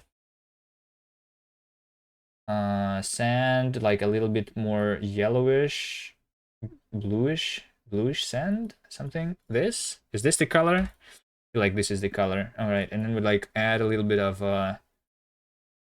random like things here and there, right? There you go. Amazing texture. Amazing texture. All right. This is going to be ground.png. Okay. We just run the thing now. AAA texture, exactly.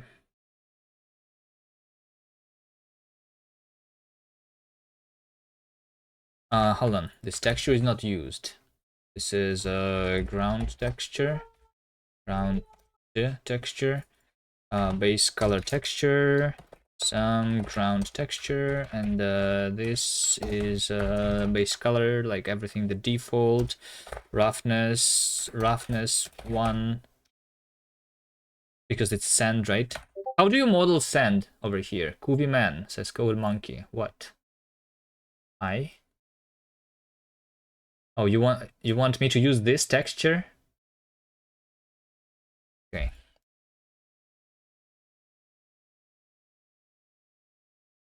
All right. Code Monkey actually provided us with a texture.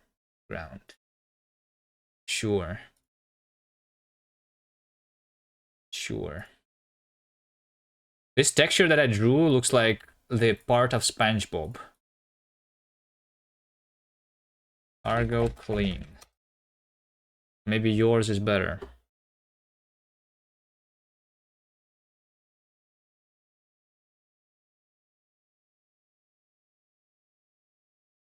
And it tiles. Nice. Alright, there you go. Now we have the ground. Okay. And we have the ground. Is this good? Is this good? I think it's a little bit too much difference in the colors, like too much contrast on the texture. No? Like, can we just... And also, hold on. Let me use my own. I just want to see how different it is. Is this better? This is what I did. What is better? Which one is better? The previous one or this one? Hello, Coffee Lava. Do you like mine? Alright. What about Code Monkey? Do you agree that mine looks better? Especially like with the forest here, I think like because it looks more like this green color a little bit. It looks more underwater, I think. The green is weird. What green is weird? Like this green? Or the green where? Game. It's not uploaded yet. Hold on, we're working on it. We have like 2 days left. 6 or 1, half dozen of the other. I'm not sure what it means.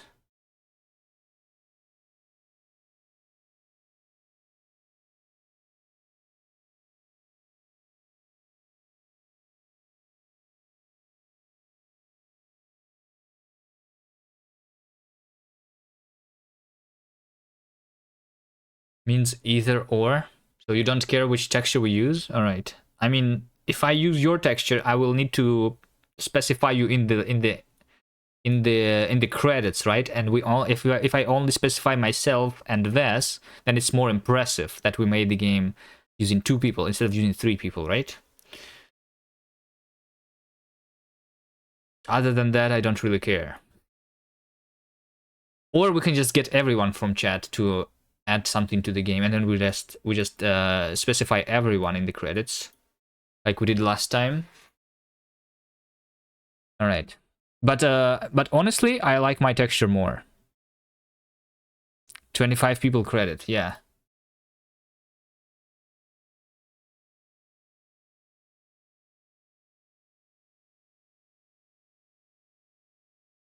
Wait, Code Monkey, aren't you not working on your own game? Is that texture from your game for the Bevy Jam?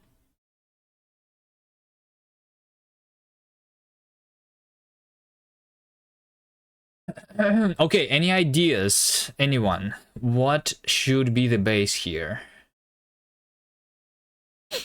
What should be the base here? If we have the crabs, and the monument is going to be the Bevy monument. The base is where we all come from. The town hall. All right. I was going to say that it should be a C++ icon, but okay, sure. Let's do the town hall. All right.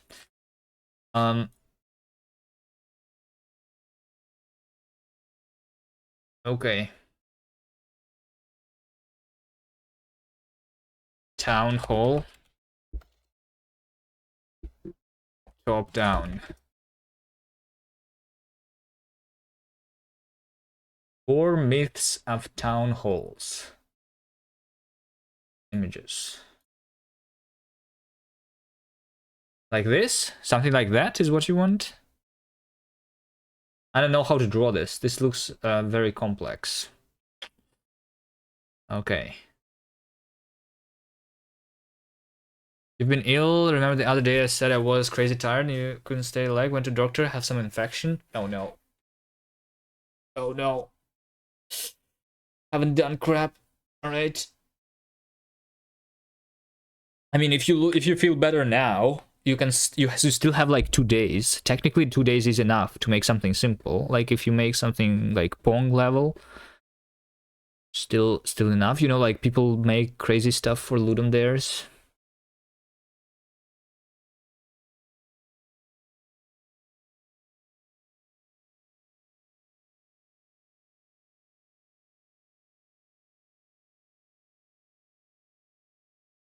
You just did the send. All right. Okay.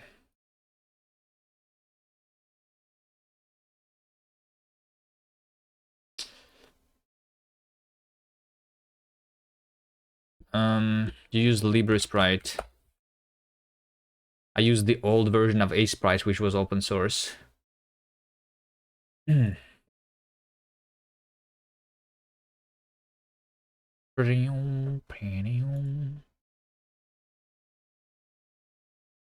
know, a giant octopus to destroy your village. No destroying anything. No destroying anything. We should work on the monument. So here's the idea for the monument, all right? Bevy engine. Hold on. Let me see.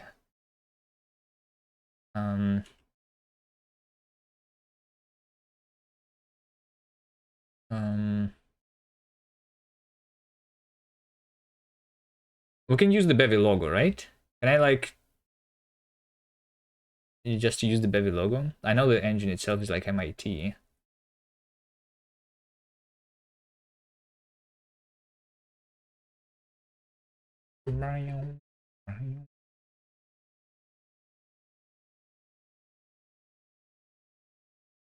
Bevy icon just has the MIT itself. Careful now, you might get sued. No. Should be okay. All right. We're not using the Rust logo. Now that could get me in trouble. You know?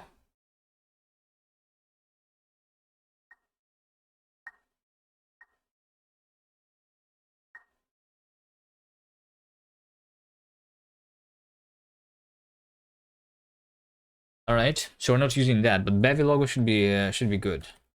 Okay.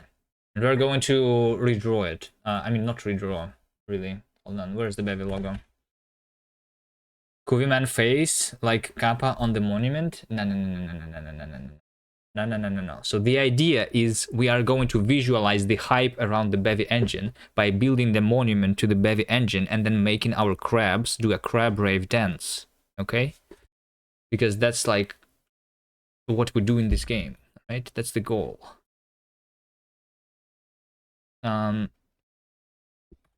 Bevy. Copy image.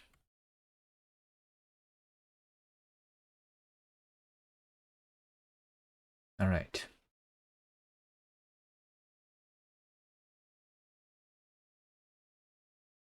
Can I just do this? Especially in a Bevy Jam? Yeah, I'm pretty sure. I'm just like just in casing, you know. Judging from the gameplay, is a Rust cult simulator and how fast it propagates. Yes. exactly.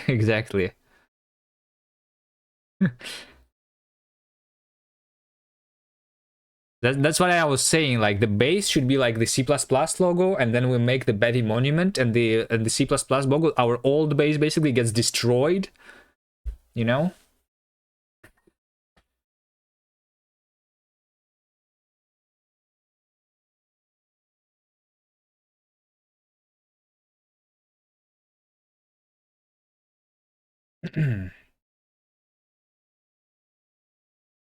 All right. Anyway, here's what we do. We do sprite size 32 by 32. I want it like pixelated. All right. Said nothing gets destroyed. Make up your mind. True. Oh, okay, sure. No destruction today for C++. Fill tolerance. Fill tolerance. Okay, there you go. Here we go. The Bevy logo. Done.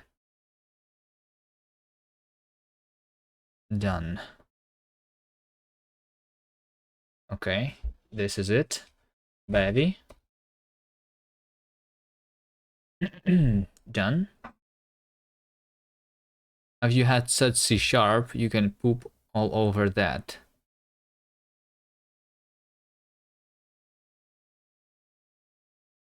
I don't know. I don't know. If I was to choose between C++ and C#, I think I would have chosen C#, to be honest. Yeah, I'm pretty sure. I mean, C++ is good, but it's too much pain. I don't like pain. You know? All right.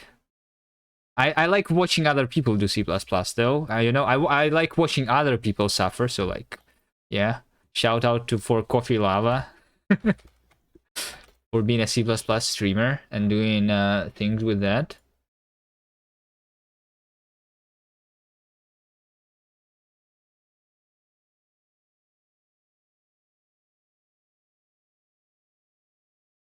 You do not like C-lang stuff though? Why not? What's wrong with C-lang? I mean, C++ has some good features. I like some of the features of C++ that we don't have in Rust. But, yeah. It is still too much pain. I want language that is more strict than Rust, not less strict than Rust. You know? I want more compile time checks. Like, I want it to check everything it can, like, you know? It's too easy to panic in Rust. And in C++, it's too easy to do some worse things than just the panics.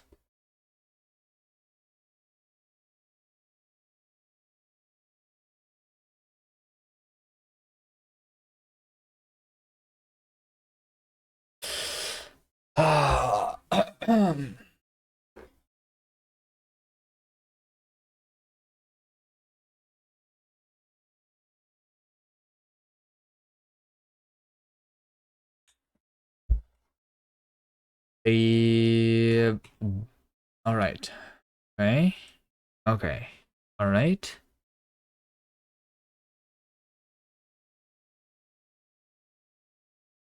Okay. All right. So the monument. I think the monument is going to be a little different than other things. In terms of like upgrading, because we're not going to make it go up. We're going to. Are you also gonna do the Big Mo Jam? No, I don't think so. I was going to, but meh.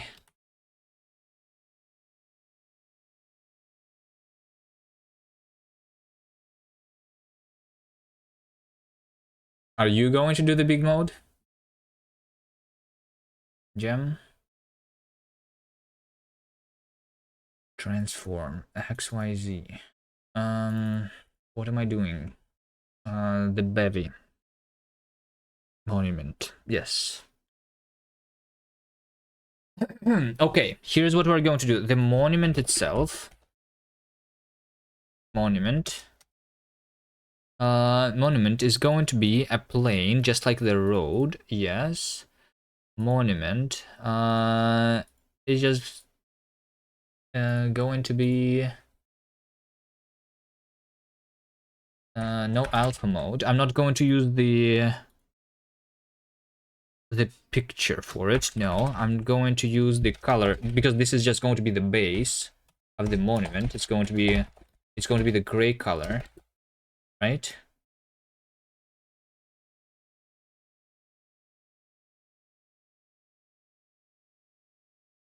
I mean, road is also gray. We need something like dark gray, maybe. Okay. So now we are going to have the Bevy's icons, right?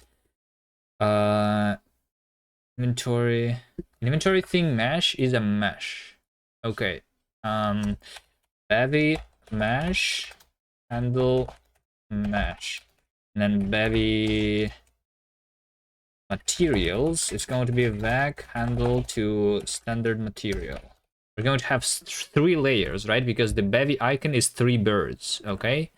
So that's what we're going to do. We're going to need to upgrade our monument 3 times to build the 3 birds.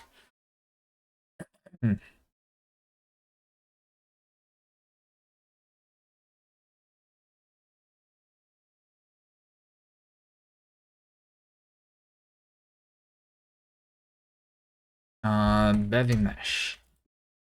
Assets, add, plane, from size.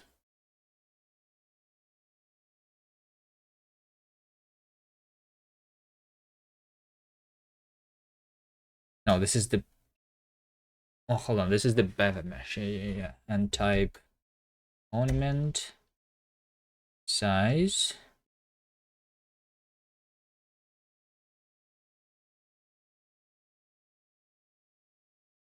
You don't do gems?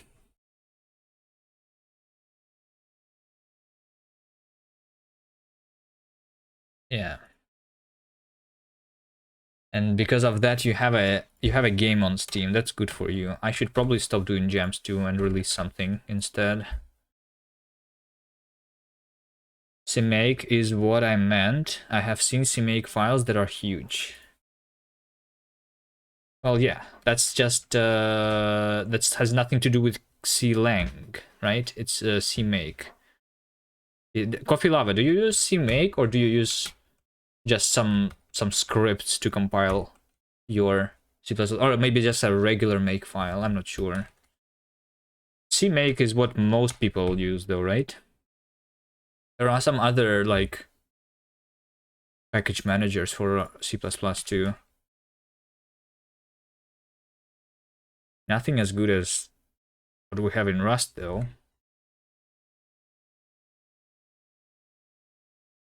From what I know.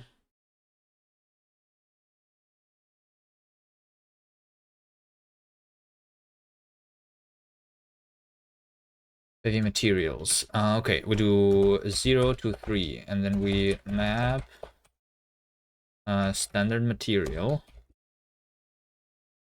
Okay. No, no, no, no, no, no, no, no, no, no.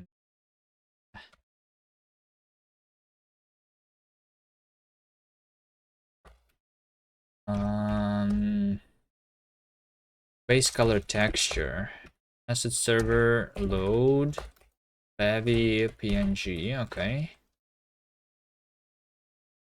Use Visual Studio to build your game, but used CMake as well for other projects. People hate it. I see. Well, when I used it, you can use CMake to generate the Visual Studio project anyway. So like, but not the other way around, right? Or can you make a CMake project from a Visual Studio project? I'm not sure. It's pretty easy to like just import a CMake project into Visual Studio, I think. And then it makes it more like, yeah. I think like I think you just import a CMake project into Visual Studio and then that's it. So like I think that's actually easier than like I mean if you need to like collaborate with other people maybe that don't use Visual Studio but use some other things. Need an extra tool to make CMake? What do you mean make CMake?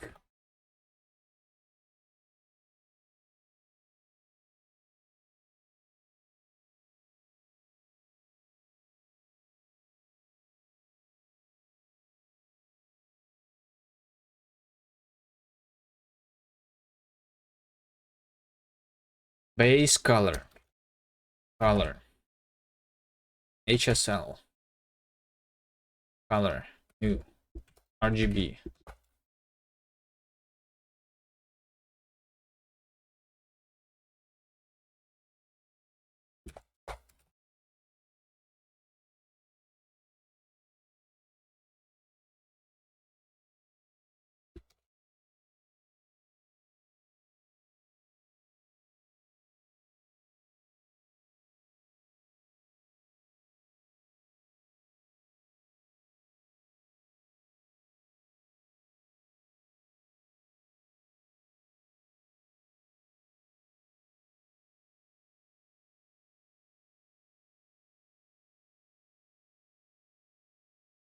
Okay, something like this. So we have the materials, we have the texture, we are collecting this, standard materials, handle, over here, it needs to be material assets, add, right? So now we are done. Now we need to make sure that we can upgrade monument.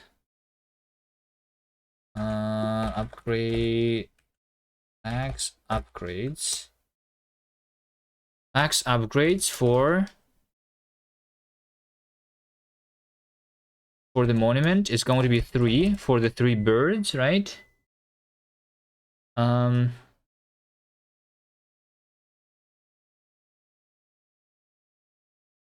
Okay.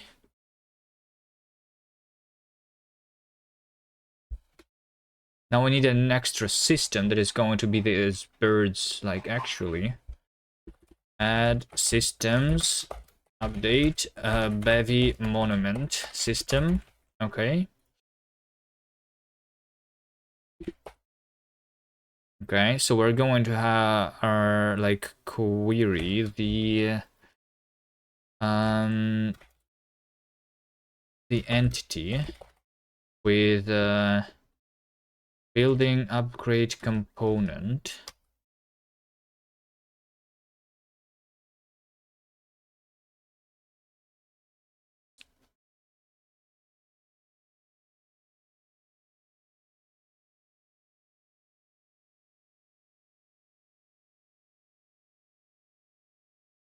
Monument upgrade.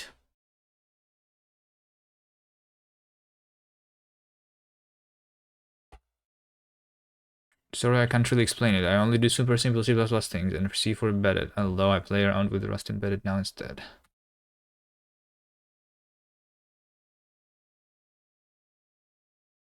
Yeah, I mean, I also did only pretty simple stuff. Pretty simple.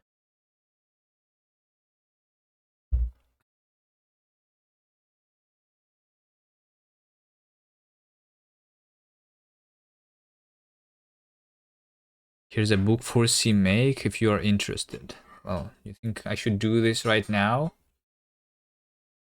Why use modern CMake? Is modern CMake different from the old school CMake? Summary.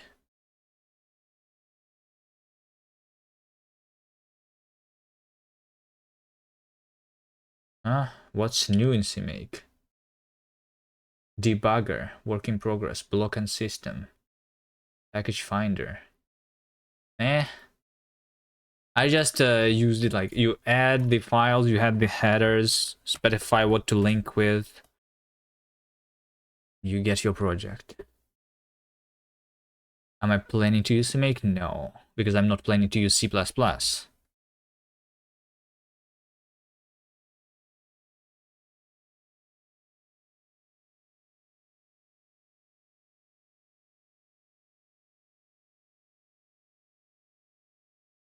Unless, like, why would I use C++? Just for the meme? Maybe?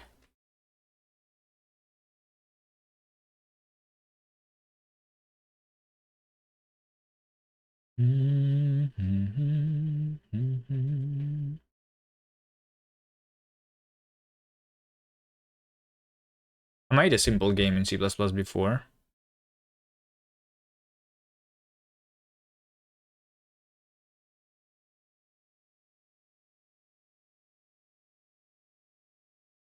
I use C++ to make you can use it to write on safe code. Yeah, I can like link with C++. I mean, somewhere in my dependencies we have actually C++. Or no, we have C. Not sure about C++. But I did use C++ to build the like the modules for Python, because Python was super slow when that was when I like first tried C++, because Python was too slow for me.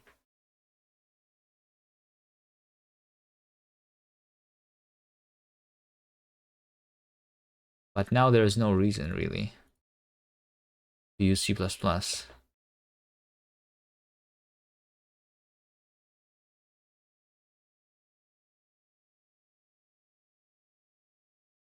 Unless you have like a working, like I really don't see any reason to use C++, like honestly, unless you just like the language and you are a Rust hater. Or you have like a big existing C++ code base. But for new projects, I don't, like, no reason. Anyway, doesn't matter. Q, iterate. Supposedly Python got an upgrade recently that makes it faster, almost as fast as JavaScript now. Yes, sure. But Python has a lot of other bad things about it that I don't like. Hold on. Guys, I'm trying to make a game here. Alright? We're doing Rust. We're making a monument to the Bevy here. Alright? I'm not supposed to even talk about C++. Alright? 4. Entity. And upgrades. In query. I'm also going to have the children here. So I'm going to have a component, which is going to be like similar for the inventory, how we made it, right? So that the crabs, they have like a stack of resources on top of them, right? It's going to be like Bevy birds, right? And this is going to be just a vec of entities, all right? The vec of entities, sure.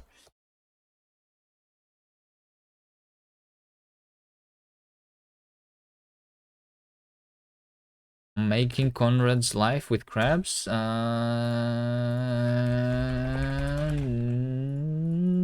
it's not that similar to the life.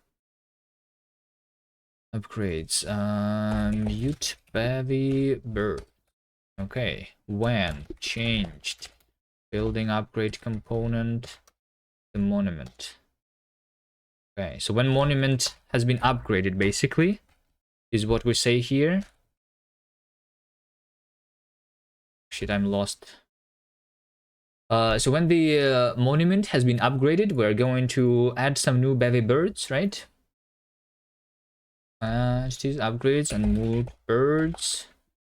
So we say birds is mutable birds 0. So while birds length is less than upgrades current level is less than upgrades current level.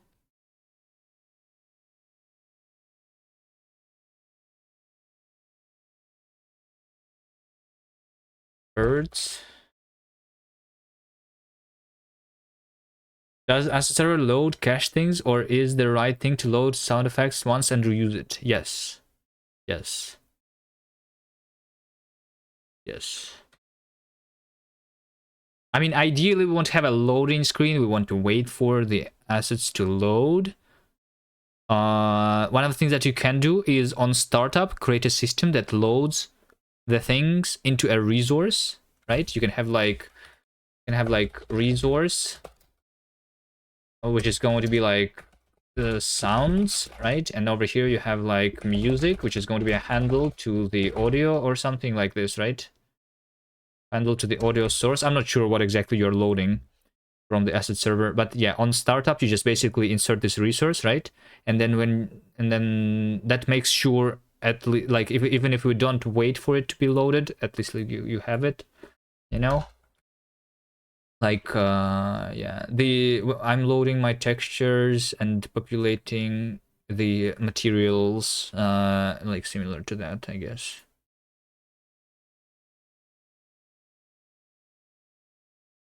Birds push. Okay.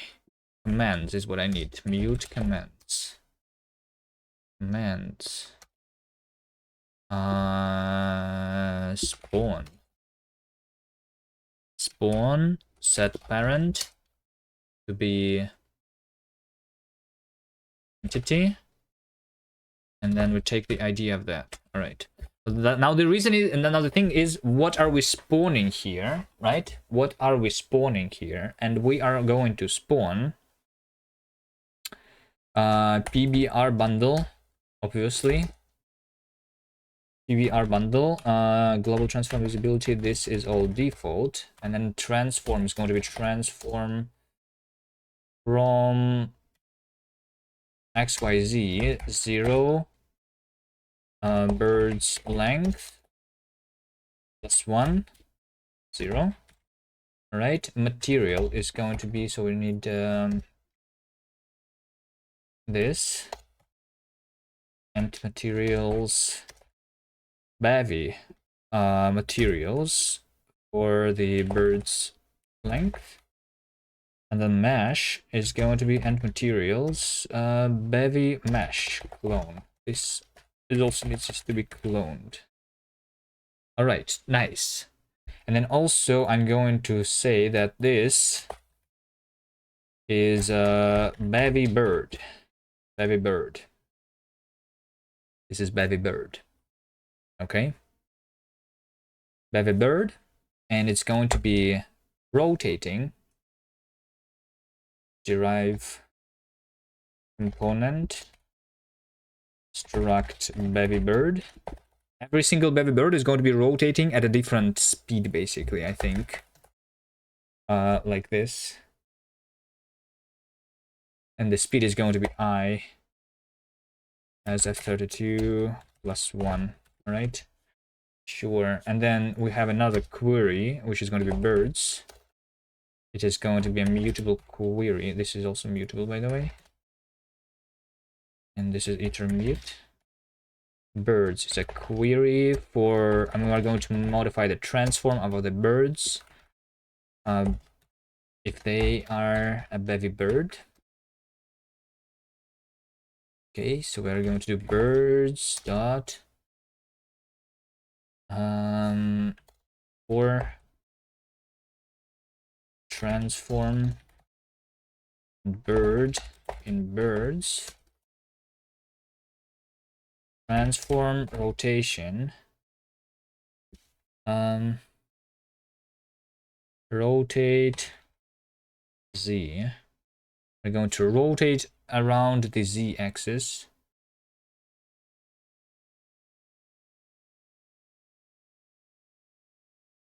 By the angle, which is going to be bird dot 0 multiplied by time. So we need time. Delta seconds. Okay, amazing. And then update, upgrade, transforms this. We don't need the monument to be going up. So I'm going to say over here, without building upgrade component, without like, well, I guess without building upgrade component of the monument upgrade specifically, right? Because we don't want the monument to be going up. Right. Now cannot find value I because this is birds.length. All right. You guys think it's going to just work right now? I'm not sure. But maybe.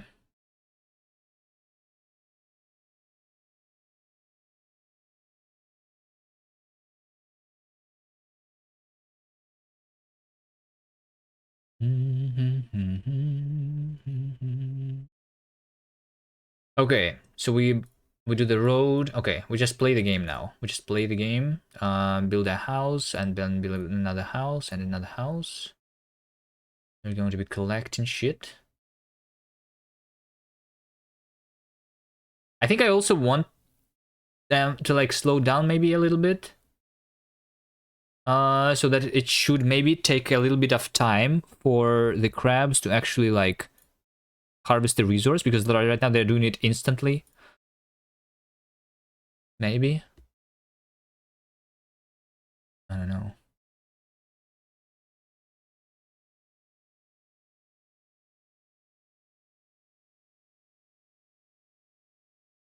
Okay, let's do a bunch of houses. Then we need some more builders. We need some more builders.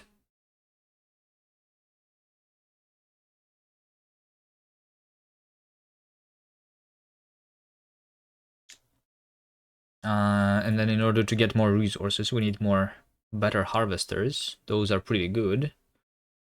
Those are really good. We should get them.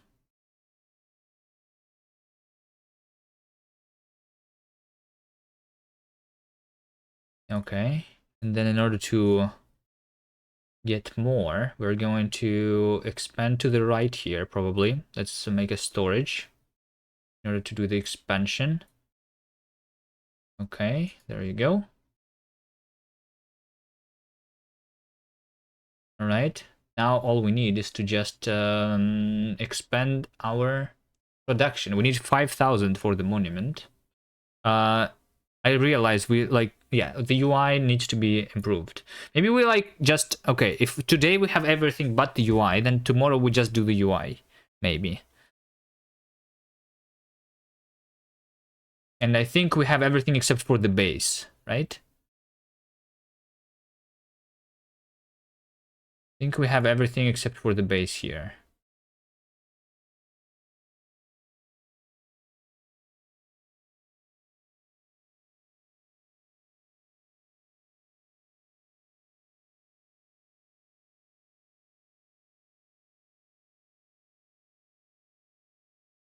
Okay, let's build more houses now.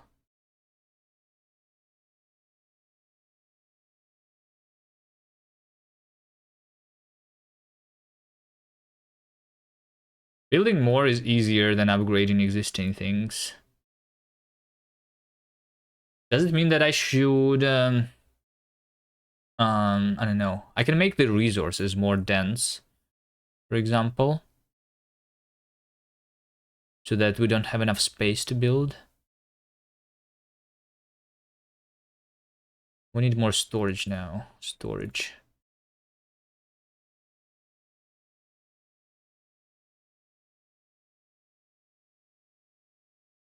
Storage here, storage there, storage there. Okay. These things just don't go there, guys. There's nothing. Let's just expand to the right. Let's just expand to the right here. Make more storages. This is going to be the storage for the things. Right? More storages, more storages, more storages. Yes. Now that we have a lot of storage, we're going to get the monument soon. We're getting the money, all right? We just need the road here. So there's going to be the road, and the monument is going to be just here. Going to get the money soon. All right, and then there you go, the monument. Oh no! Oh no, the monument is looking wrong. Monument is looking wrong.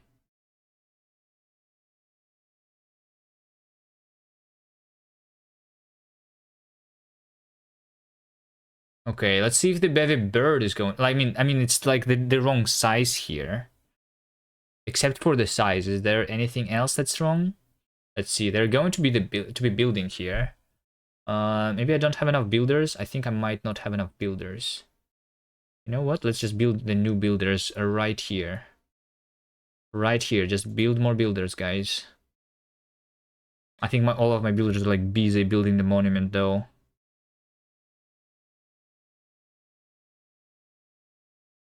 Even the road is not being constructed now. What's wrong with this guy? Just stuck on the road. Okay. Happens, I guess.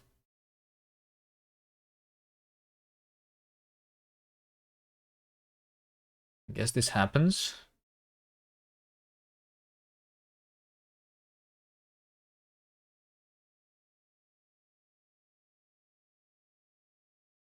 Couldn't make them build anything? Okay. Button clicks is where I should handle playing the audio for buttons, right?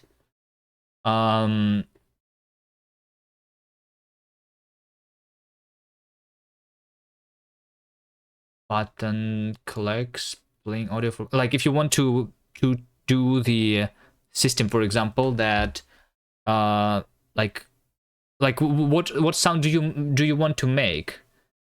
For example, you want button clicks is like the system. You're supposed to like write your own systems on top. I think you don't use existing systems. Just add another system if you want. Like I guess it's like similar, right? Over here we are changing that the interaction has been changed, but you can just, so like you can, for example, you can subscribe to the events of the button clicks, right?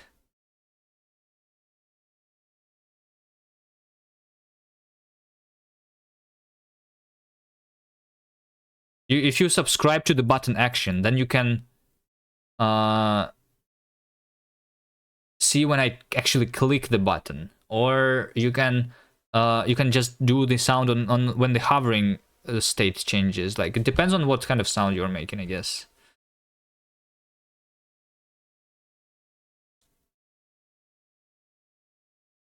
If you want to make a sound when something is being built, then you can make a query where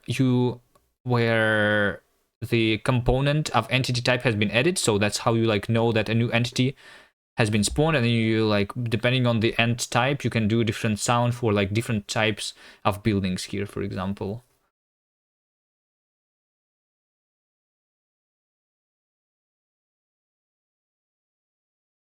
Okay, hold on. The monument is built, and I realize immediately that our monument, first of all, it looks wrong, and secondly, we cannot hover and click on it, which we should. Wait, hold on. Yeah, we should. My builders don't know what to do now. That's right. Just build more houses. More crabs. Okay. Yeah, the monument is wrong.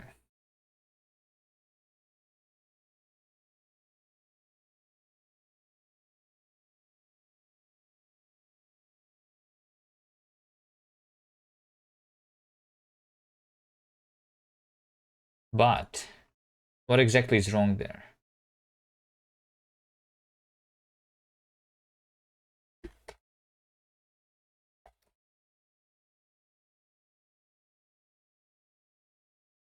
It's a mesh from plane of size 1.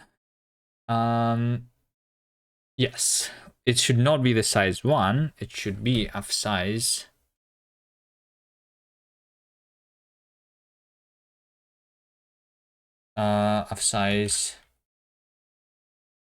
this.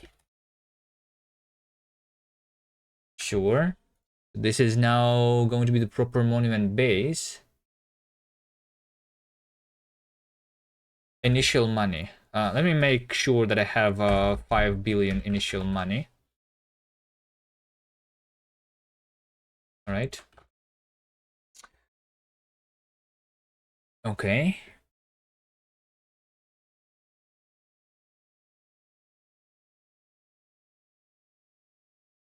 Um,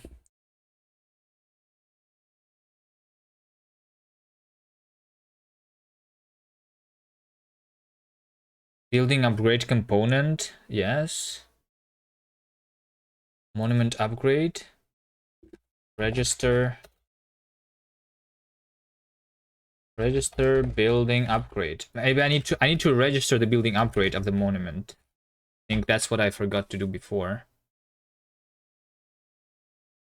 To do the systems that are about the monument. Let's try again.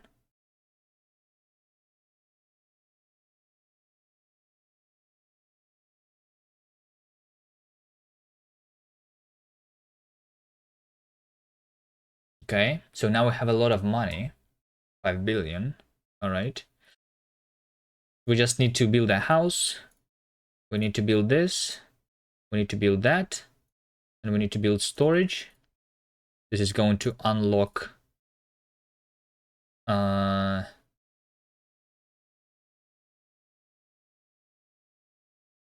wait, everyone is a builder? Well, I guess we just okay. Just do another house.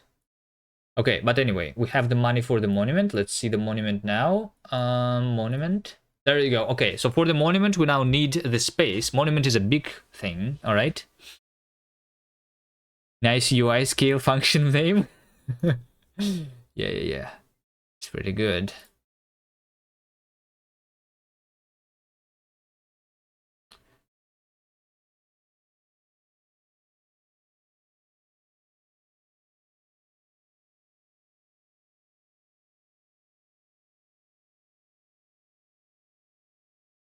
Okay. Fuck. What happens? Index out of bounds. The length is 10, but the index is 10. Hold on. Inventory things, materials. Ah, okay. Okay. Sure.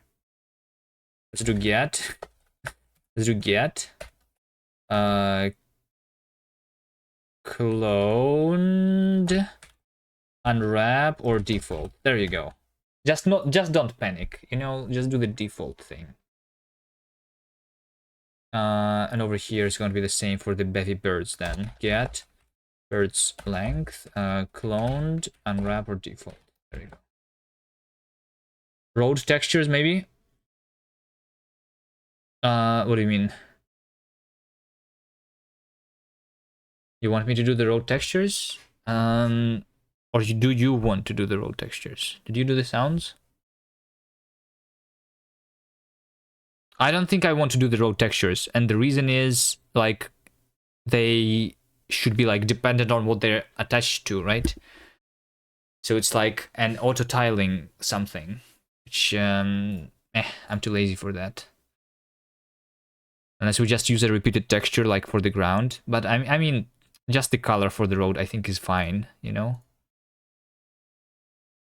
I think just the color for the road should be fine.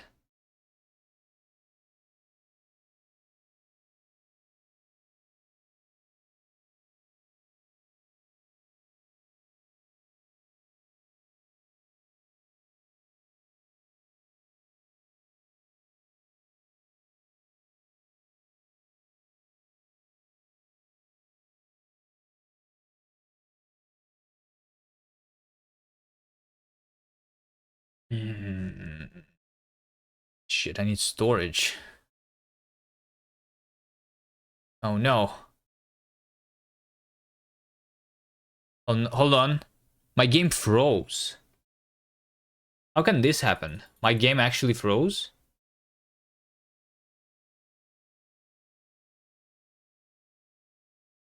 Crabs Skylines?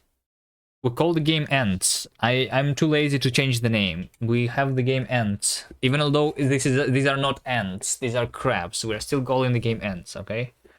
Whatever. What am I doing? I'm building a game for the Bevy Jam. about the crabs as city builder, and my game froze. Hold on, is it the game that froze or is it something else? Are we still live? Like, what exactly is wrong here? Using Unity. No. Using Bevy engine. Bevy is the engine for the Rust programming language. And the...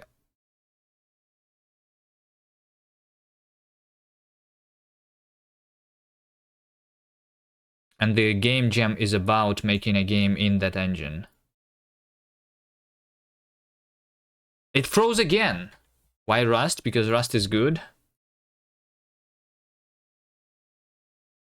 And Unity is bad, right? Is it because I did unwrap or default? Huh? What happens? No. It's not even the Bevy monument. Hold on. It's for the inventory entities, maybe? Unwrap or default. It's just the material, though, that I'm using the default material. Hold on. Can the game freeze if I'm using the default material, which is basically no material?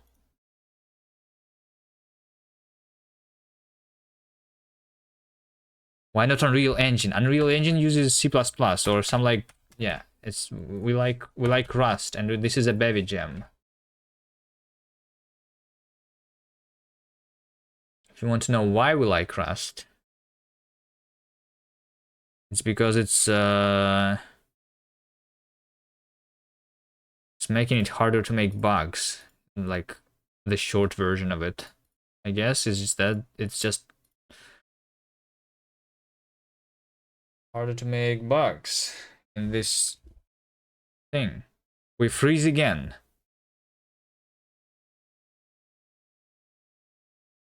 I freeze again. I think I know why. I think it's because my money is 5 billion. I think my money is 5 billion. It's because it's something. It's because you learned first. No. It's because I learned like 20 different programming languages, and then I learned Rust, and I decided that Rust is the best for me. Okay, not the first one. You can use Rust in Unity and Godot. Yes, you can probably use it in Unreal too.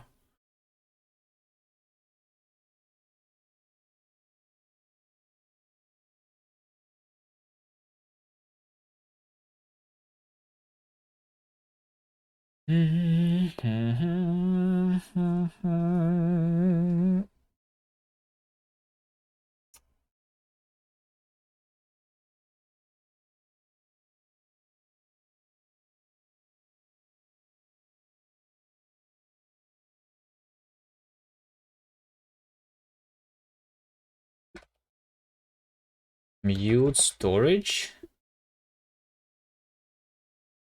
and store and take resource. Yes. Let's see over here. Amount to store is the minimum of this and maximum minus current. Okay, I see it. I see the problem. Because storage maximum minus storage current is actually negative here. I don't even know why I used the I32 here for the current, because like the amount of storage should be non-negative. That's like my fault for, yeah, whatever.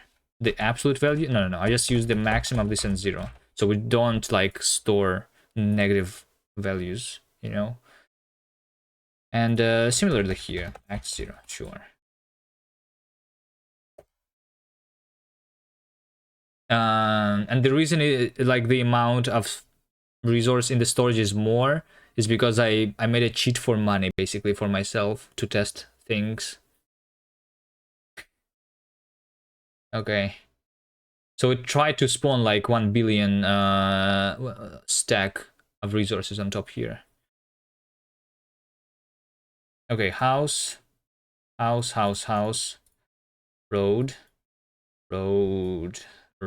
and then we do storage here. Then we do upgrade inventory this thing, and then we do builders. Okay, we need a bunch of builders to build our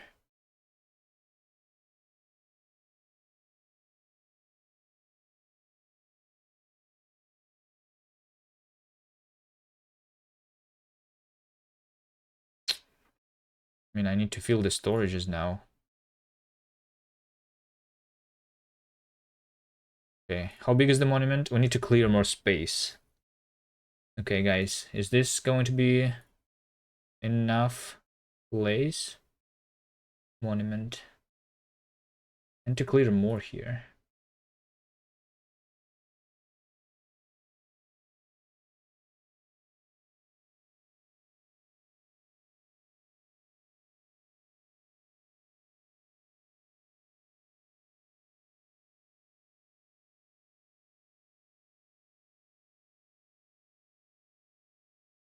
Have I tried building my engine before? Yes.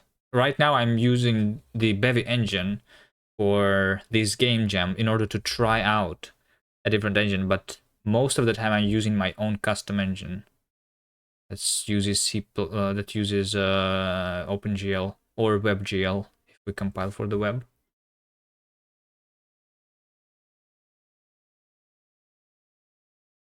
Shit, I don't have enough space. How do I get enough space now?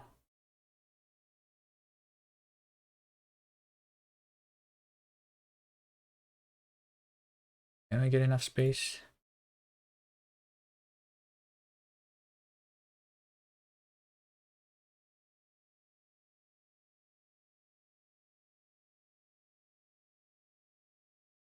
Did I use Rust with OpenGL too? Yes, I did. I mean, I did it in C++, I did it in Python, I did it in C#, I did it in D language, I did it in a bunch of languages. And now it's Rust.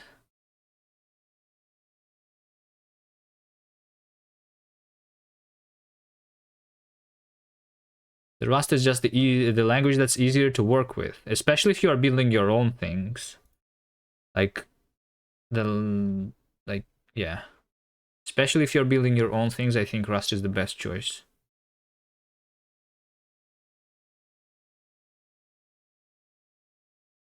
Okay, there you go, the monument, finally. I cleared the space. It's going to work?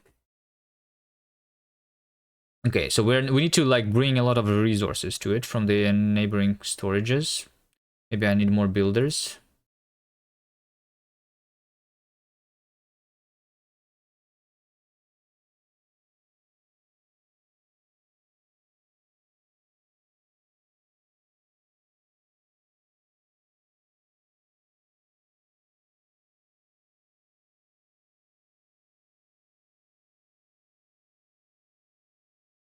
Yeah, it's going to require time.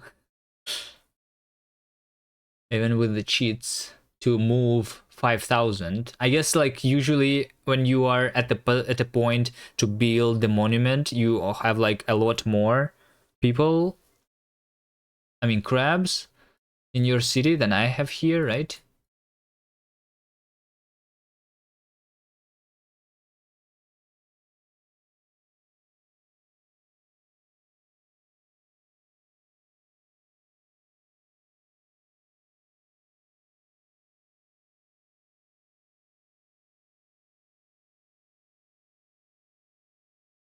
Why did I had to build? I didn't have to. It's because it's interesting thing to do.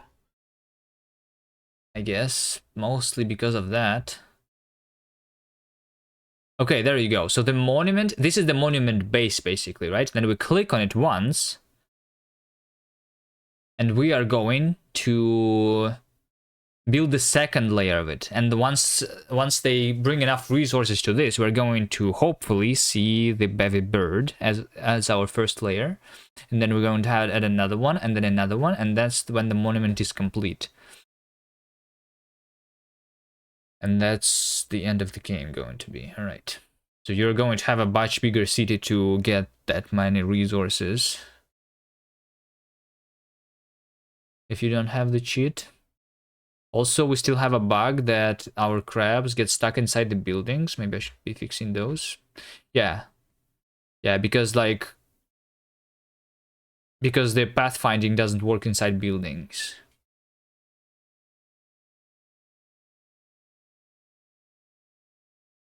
But we can just fix that. We can list this in the to-do, I guess. To-do. Move Out of buildings when trapped. Okay, it's not hard to do. Respawn them. I can make them just move to the, like, outside of the building, you know? It's not hard. I just need to detect that and then make the move. Like, I can teleport them, or I can, like, make them, like, pathfind to the closest edge, or something. Anyway, that's a lot of resources that we're, like, bringing, and the thing that is missing right now is the building progress, right? We don't see the progress of building.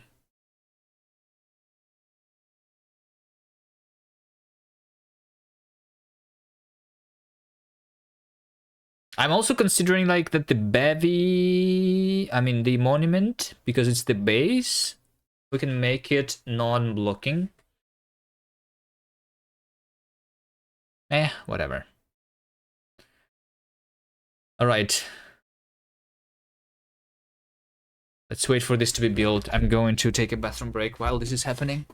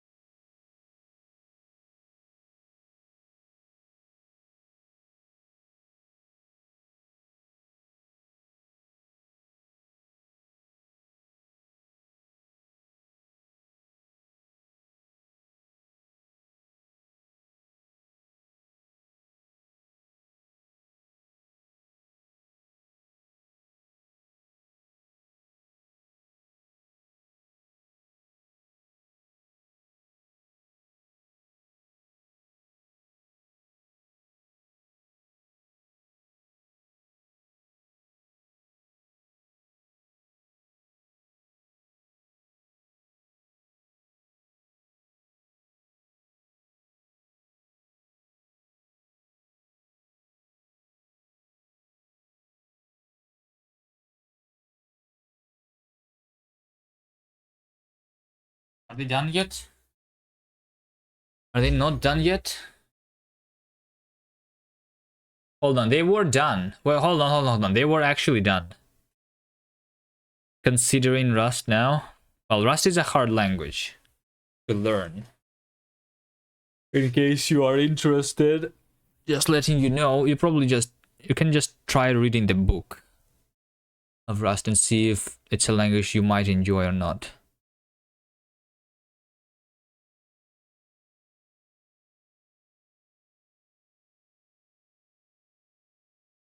Okay, the thing has been built, but we don't see the bird.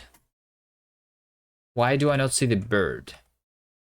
Is it because Bevy monument system birds should have been spawned, right?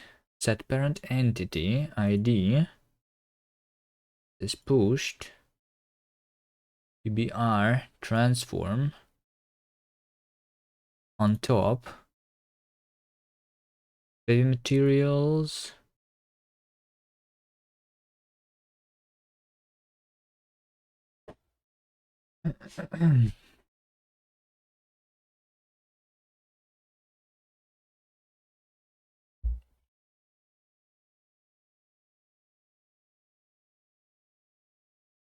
Bevy mesh.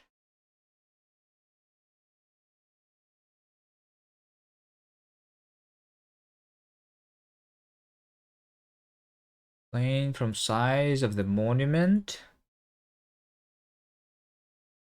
Texture is Bevy PNG, which we have, right?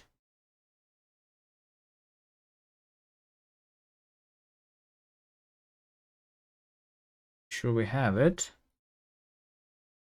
And the color is RGB like this. No, it should be visible for sure.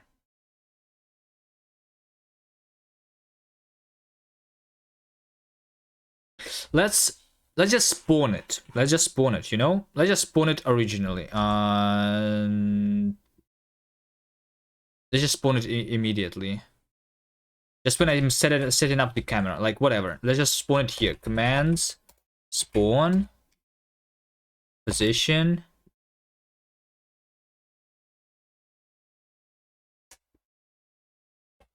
I back to 0.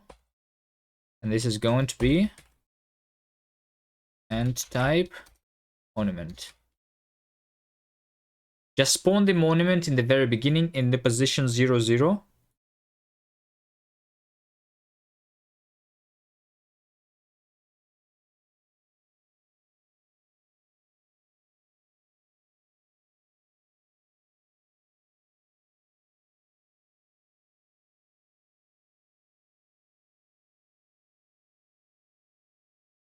Let's also start immediately at the level of upgrades 3, right? Because I just want to see the 3 birds. The 3 Bevy birds, I just want to see them. Can you control shaders with Bevy? Yes. But I didn't try yet, but I know that you can. Okay, there you go. So yeah, we see this, but we don't see the birds. For some reason. So why not? I'm myself just learning, Bevy, you know? I'm just using it for the game jam. For the second game jam. Last time we used it for like 10 days, and this time it's 6 days. So like technically I used Bevy for like a little less than 20 days, right? I guess we used it a little more after the previous jam.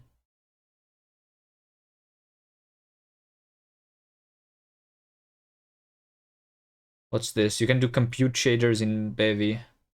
Welcome back to Let's Code. I'm Chris Biscardi. But basically, we can use a compute shader to This is the game of life, I guess. In the compute shader. So you can see vertical resource. Okay, yes. Executing the entire. They use the WGPU with the WJSL shading language, I think, right?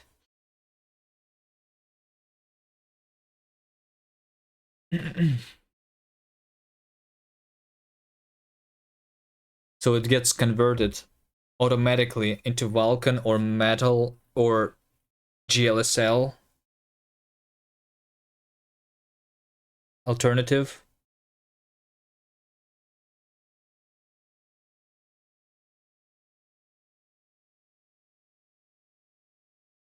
Just on the platform you're running on. Sure, it should be pretty good, I think. What are we doing? Click to harvest upgrades. Depth test looks off. How is this done in your code? What do you mean? In my game? Where does the depth test looks off? Over here, it's not the depth test. This thing is vertical and this thing is horizontal. It makes sense. It is under this thing.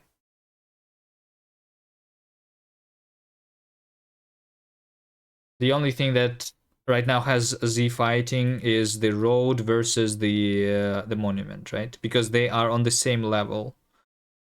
So for that, like, we need to make them on different levels. That there's no Z fighting. Is there any other alternatives to fix the Z fighting other than making them on different coordinates? I guess not, right?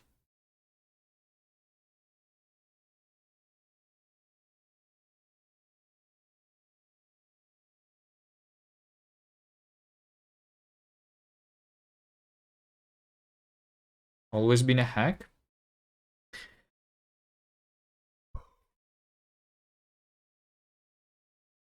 Can you make your depth test to test the depth to be not just so like the depth test usually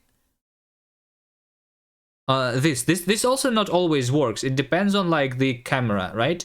But I wonder, can you do so that when the depth test you specify that the depth is less than or equal, and then you overwrite the pixel, right? But can you do something like less than or equal the current depth, like minus that small value, you know? So it is it should be tested in the depth test, not like I should not move my vertices by that value. It should be inside the depth testing, in my opinion. You know? Can you do that? I'm pretty sure you cannot. And then the question is, why can you not do that?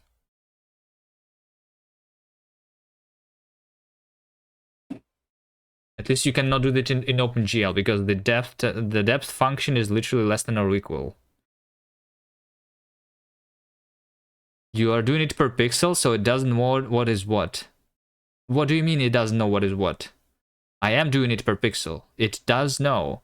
It does know. So like the GPU is taking the depth value at the current pixel, at the current fragment that I have, like and like from the fragment shader, it knows like the new depth that I'm trying to do, and then it's comparing the old depth and the new depth, and it's like checking like is 1.9999999 more than 2.0, right?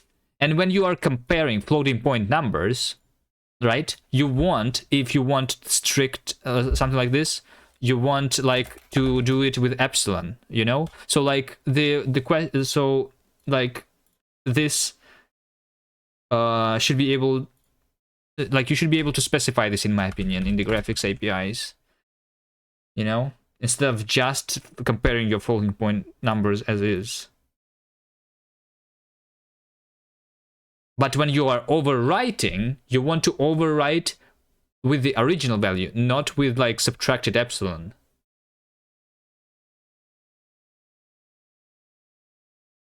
You know what I mean? That's like pretty simple thing, no? But there's just no API for that.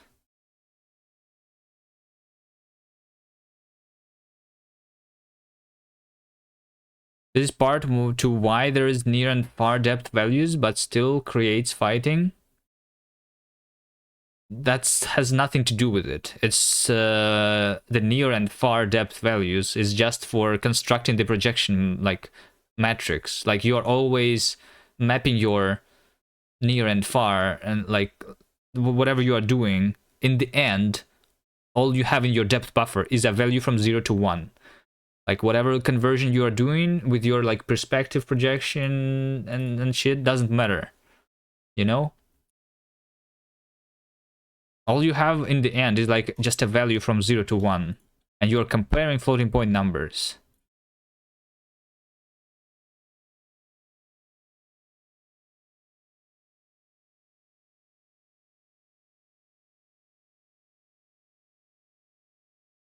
It's like when you're implementing the shadows, right? There is a thing that's called like shadow bias, right? To like fix the basically the Z fighting on the shadows. But it should be the same for just the regular depth testing.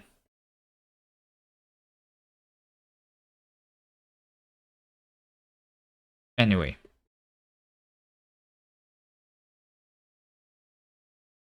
Maybe there is some hardware limitation.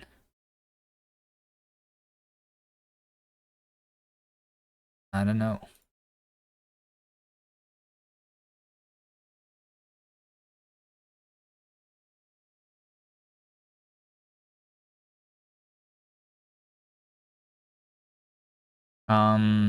Okay, what's wrong with my Bevy birds?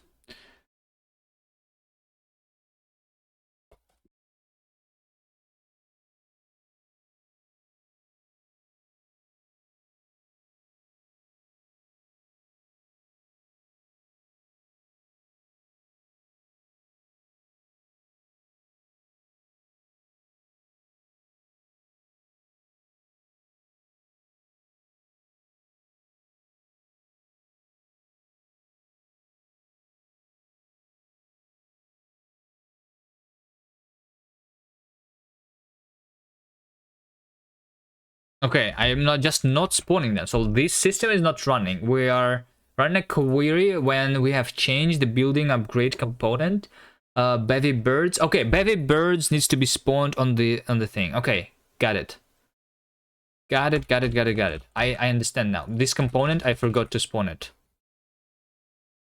I'm not used to ECS. Am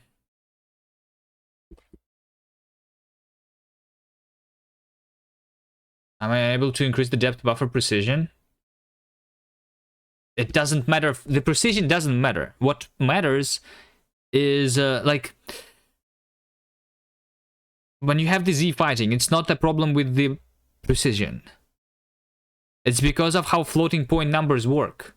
You know, there is some error that so that for that reason, whenever you're like doing something with floating point numbers, you should like, if you want to like test if one number is more, then you should be comparing it with an epsilon in mind. Like, because if you want to like, I don't know, you say you have 0 plus 1 divided by 2, and it's not always equal exactly to 0.5, you know, like something similar to that. So like, but it's very near it. You should be comparing with epsilon.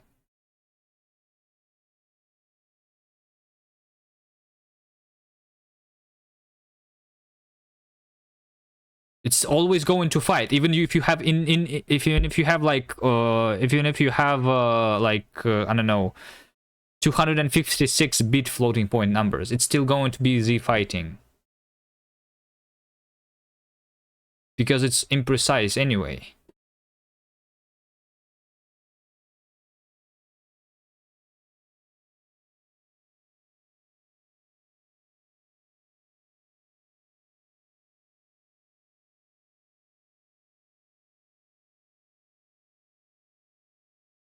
It's going to change like the size of the stripes when you have the Z fighting based on how much precise you are, but it's still going to be there. What about doing multi-pass rendering?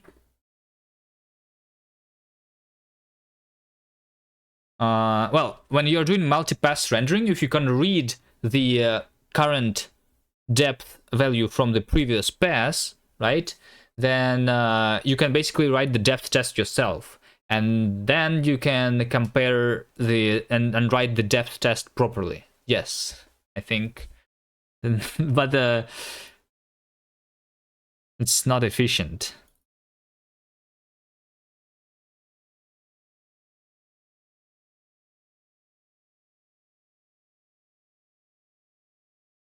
I guess you could do something like it could be like similar to the depth peeling, right, technique, just to fix the Z fighting. This way, all right. Well, now I'm actually interested. Hold on. Depth. Func. Depth func. Let's see. Less than or equal, right? So this is the function that you can like change in OpenGL, for example, right? But the question is the depth comparison. So like, what is on the left side of this function, and what is like on the right side? And like, can you change that? You know? Like for the blend functions, you can like add constants, for example.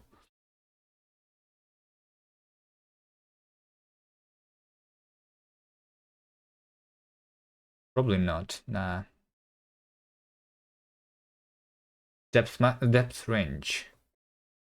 Specify the depth range mapping from normalized device coordinates to viewport or z near z far.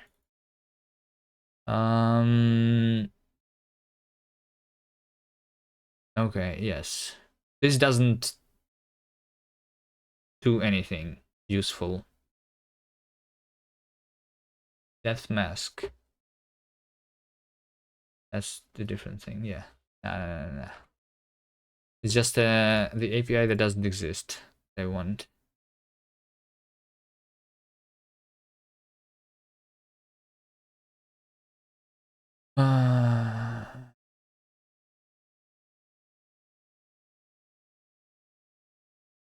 Maybe in some extensions?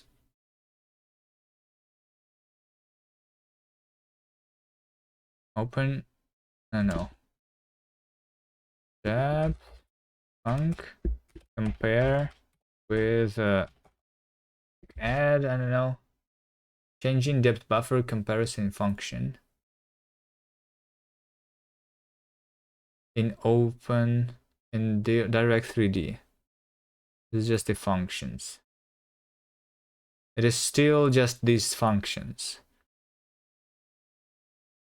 Multipass rendering with depth compare equal.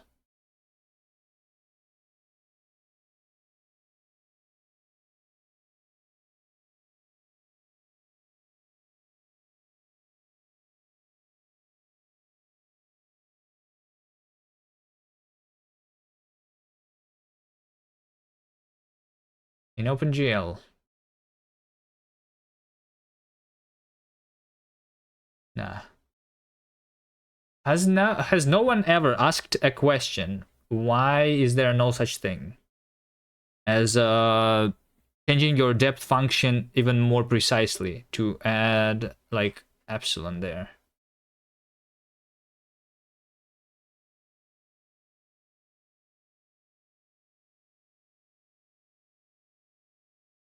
It's not a the problem is not the fact that it's less or equal or less. The problem is that the like it's going to be z fighting anyway. You need to add, you need to do some addition there before doing the comparison.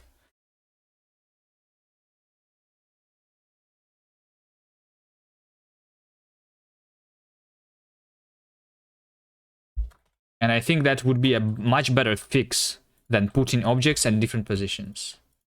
So yeah, that's annoying that such API doesn't exist.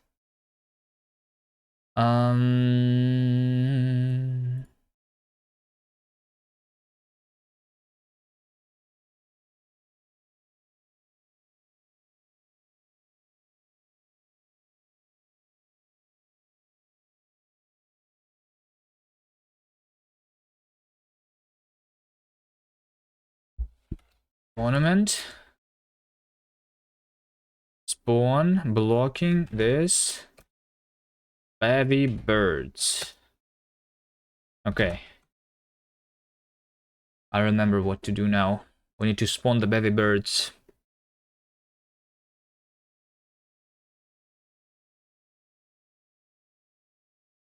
I really want to find someone suggesting that. And there is no way I'm the first person who ever thought about this. Okay, the bevy birds exist, but they rotate in the wrong direction.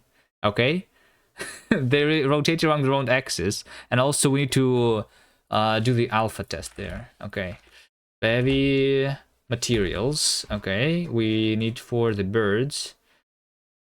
For the birds, we need the material to be alpha mode, masks 0.5, so that's semi-transparent, and then bevy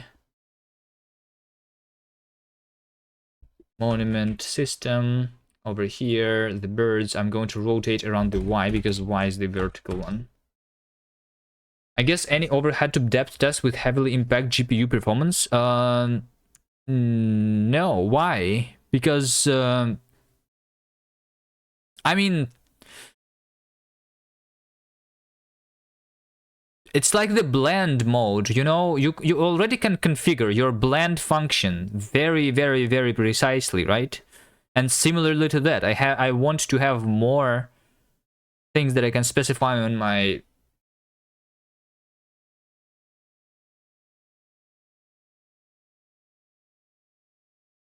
depth function. It already happens for every pixel, you know. A lot of things are happening there. Where do you get the funds from to survive? Sometimes I work and I get paid. Speaking of that, I need to get paid, by the way. I forgot that I need to tell people to pay me. Alright, I need to do that after the stream, I guess. Okay, anyway, here we go. This is the Bevy monument. This is how it's going to look like. Maybe we should make them rotate a little slower. But other than that, that's the monument, you know. But I do write Rust. I don't work as a graphics person. I do like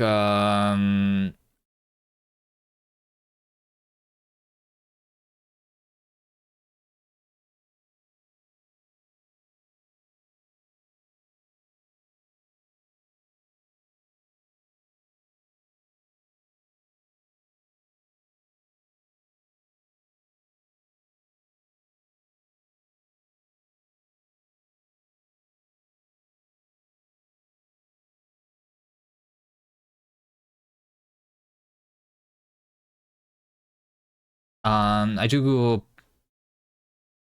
programming contests. All right,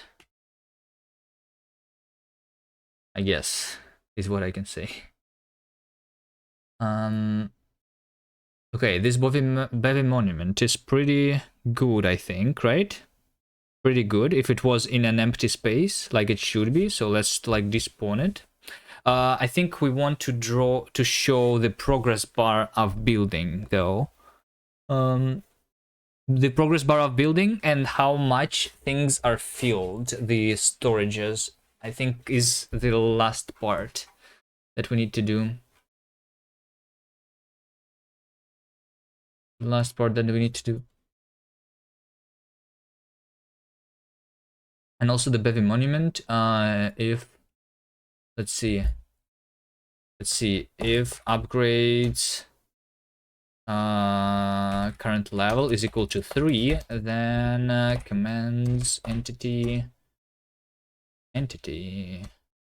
we are going to remove the what?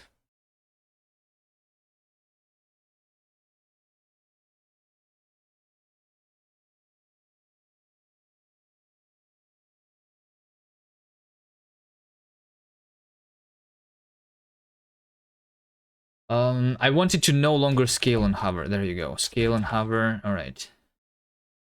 No longer scale and hover because we cannot interact with the monument anymore after it's the max level. Although technically there is already a system like that, right? Hold on. There's already a system like that. It's like the reason is because remove scale on hover. Yeah. If this, yeah, okay. It's just because I spawned my own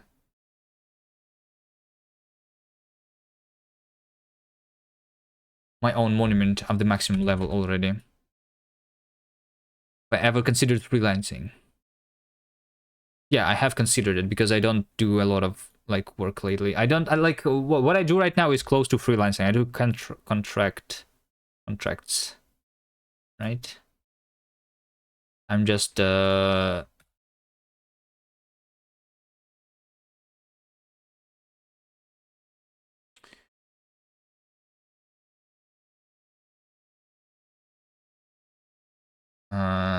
I'm just like streaming a lot lately, you know. If so I choose to do streaming instead of looking for more work to do basically. But I could do freelancing, I guess, if I needed more money.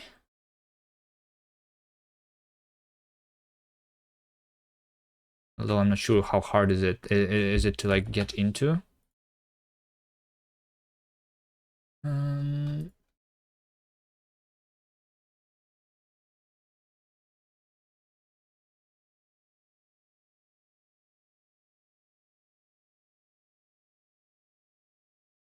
What is the theme of the gem? The theme of the gem is that's a lot of entities. This is the gem over here. The theme is that's a lot of entities. So that's why we have a lot of crabs.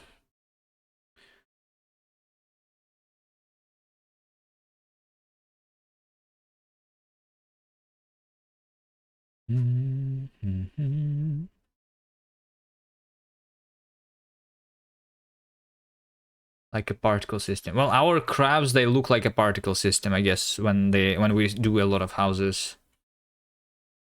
Okay, the monument is there. I'm pretty sure that it's working. What I want is to show the current progress of building and the current storage. So like, okay, sprite. Sprite, harvestable color. This is us changing the color of the harvestable things. We can remove that. This is the old things. So like before we went 3D, this game was 2D, and we lost some of the things because of that. Sprite. There's no more sprites. How about storage? Text 2D. Text 2D bundle over here. Visualize storage, right? So we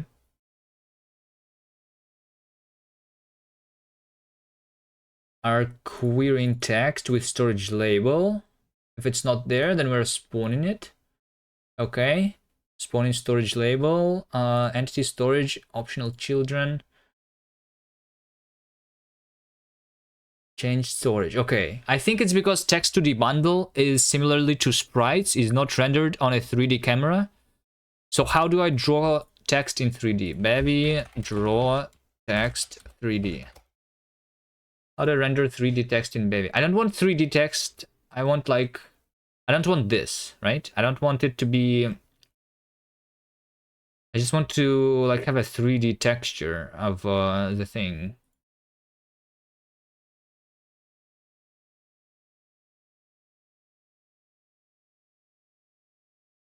Is it not there yet? Examples, text 2D. No, I don't want text 2D. This is, no, I want text 3D. Examples. 3D rendering. Illustrates various lighting options. Okay, I did see text there.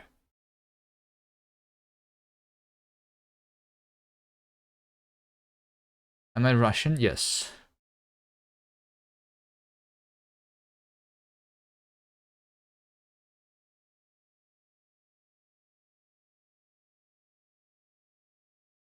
How did you guess? Mix 2D with 3D, that's awesome. Well, our crabs are already 2D, right? I want to do the same with text. Feels like paper clay. That's mostly because I'm not, like, I don't know how to do 3D modeling anyway.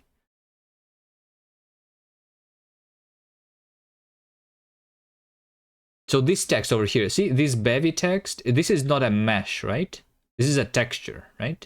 Wait, this is just a texture of Bevy. This is exactly this one, right? Open, copy image link. This is just, it's just this image. It's not even text. Fuck, how do I do text in 3D?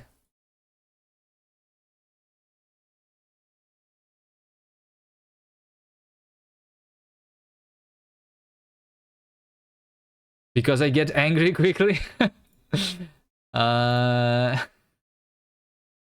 What? What am I angry at? I'm angry at my code here because it doesn't work. I'm not angry. Text in 3D is done using a texture atlas. I mean, text in 2D is done using a texture atlas too. Text in 2D is not that different than text in 3D. You just do like different transformation to your vertices, is what I want. But this doesn't work, which is annoying. Let's see, what other text bundles can we have? Text bundles, text bundle. And then, so we have text bundle, text 2D bundle, which is going to be rendered on a 2D camera. And then there's a regular text bundle, which is going to be rendered on the UI. This is a text node on the UI. And there is no text 3D. There is no text 3D. You meant 2D text in 3D scenes? Yes. Bevy text mesh. I don't want it to be a mesh. I want it to be a texture, just like the texture atlas. I want 2D text in 3D space. And this is constructing the mesh for the FPS. See over here, this text has a little bit of thickness. I don't want the mesh. It constructs a lot of vertices, and I don't want that, right? I want to do the same as you do in Well, I guess, hold on. This one over here looks like it's correct.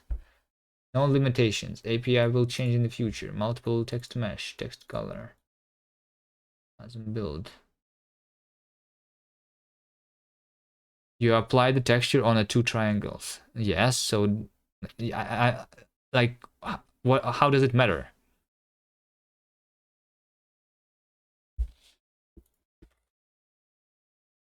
Do I have an example like this in my engine? Let me see. Font.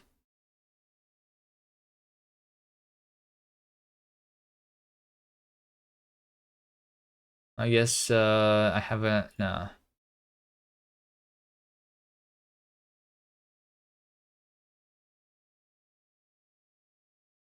Well, what I mean is when you are rendering the text, you just like you just apply. So you just draw these quads for every glyph, right? From the texture atlas, and then you just apply some transformation to your vertices. And similarly to how you do it in 2D, you can do the same shit in 3D.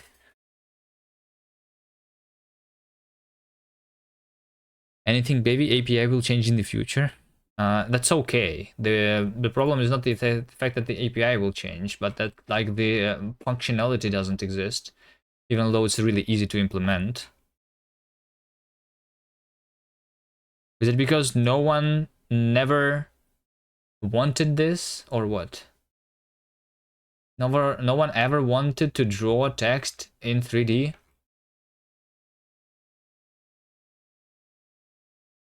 So from A to B, you just paint pixels? What do you mean from A to B? You just paint pixels?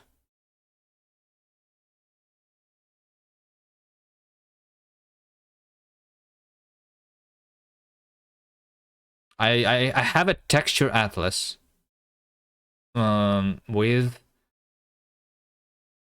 I mean, in Bevy they do it differently. They like they make a texture containing the entire text when they're rendering 2D, I think. Like that's okay. That's okay. If the text doesn't change much, like I only reconstruct my texture when the text actually changes, right? So then I want to use just a textured quad in 3D space, right? That's all I want. Just draw your draw your font onto a texture and put it on a quad and do some 3D transformations with it. You know? There's no event for when an entity is placed. When an entity is placed, you can query for you can run on your queries the so let me see, added over here, for example, right? When I see that this component has been added to an entity, it means that this entity probably has been spawned. Like that's how I detect spawning usually, because when I spawn like the added and type, like for example over here, right, I see that I have spawned an entity of this type, right?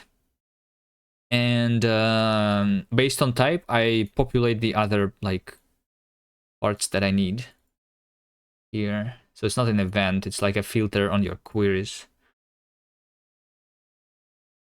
but it's for component, not for entities that they just spawned. So like if you delete this component from the entity and then add it again, you are going to like have it again there, right? But for like if you want to detect when the entity has been spawned, you can just do this, because I never remove this component anyway.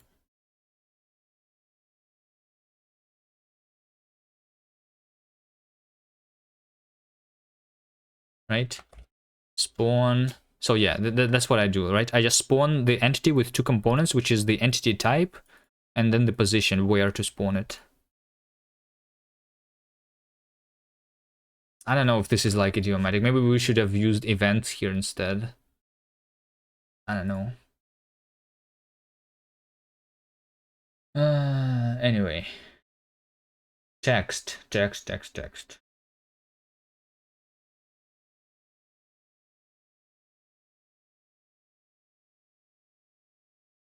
Bevy. Text, texture, 3D.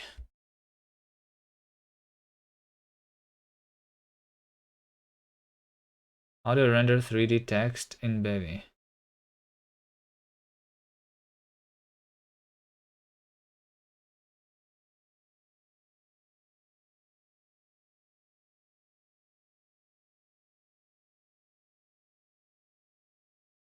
Mesh text. It's not what I want.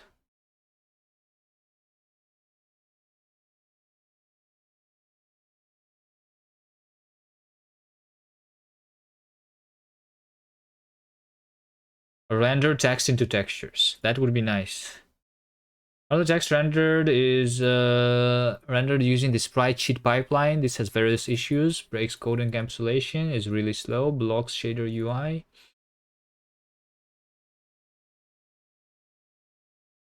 Can you...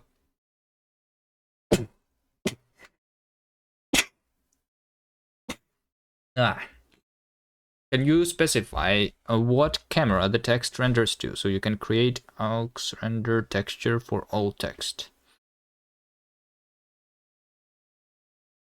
For that new camera.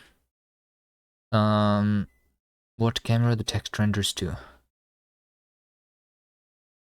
I'm not sure how to use multiple cameras anyway. Multiple cameras, baby. Like, oh, like the thing is, I want it to be used with 3D camera because I want to specify its transformation in a 3D world instead of it being in a 2D world. I guess I could instead try and converting where I want the text to be. I can convert that into the like screen coordinates and get a 2D camera, draw a 2D text, right? But I want it to be like I want it to be a text in 3D, you know? Like, let me see. Images. From top-down view. Where is it? Do they have it somewhere?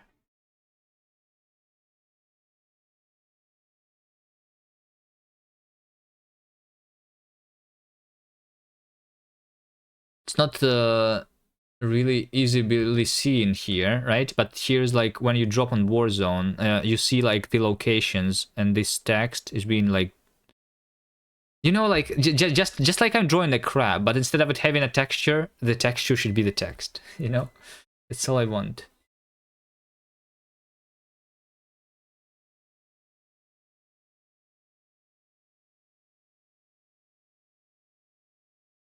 Bevy 2D text in 3D.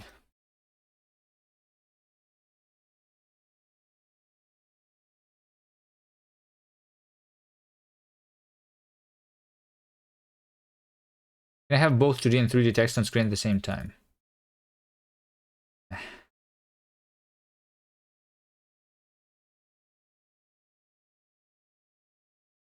Alright, let's see. Bevy text mesh. Text mesh is generated in runtime for runtime tessellated and cached on glyphs. Tessellation glyphs is done using ETF2 mesh library, which is interface. Like, if I use a C dependency, is this going to work on in the browser? Are we going to be able to do that? I'm not sure. WASM builds are not supported. I'm not using this library then. This is so annoying.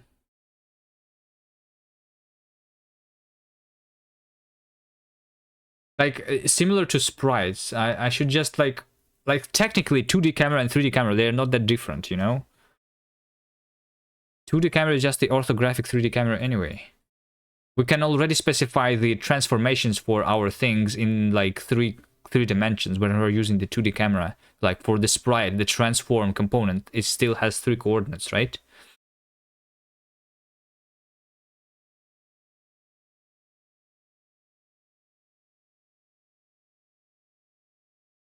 The difference is just matrix multiplication. Yeah, exactly. So like they already have this implemented, but the system that actually performs the rendering is going to ignore your text when you want it to draw and you have a 3D camera.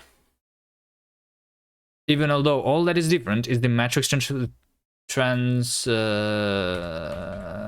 matrix multiplication. Yeah, just the matrix itself is different. The multiplication is the same, even.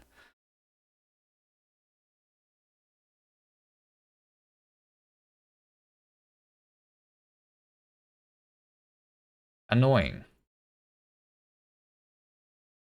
Okay, oh, okay, sure. If we don't do text, how else do I visualize how full is my storage?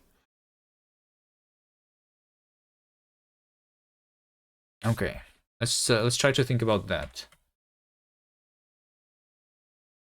If I don't do text, maybe it's like better that we don't go into use text. Color indicator. Like we can have like a progress bar maybe. Okay. So here is this thing. This base here, this base red square, right? Let me despawn this Bevy monument. Spawn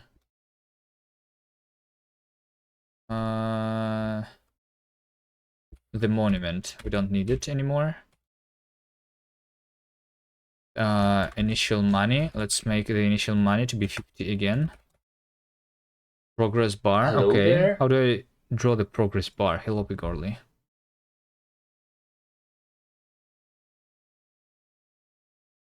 Use the console if it's just for debugging. No, it's not for debugging. It's for the player.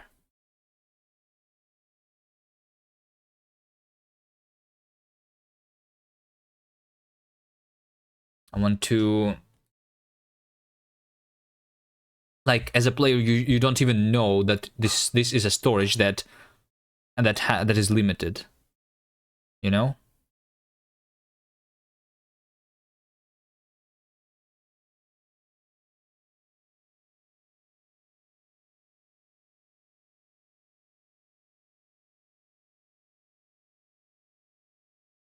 And display numbers only.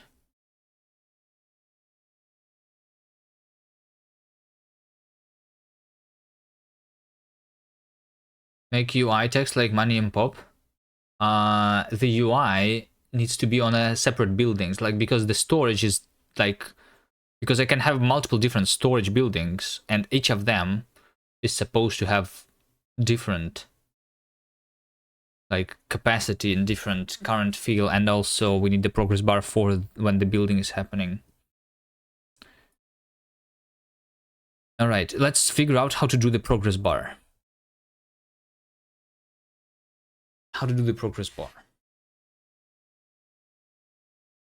Maybe I should, like, the progress bar should probably happen on the UI anyway, right?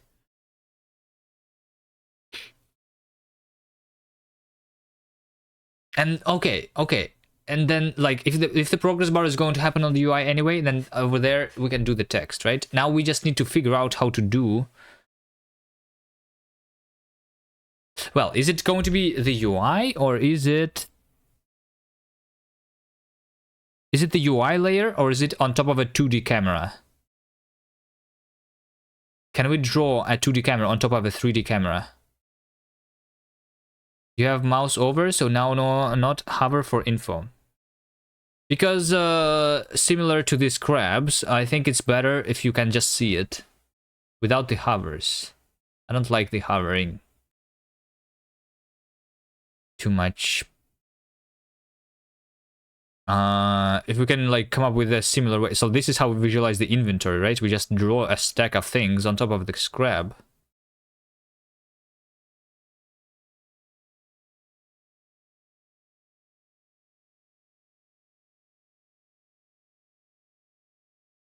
If it's just numbers, then you can have 99 layers already loaded, and a uniform is going to choose which layer is. Make it like a silo, and the same thing on the houses. Where it gets taller, the fuller it is. True. Maybe that's a good. That's actually a good idea. That actually is a good idea. Make it a silo. Yes. Oh.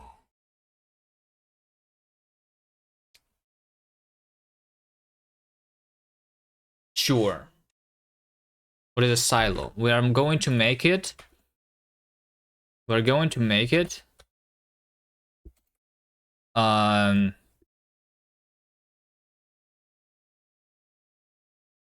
going to make our box to be empty inside. We're going to cut open, and in the middle we're going to see the level.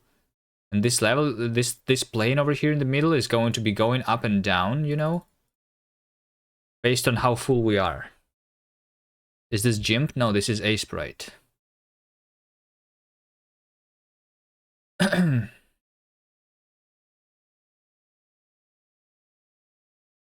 Okay, good idea.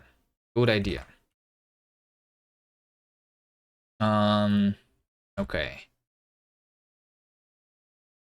So then the base is also just like a big storage.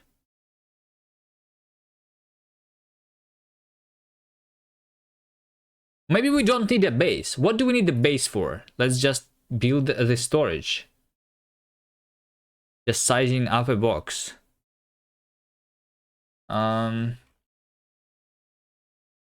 Yeah, I guess. Let's do similar, different. Okay, hold on.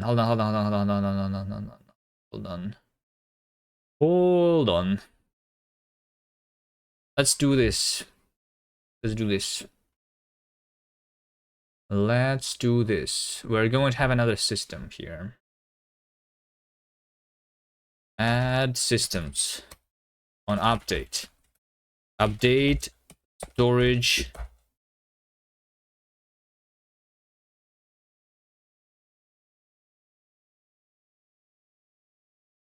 Visuals. Sure. Let's call it that. Update storage visuals. So here's what we're going to do. We're going to take the storage. When storage has been changed. When storage has been changed, I want to update the entity. So we're going to have a child entity. A child entity, which is going to be storage level.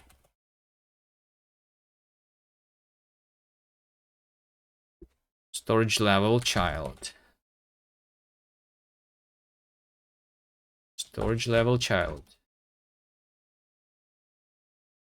Progress bar is just a cylinder that goes from the right to the left. Why is it a cylinder? Then the origin needs to be the bottom and the scale is actually the progress bar. This bar is just a cylinder that goes from the right to the left.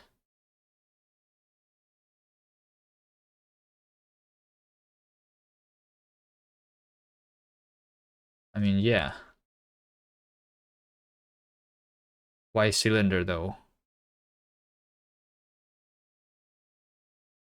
Storage level child. We're going to have a child entity, basically, which is the storage level. Which is the storage level. So I need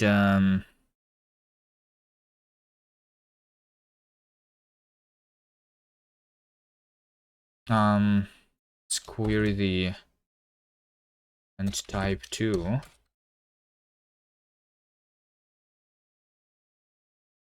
Storage level child. I'm going to need commands. Let's just modify the transform there anyway. So this is the storage, and we're going to have also the level entities, and the level entities is going to be querying the transform of those entities that are our child.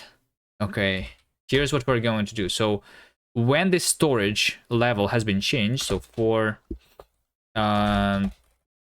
and type storage and child in storages iterate, right? So this is the storage that has been changed. We're going to say that levels get viewed child. So this is the child entity, which is like the level of the storage, which is going to be going up and down. Let's make sure that it exists. It should. We can unwrap, I'm pretty sure.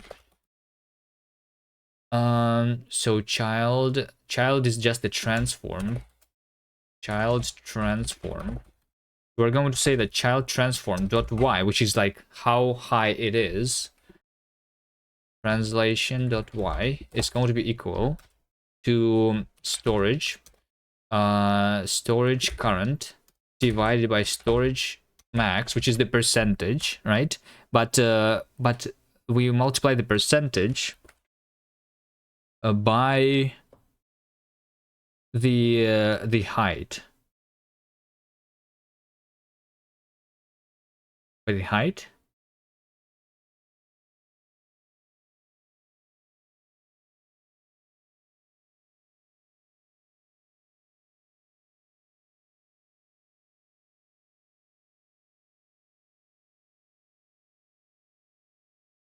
This is the percentage, and then the height is the current. I guess the entity type is not needed. Let's instead get optional reference to building upgrade component of the storage. Right?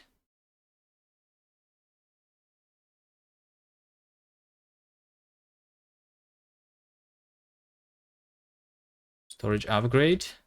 No. Building upgrade component. Register building upgrade. Storage. Yes, it's storage.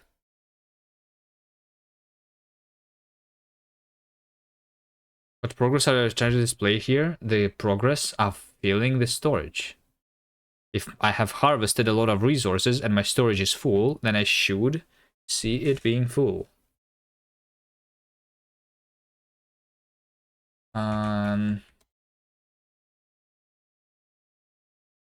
Upgrade.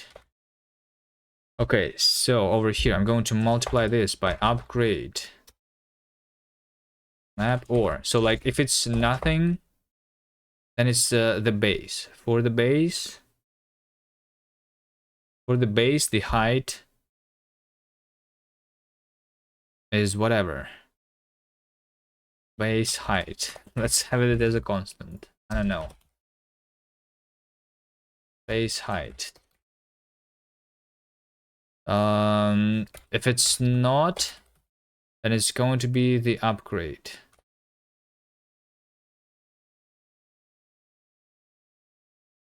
Which is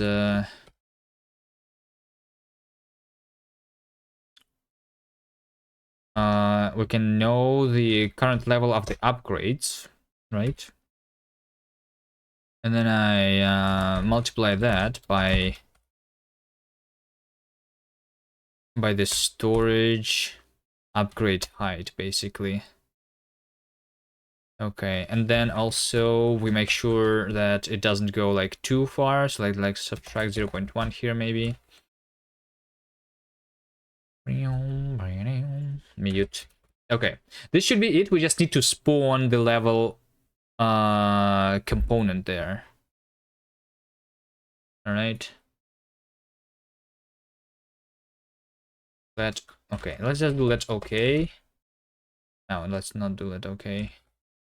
Let's actually do the unwrapping here. But for the base, so we insert the storage here, right? And for the base, for example, we're going to spawn the level. So this is ID. No. We are going to spawn the level. Level. Commands spawn. It's just the PBR bundle, technically, right? PBR bundle.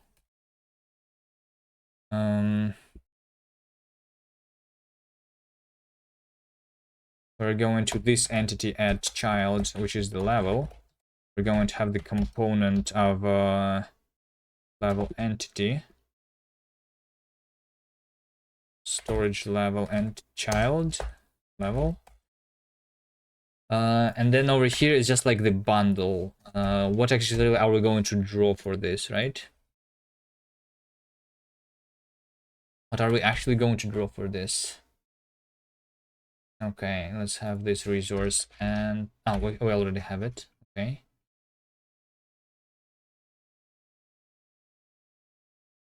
So I spawn this and get the ID. That's the actual level entity. Okay. Transform 0, sure.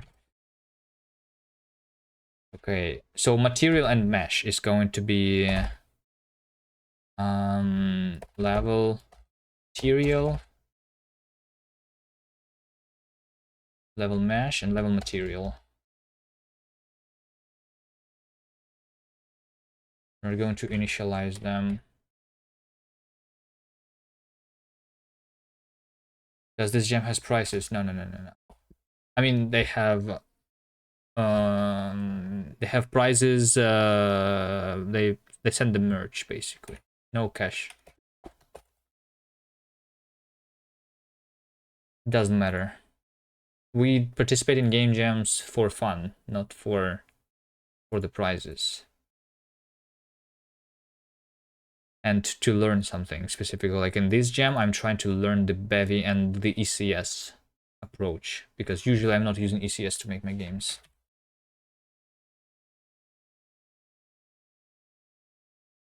Bevy drip. I'm not sure that we're going to win this time, though. I don't think this game is very good.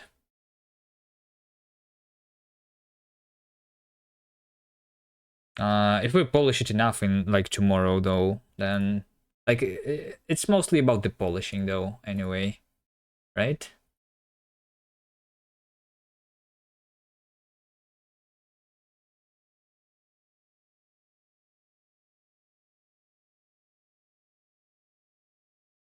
I'm just starting to be a little too lazy with this project. We're working on it for 7 days or level mesh, level material. Yes, we need those things to be here. Level mesh, handle mesh, level material, handle standard material. Okay. Level mesh is going to be mesh assets, add plane from size of 1. We are going to scale it based on the size of our entity, I think. Okay, and then the level material is material assets, add standard material. We can use a texture for it. I guess we can just use a texture for it. Base color texture, some asset server, load level.png. And I think we're just going to use the noise texture for it. Let's do 16 by 16 something. It's going to be like green, because we're harvesting like the green things, right? And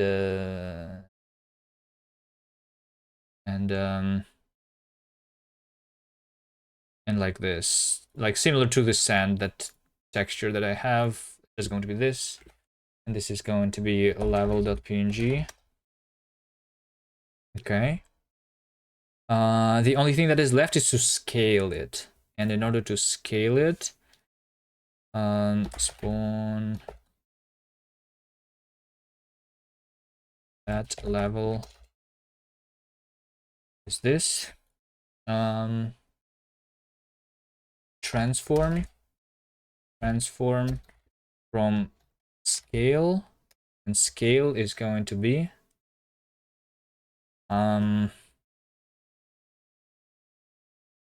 back 3, entity type size X, 1, entity type size Y. Okay. And that's it. And we do the same thing for the base, and we do the same thing for the storage. I'm just going to copy paste, you know, like this. At this point, I'm not caring about the code quality at all. The child should be there. And then we add child, which is going to be the level. 100. What is 100?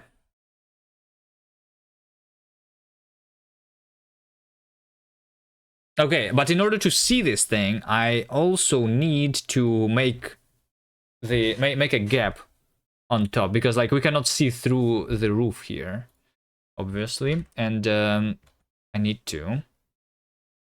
Okay, so in order to see, through the roof there, I guess let's do for the base, we still have just the regular box. For the base we still have the regular box. Let's fix that.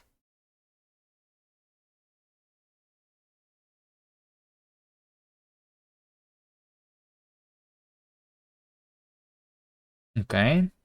We are doing the building mesh. Yes. We just need the texture. We just need the texture.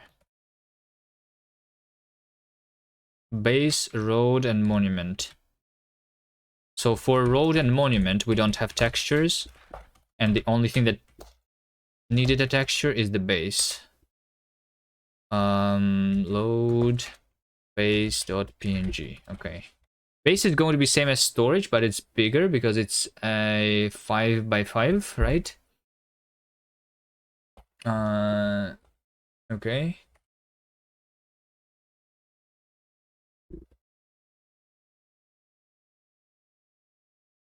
Make it transparent for testing. Yeah, I guess I could just not draw the box itself, but we needed the asset for it anyway. A base. Let's see. So it's going to be a 5x5 on top, and then a 5x1. So it's a 5x6. We multiply this by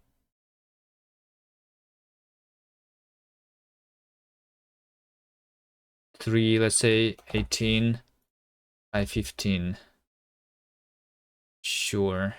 Okay, so here's what we're doing. The base, we are going to make it a red crate, right?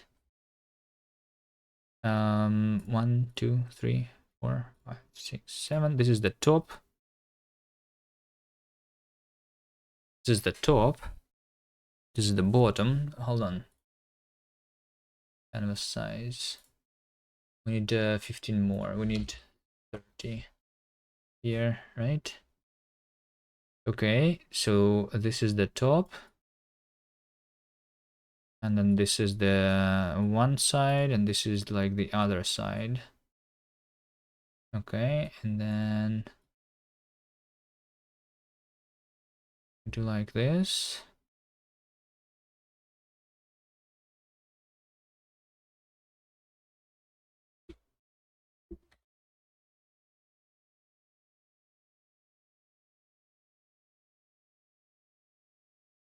Tolerance 0. Okay, and then on this is the top texture, so we need to like make a hole there, like this. Actually, we can just make a hole like that, you know? Just make a hole like this. And we are going to see into it. Okay, save. This is base.png. And similarly for the storage, from the top, we are going to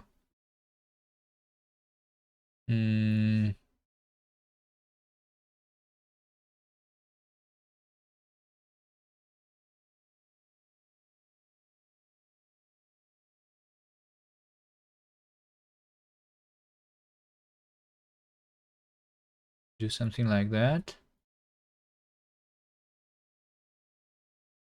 That's going to be our hole. At the top, we just need to set the alpha mode. I just need to make sure so it's transparent to set the alpha mode.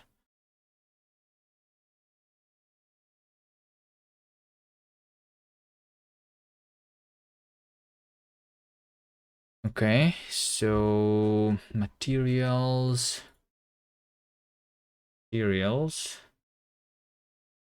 for the preview placeholder hovered material. Alpha mode, mask, harvester, or base, or storage. I guess we can use the mask for all of them, but whatever. Okay, let's see it. Let's see it. I think it should work. I hope it should work. Okay, there you go. There you go. Look at this. We have a little bit of green inside our base here, and then we should be like, it's not going to be very easy to see it going up because we don't see the sides. Should I remove that pixel on the side too? Hello, Brainoid. I think the top part should be like not there at all, you know? Because we're not going to be able to see it going up otherwise. Really. We need to like see it slide this side, you know?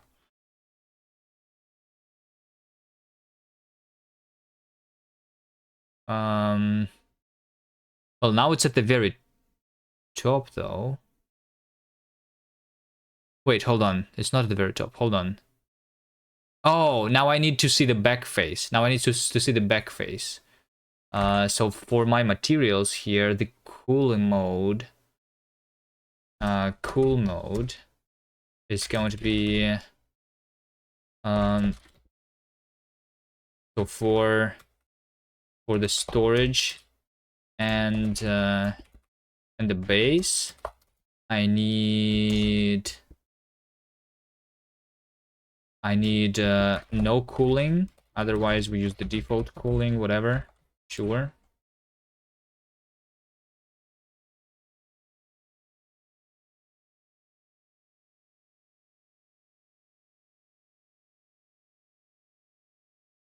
Okay.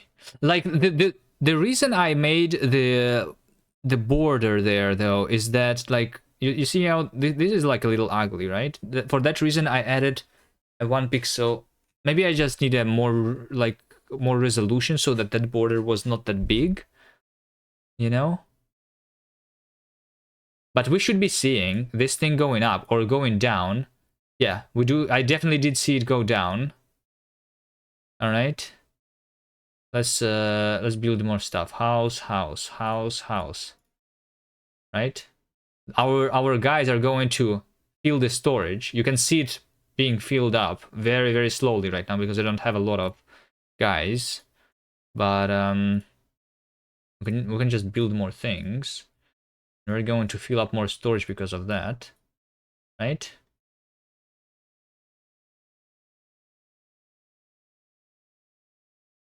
I mean, it goes up, yes. Okay. Let's make a dedicated storage building also. Over here. Now okay. There's not enough space there. Let's build a storage here. Not moving. It's not moving because it's moving very slowly. Because like the capacity is very high here. The capacity of this storage that I'm going to build here though is going to be much smaller.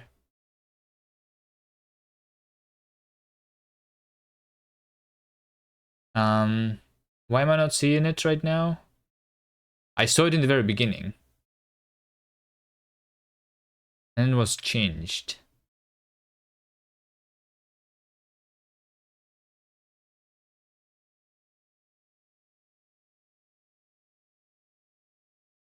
Let's wait for this thing to be filled, I guess. Let's wait for this to be filled.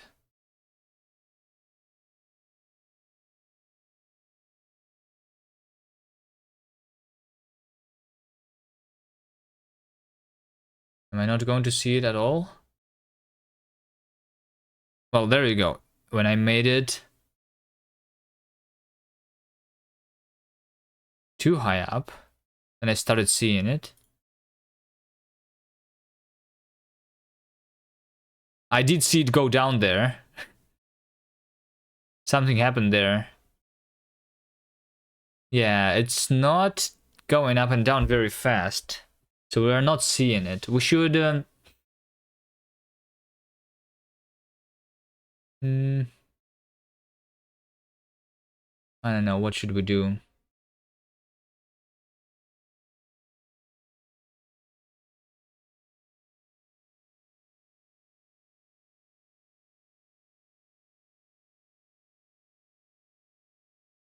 This one. You see this one going up. Look at this.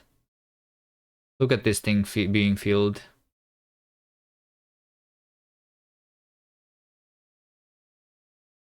You see, it's going to be filled soon.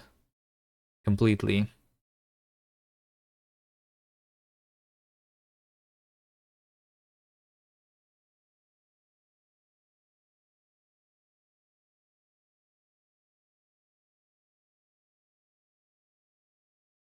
Change it to random color when updated.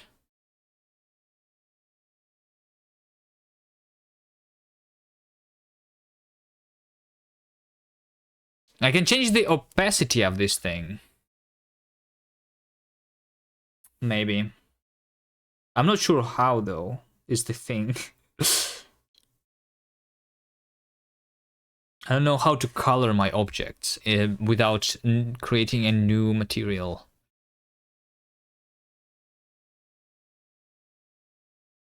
So yeah, see, they all stopped because this storage is full and this storage is full. Okay, well, it's going down. Look at that. It was going down there, and then it was going up. All right, now it's above the building. All right. Well, the transform is not correct. Opacity won't be visible anyway. What do you mean? I mean,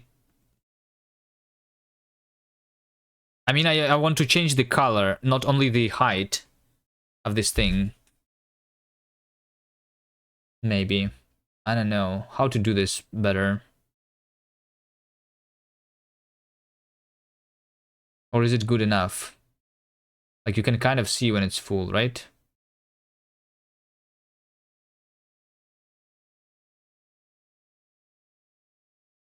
Like, the update using velocity won't be visible to us. What do you mean? It's visible. You can see it going up and down. It's changing very slowly, but you see it when, like, you see that this thing is full right now, kind of. Right? It's over there at the top, and in the beginning it's very bottom.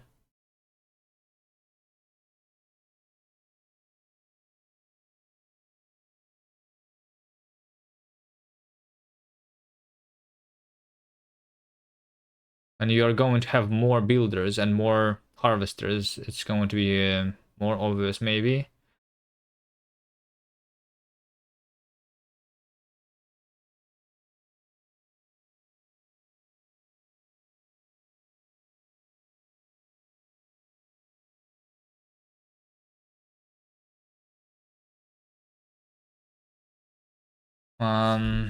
Update.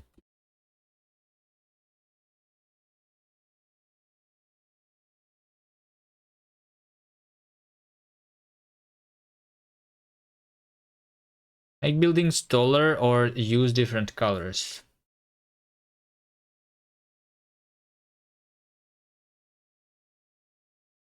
Well, that's why I'm saying opacity. Opacity is changing the color, technically. Yes, instead of opacity, I like make it darker or like lighter. Is what I meant. Not opacity.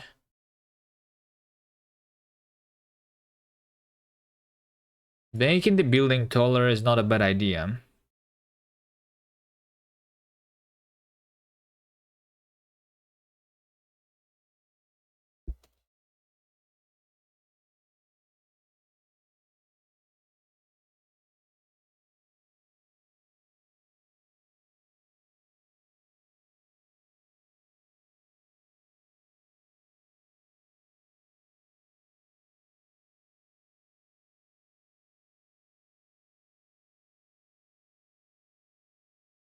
Okay, you know what? I just don't add it as a child because I don't think I need to.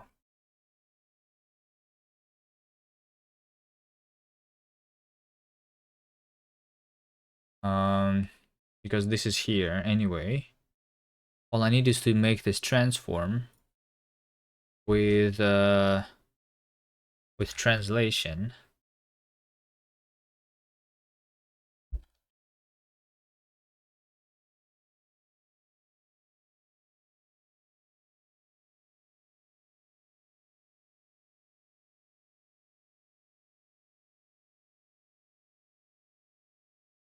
the position.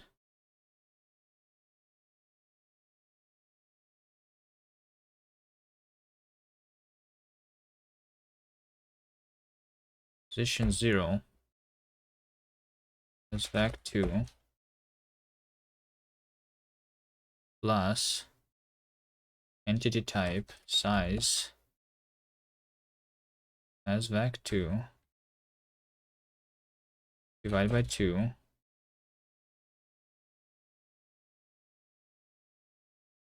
extend by 0 xcy.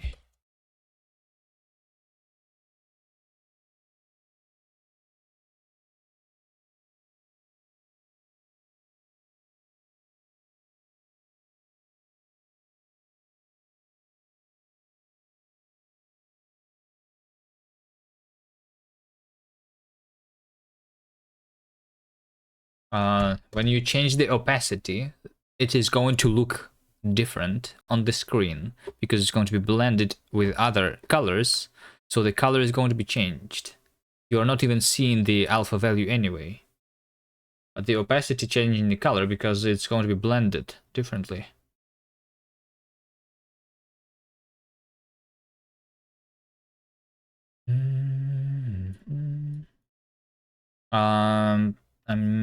I might actually make the building taller though, and that's it.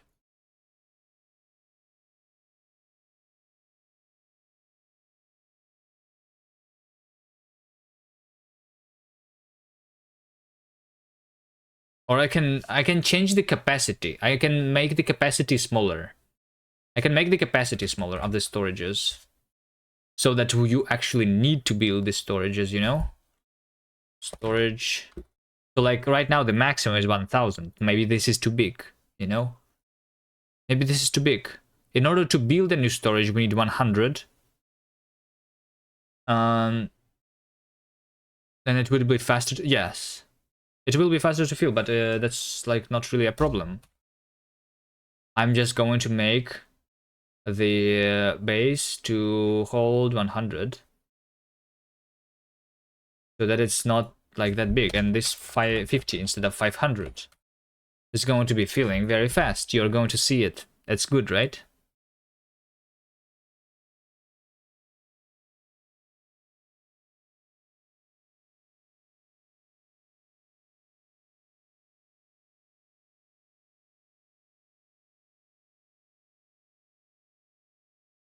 Okay, now we can see it being filled up. Easy, right? Okay, maybe this is a good thing. I am thinking this might be a good thing.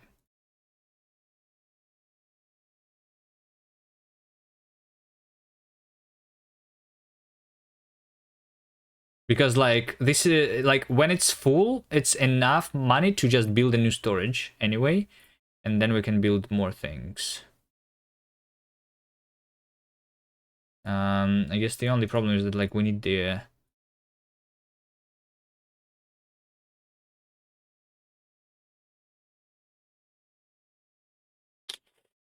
I'm not seeing this though.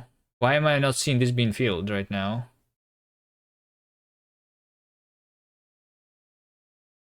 Crabs are not stuck. These are the builders. They don't know what to do right now because I don't have any building old orders.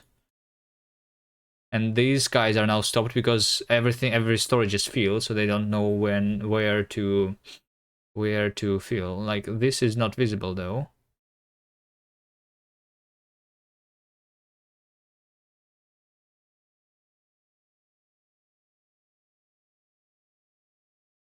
It also says that my money is 166.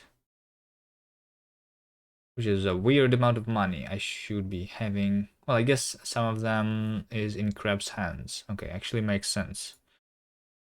Let's make another storage. There you go.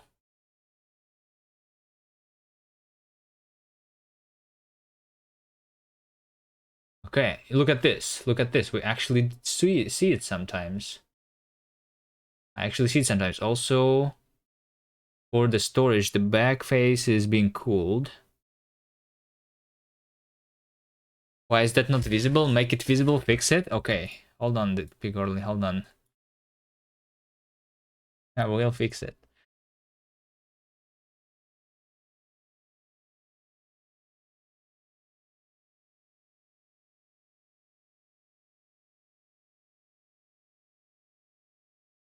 I will fix it. Storage level. My old. Translation y is equal to the storage current divided by maximum multiplied by upgrade current level. Oh, okay. Current level plus 1. Of course. Easy. I found the bug. We just needed a plus 1. Could it be easy finding? No, no, no. I just calculated the height of the building wrong because I don't store it. And I like calculated it here again because my code is bad.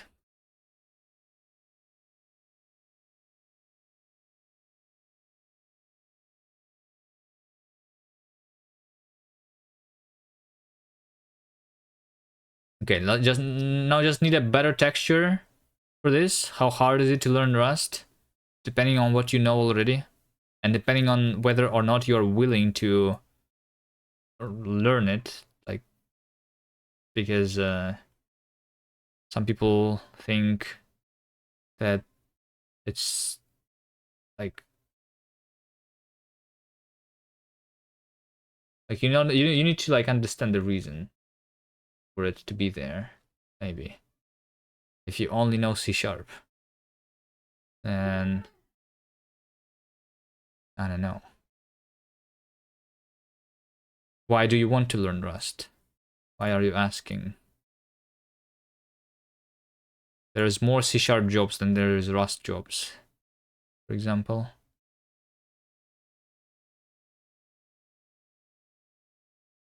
Okay, so now we don't just see the, because I need to, okay.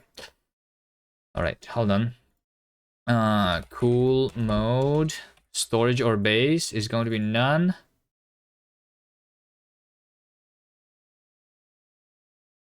Cool mode is none. Wait, what? Why am I not seeing the back face there? And alpha mode should be the alpha mode is mask, yes.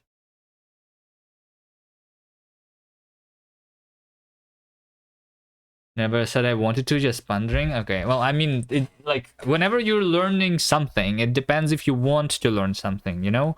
Like, if you are trying to force yourself, but you don't really want to learn it, then I think it's going to be much harder than, like, when you clearly understand why are you learning something. And, you know? Yeah. But it is a harder language to learn than other languages. Maybe the only harder language is C++. But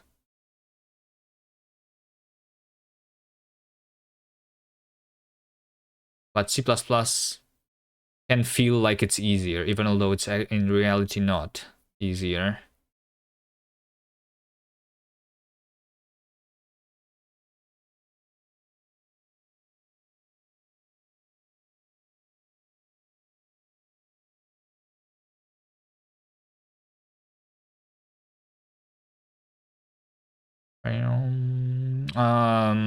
Hold on. Textures. Okay, this texture. Let's see. Sprite canvas size. Let's just multiply this by 2. See, by I don't know, by 3. 90 and 54. Hold on. Scale. Sprite size. Percentage. Lock ratio.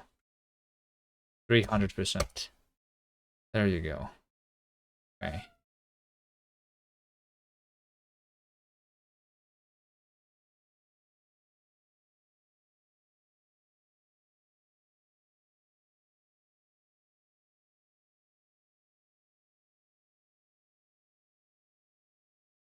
Might actually learn Carbon when it becomes released. I don't think Carbon, like, is Carbon like, the last time I heard about Carbon was when it was announced, and then I never heard about it again at all, like at all. This is the second time I hear about carbon.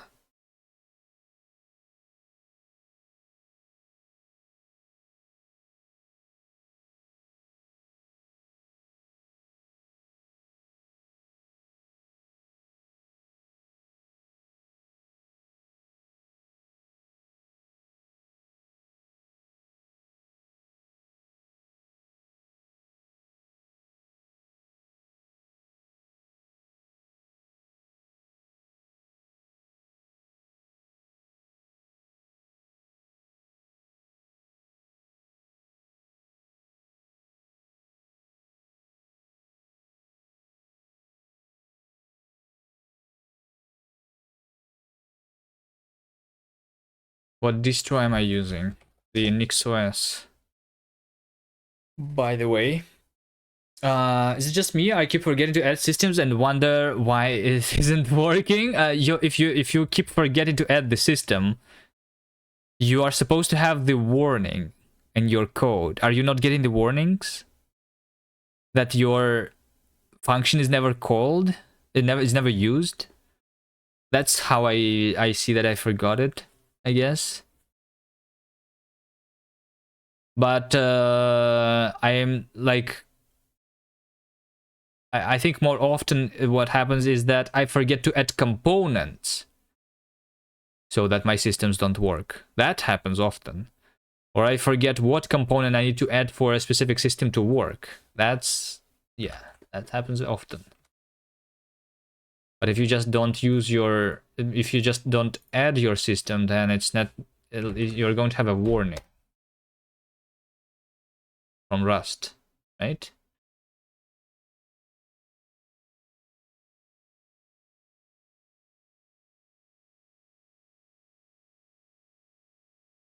Hold on.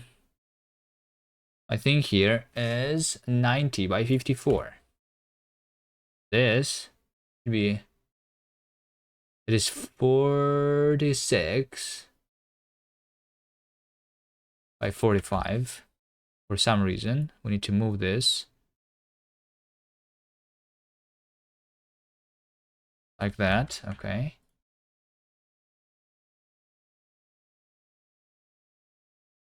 Okay, now we have this border on the top. Okay. Then let me also fix the storage. Okay, so for the storage, I'm just going to delete this and make it like similar, you know?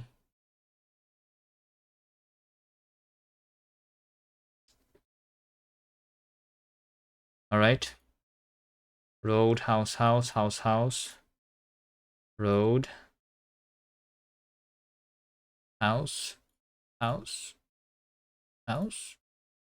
House. Road.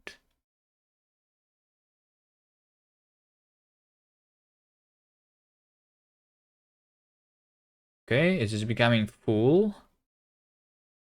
We need more builders. No, hold on. We need another storage. We need another storage for sure.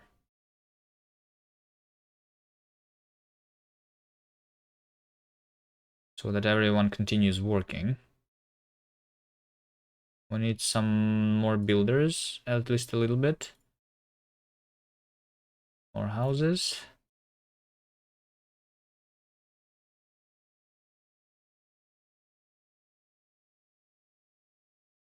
Better harvesters. All right. Okay. It's weird, like, okay, I see. It's just when I'm hovering over this thing, the how much we are filled is not scaled. All right. Also, the texture for what's inside should be more detailed, I guess. A little too big.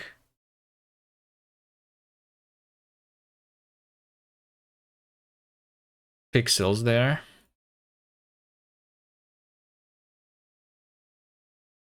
Okay.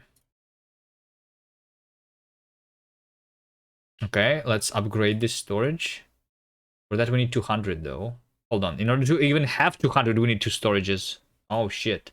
The new storages are good, I like them. You need to like think about it. You need to build storages. We need to fill all the storages in order to be able to upgrade one of them. Okay. Let's just build more storages first. So that we can have like more maximum capacity, I guess. All right. So this should give me 1, 2, 3. So this is 200, 200, 300 is our maximum amount now. Can build more houses.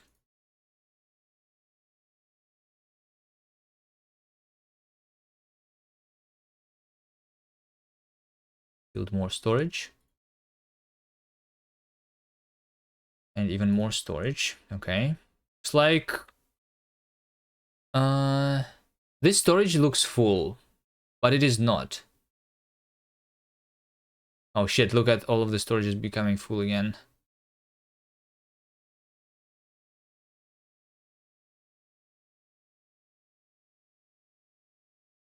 You can see them going up and down. Did you fix it? I think so. I think I fixed it.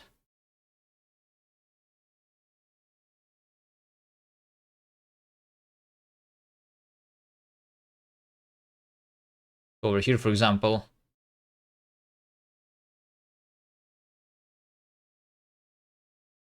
I have a second tier storage, right? So I'm going to fill it. And we can see it being filled. I'm not filling it very quickly though, because I need better diggers, I guess. Let's do something like that.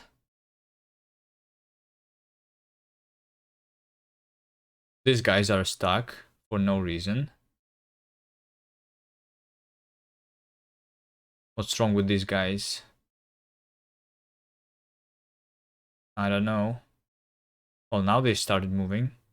Maybe it's just the pathfinding took a little bit to be updated. Okay.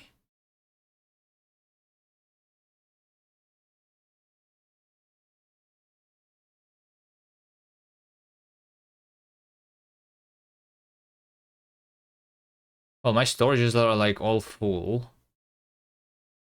And I have about 1,000. 1, 2, 3, 4, 5, 6, 7, 8. 8 storages. 8 storages should be what? 8 multiplied by 50 is 400. And then this is 100. How do I have 1,000? I think I am not calculating my money correctly or something.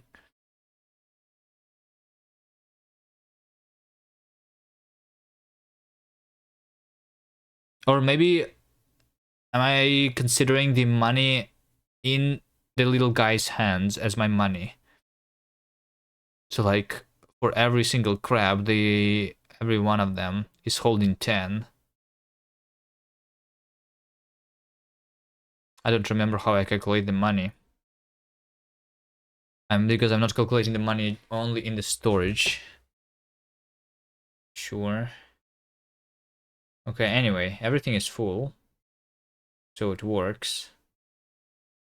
Kind of.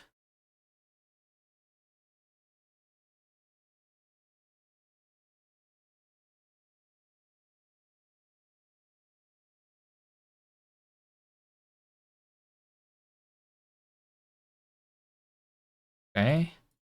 Can try upgrading everything.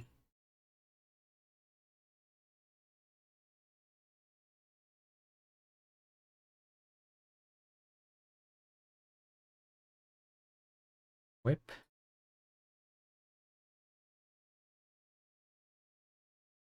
It is still kind of easier to just spam new buildings instead of upgrading existing ones.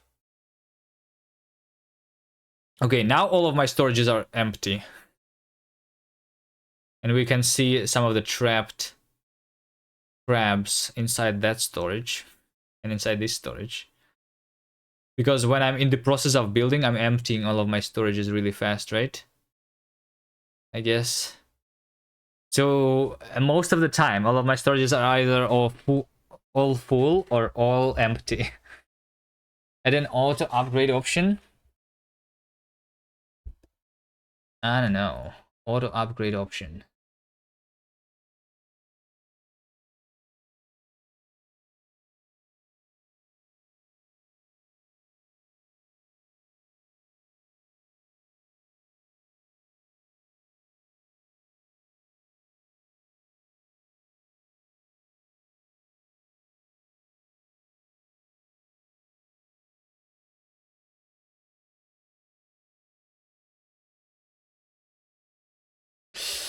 I mean, this is good enough. This is good enough, I think.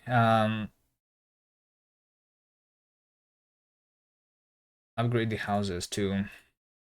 The only thing that is not visualized now is the progress of upgrading. It looks like I am upgrading this house immediately, right? But it's actually is not upgraded yet. We need the builders to work on this to perform the upgrade. Also, we need more money for the monument. We need to make new storages, like near the actually areas where we are working, that they don't spend a lot of time moving back and forward. And we need to keep crabs happy, else they die. I think they are pretty happy. Right? Why would they be not happy?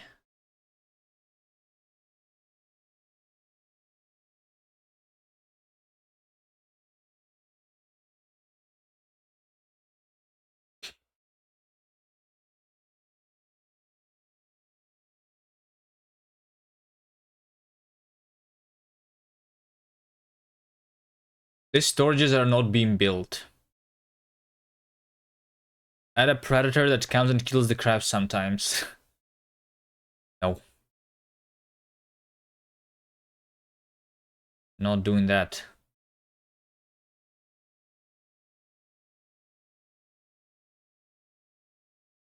I'm not adding new gameplay features. We just need to polish the game. We have like one more day that we can work on the game, and that's it. What's happening with these?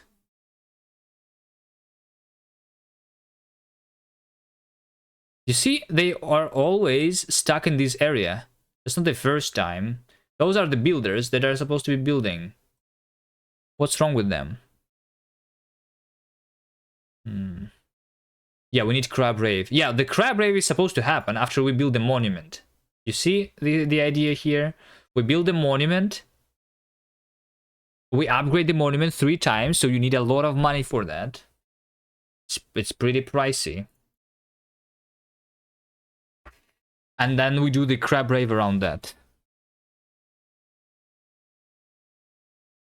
What's the crab rave?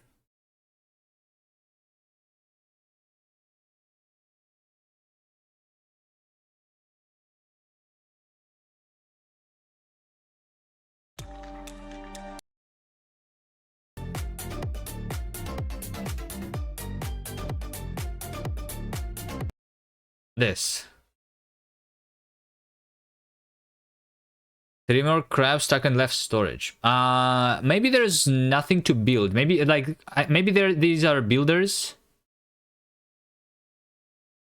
Although it looks like one of these is the... Hold on. Oh, wait. It's the... This is the golden crab. It's trying to fill the... Hold on. Yeah, why is this one? Those are the regular harvesters. I mean, the golden harvesters. And I think there's also a regular harvester there. They're trying to store their resources and they cannot do it. For some reason, they get stuck. These ones that were stuck here got unstuck though. This crab looks like it's dead. Pretending to be dead.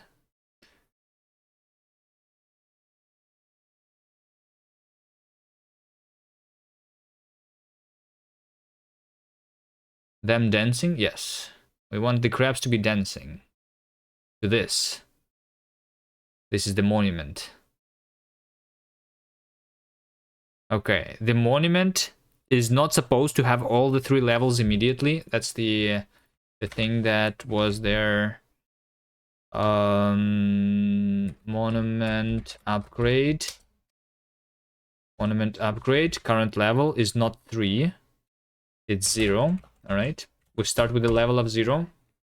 So that we need to upgrade it manually. So we upgrade it 3 times. We have the 3 birds, and that's when the monument is complete, and that's when the crab rave is happening. Alright. That's the end game.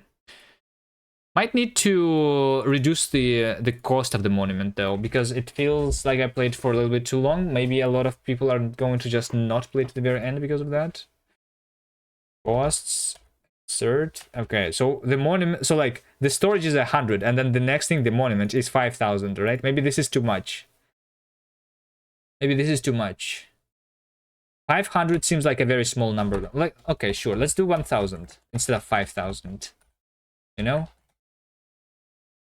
And then for the upgrade, we also need to upgrade it 3 times, which means that it's going to cost even more. 1,000 and then 2,000 and then 3,000. So 6,000 more, and it's going to be 7,000 in total.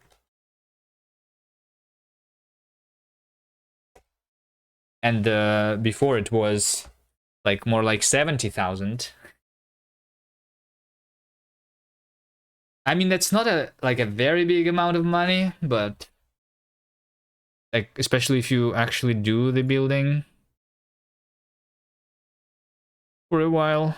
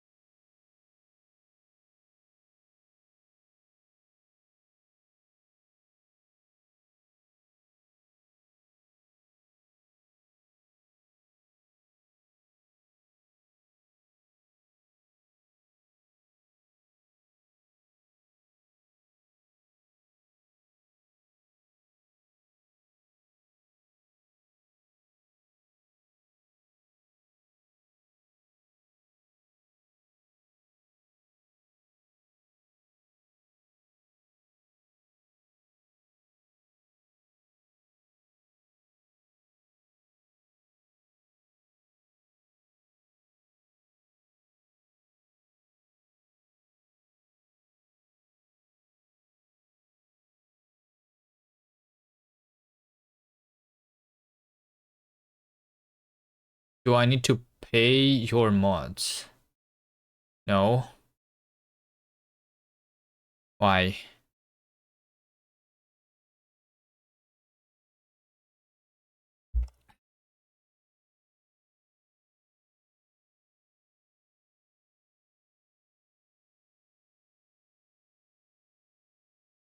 Do we even have a mod in chat right now?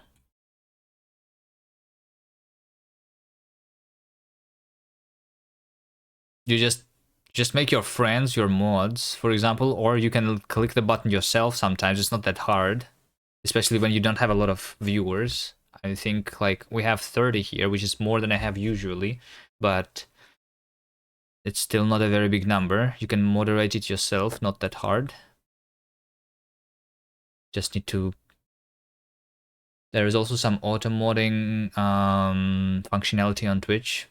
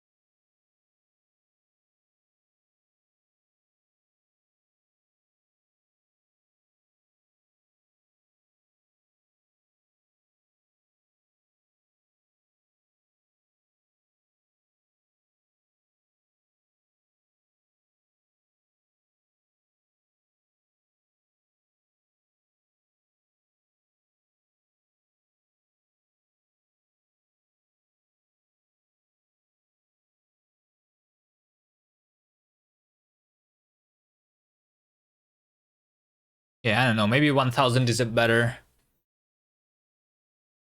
thing. It depends on the strategy here. It depends on the strategy here.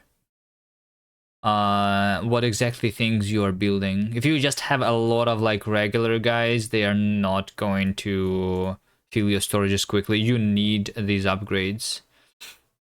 And you need more builders so that you can build new things faster. Yeah.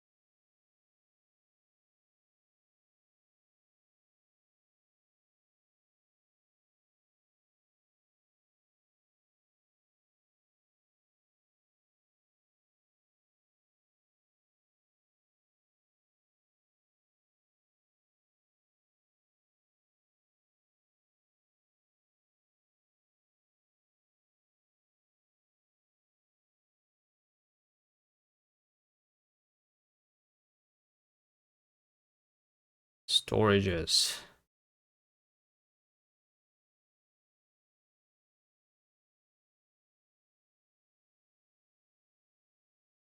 These things. And builders.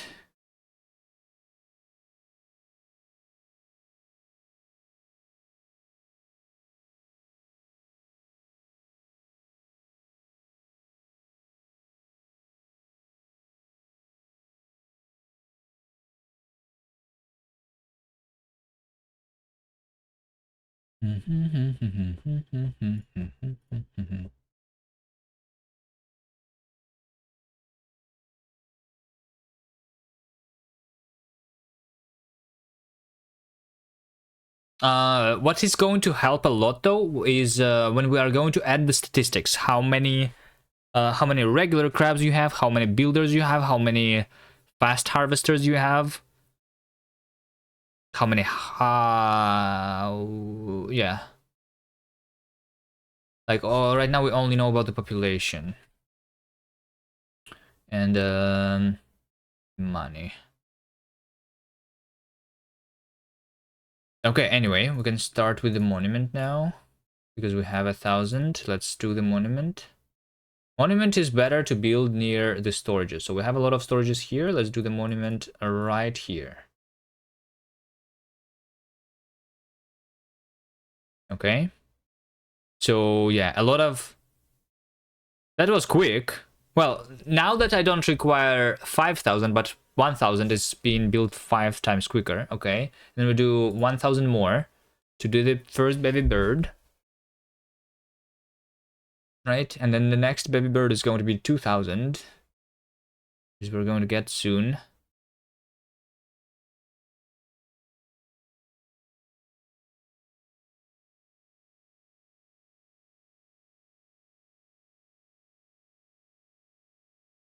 Actually, I don't actually want to have the storages there, right? Okay, the second baby bird, and then we have the third baby bird.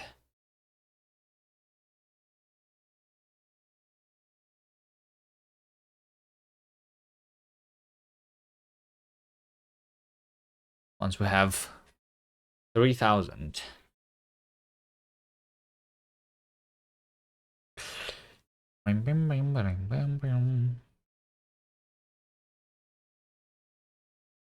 I just don't have enough guys, right? That's why I'm harvesting so slow.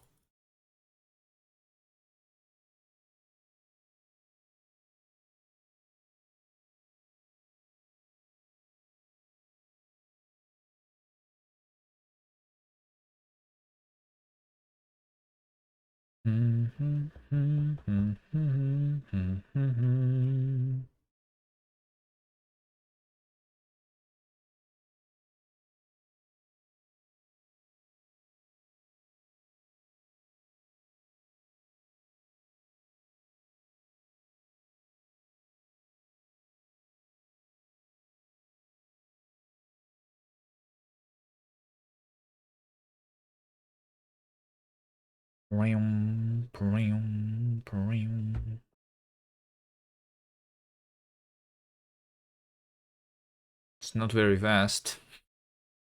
It's not very fast.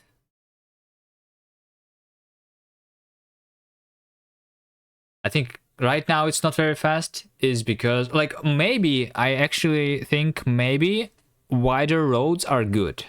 Maybe wider roads are good, especially like when they need to go that far from the city to like harvest the resources, you know? One other thing that we can do is like, hold on. What are these guys even doing? They're not even storing anything. Oh, wait, I don't have enough storage. I don't have enough storage to even get my 3000. Okay, got it. We need to, like, in our statistics to show what is the maximum like resource that we can have. Like, I'm not even getting any money right now. Let's just upgrade all of the storages here.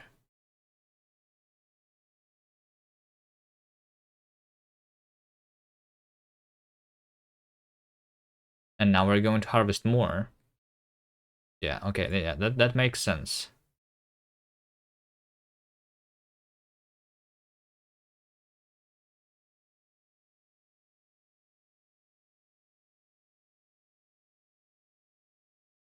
I can start another monument, but I need to finish this one. Can we have 3000 now? Yeah, we need a better statistics screen for sure. Better statistics screen is the annoying thing. Another annoying thing is this crabs being trapped? And yeah. And Vass is doing the music. Here's the third baby bird. Alright, there you go.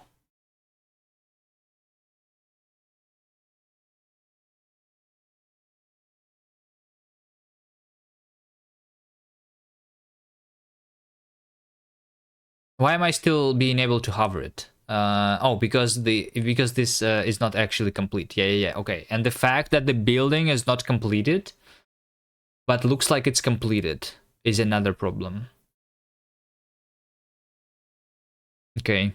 Those are the things that I guess I will be doing tomorrow, because I have been streaming for 7.5 hours now.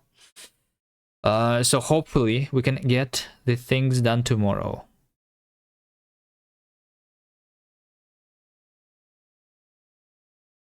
All right. Bess, are you going to stream? Maybe. If you want to continue work, if you are working right now, you want to stream?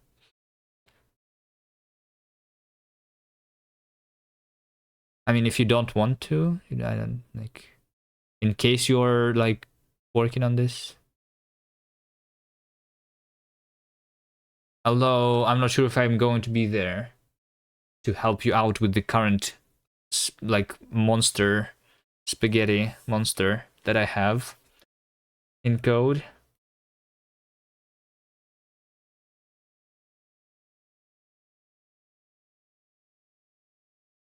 What are we making? We're making a game for the Bevy Jam. This is the game for the Bevy Jam that we're working on right now. We have a little crab city where the crabs.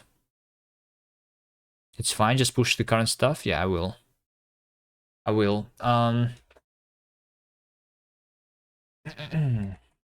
Just making a game for the Bevy Jam, which is going to be finished in 2 days, but I think we're going to be finished just tomorrow, because I want to submit it for 2 jams at the same time. All right. Yo, Vass, it's your time. There you go.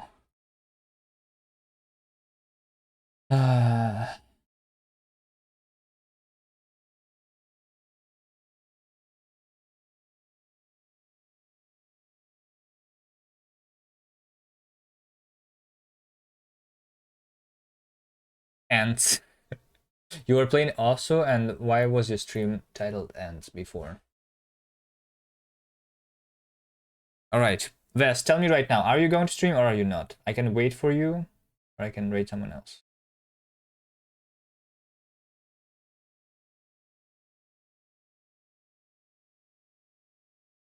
Okay.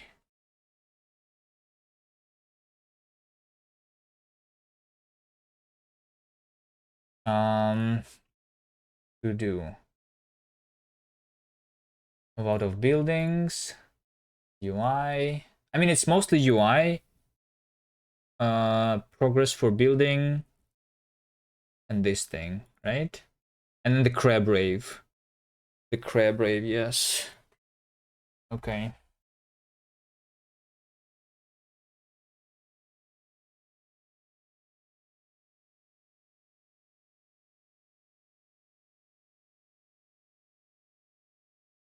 Oh, look. Look. This is live. Yo. Alright, guys. See you next time. Here's Vas, who's going to continue working on this project, I guess. For I don't know how long. Let's get the raid going. See you guys tomorrow. Bye.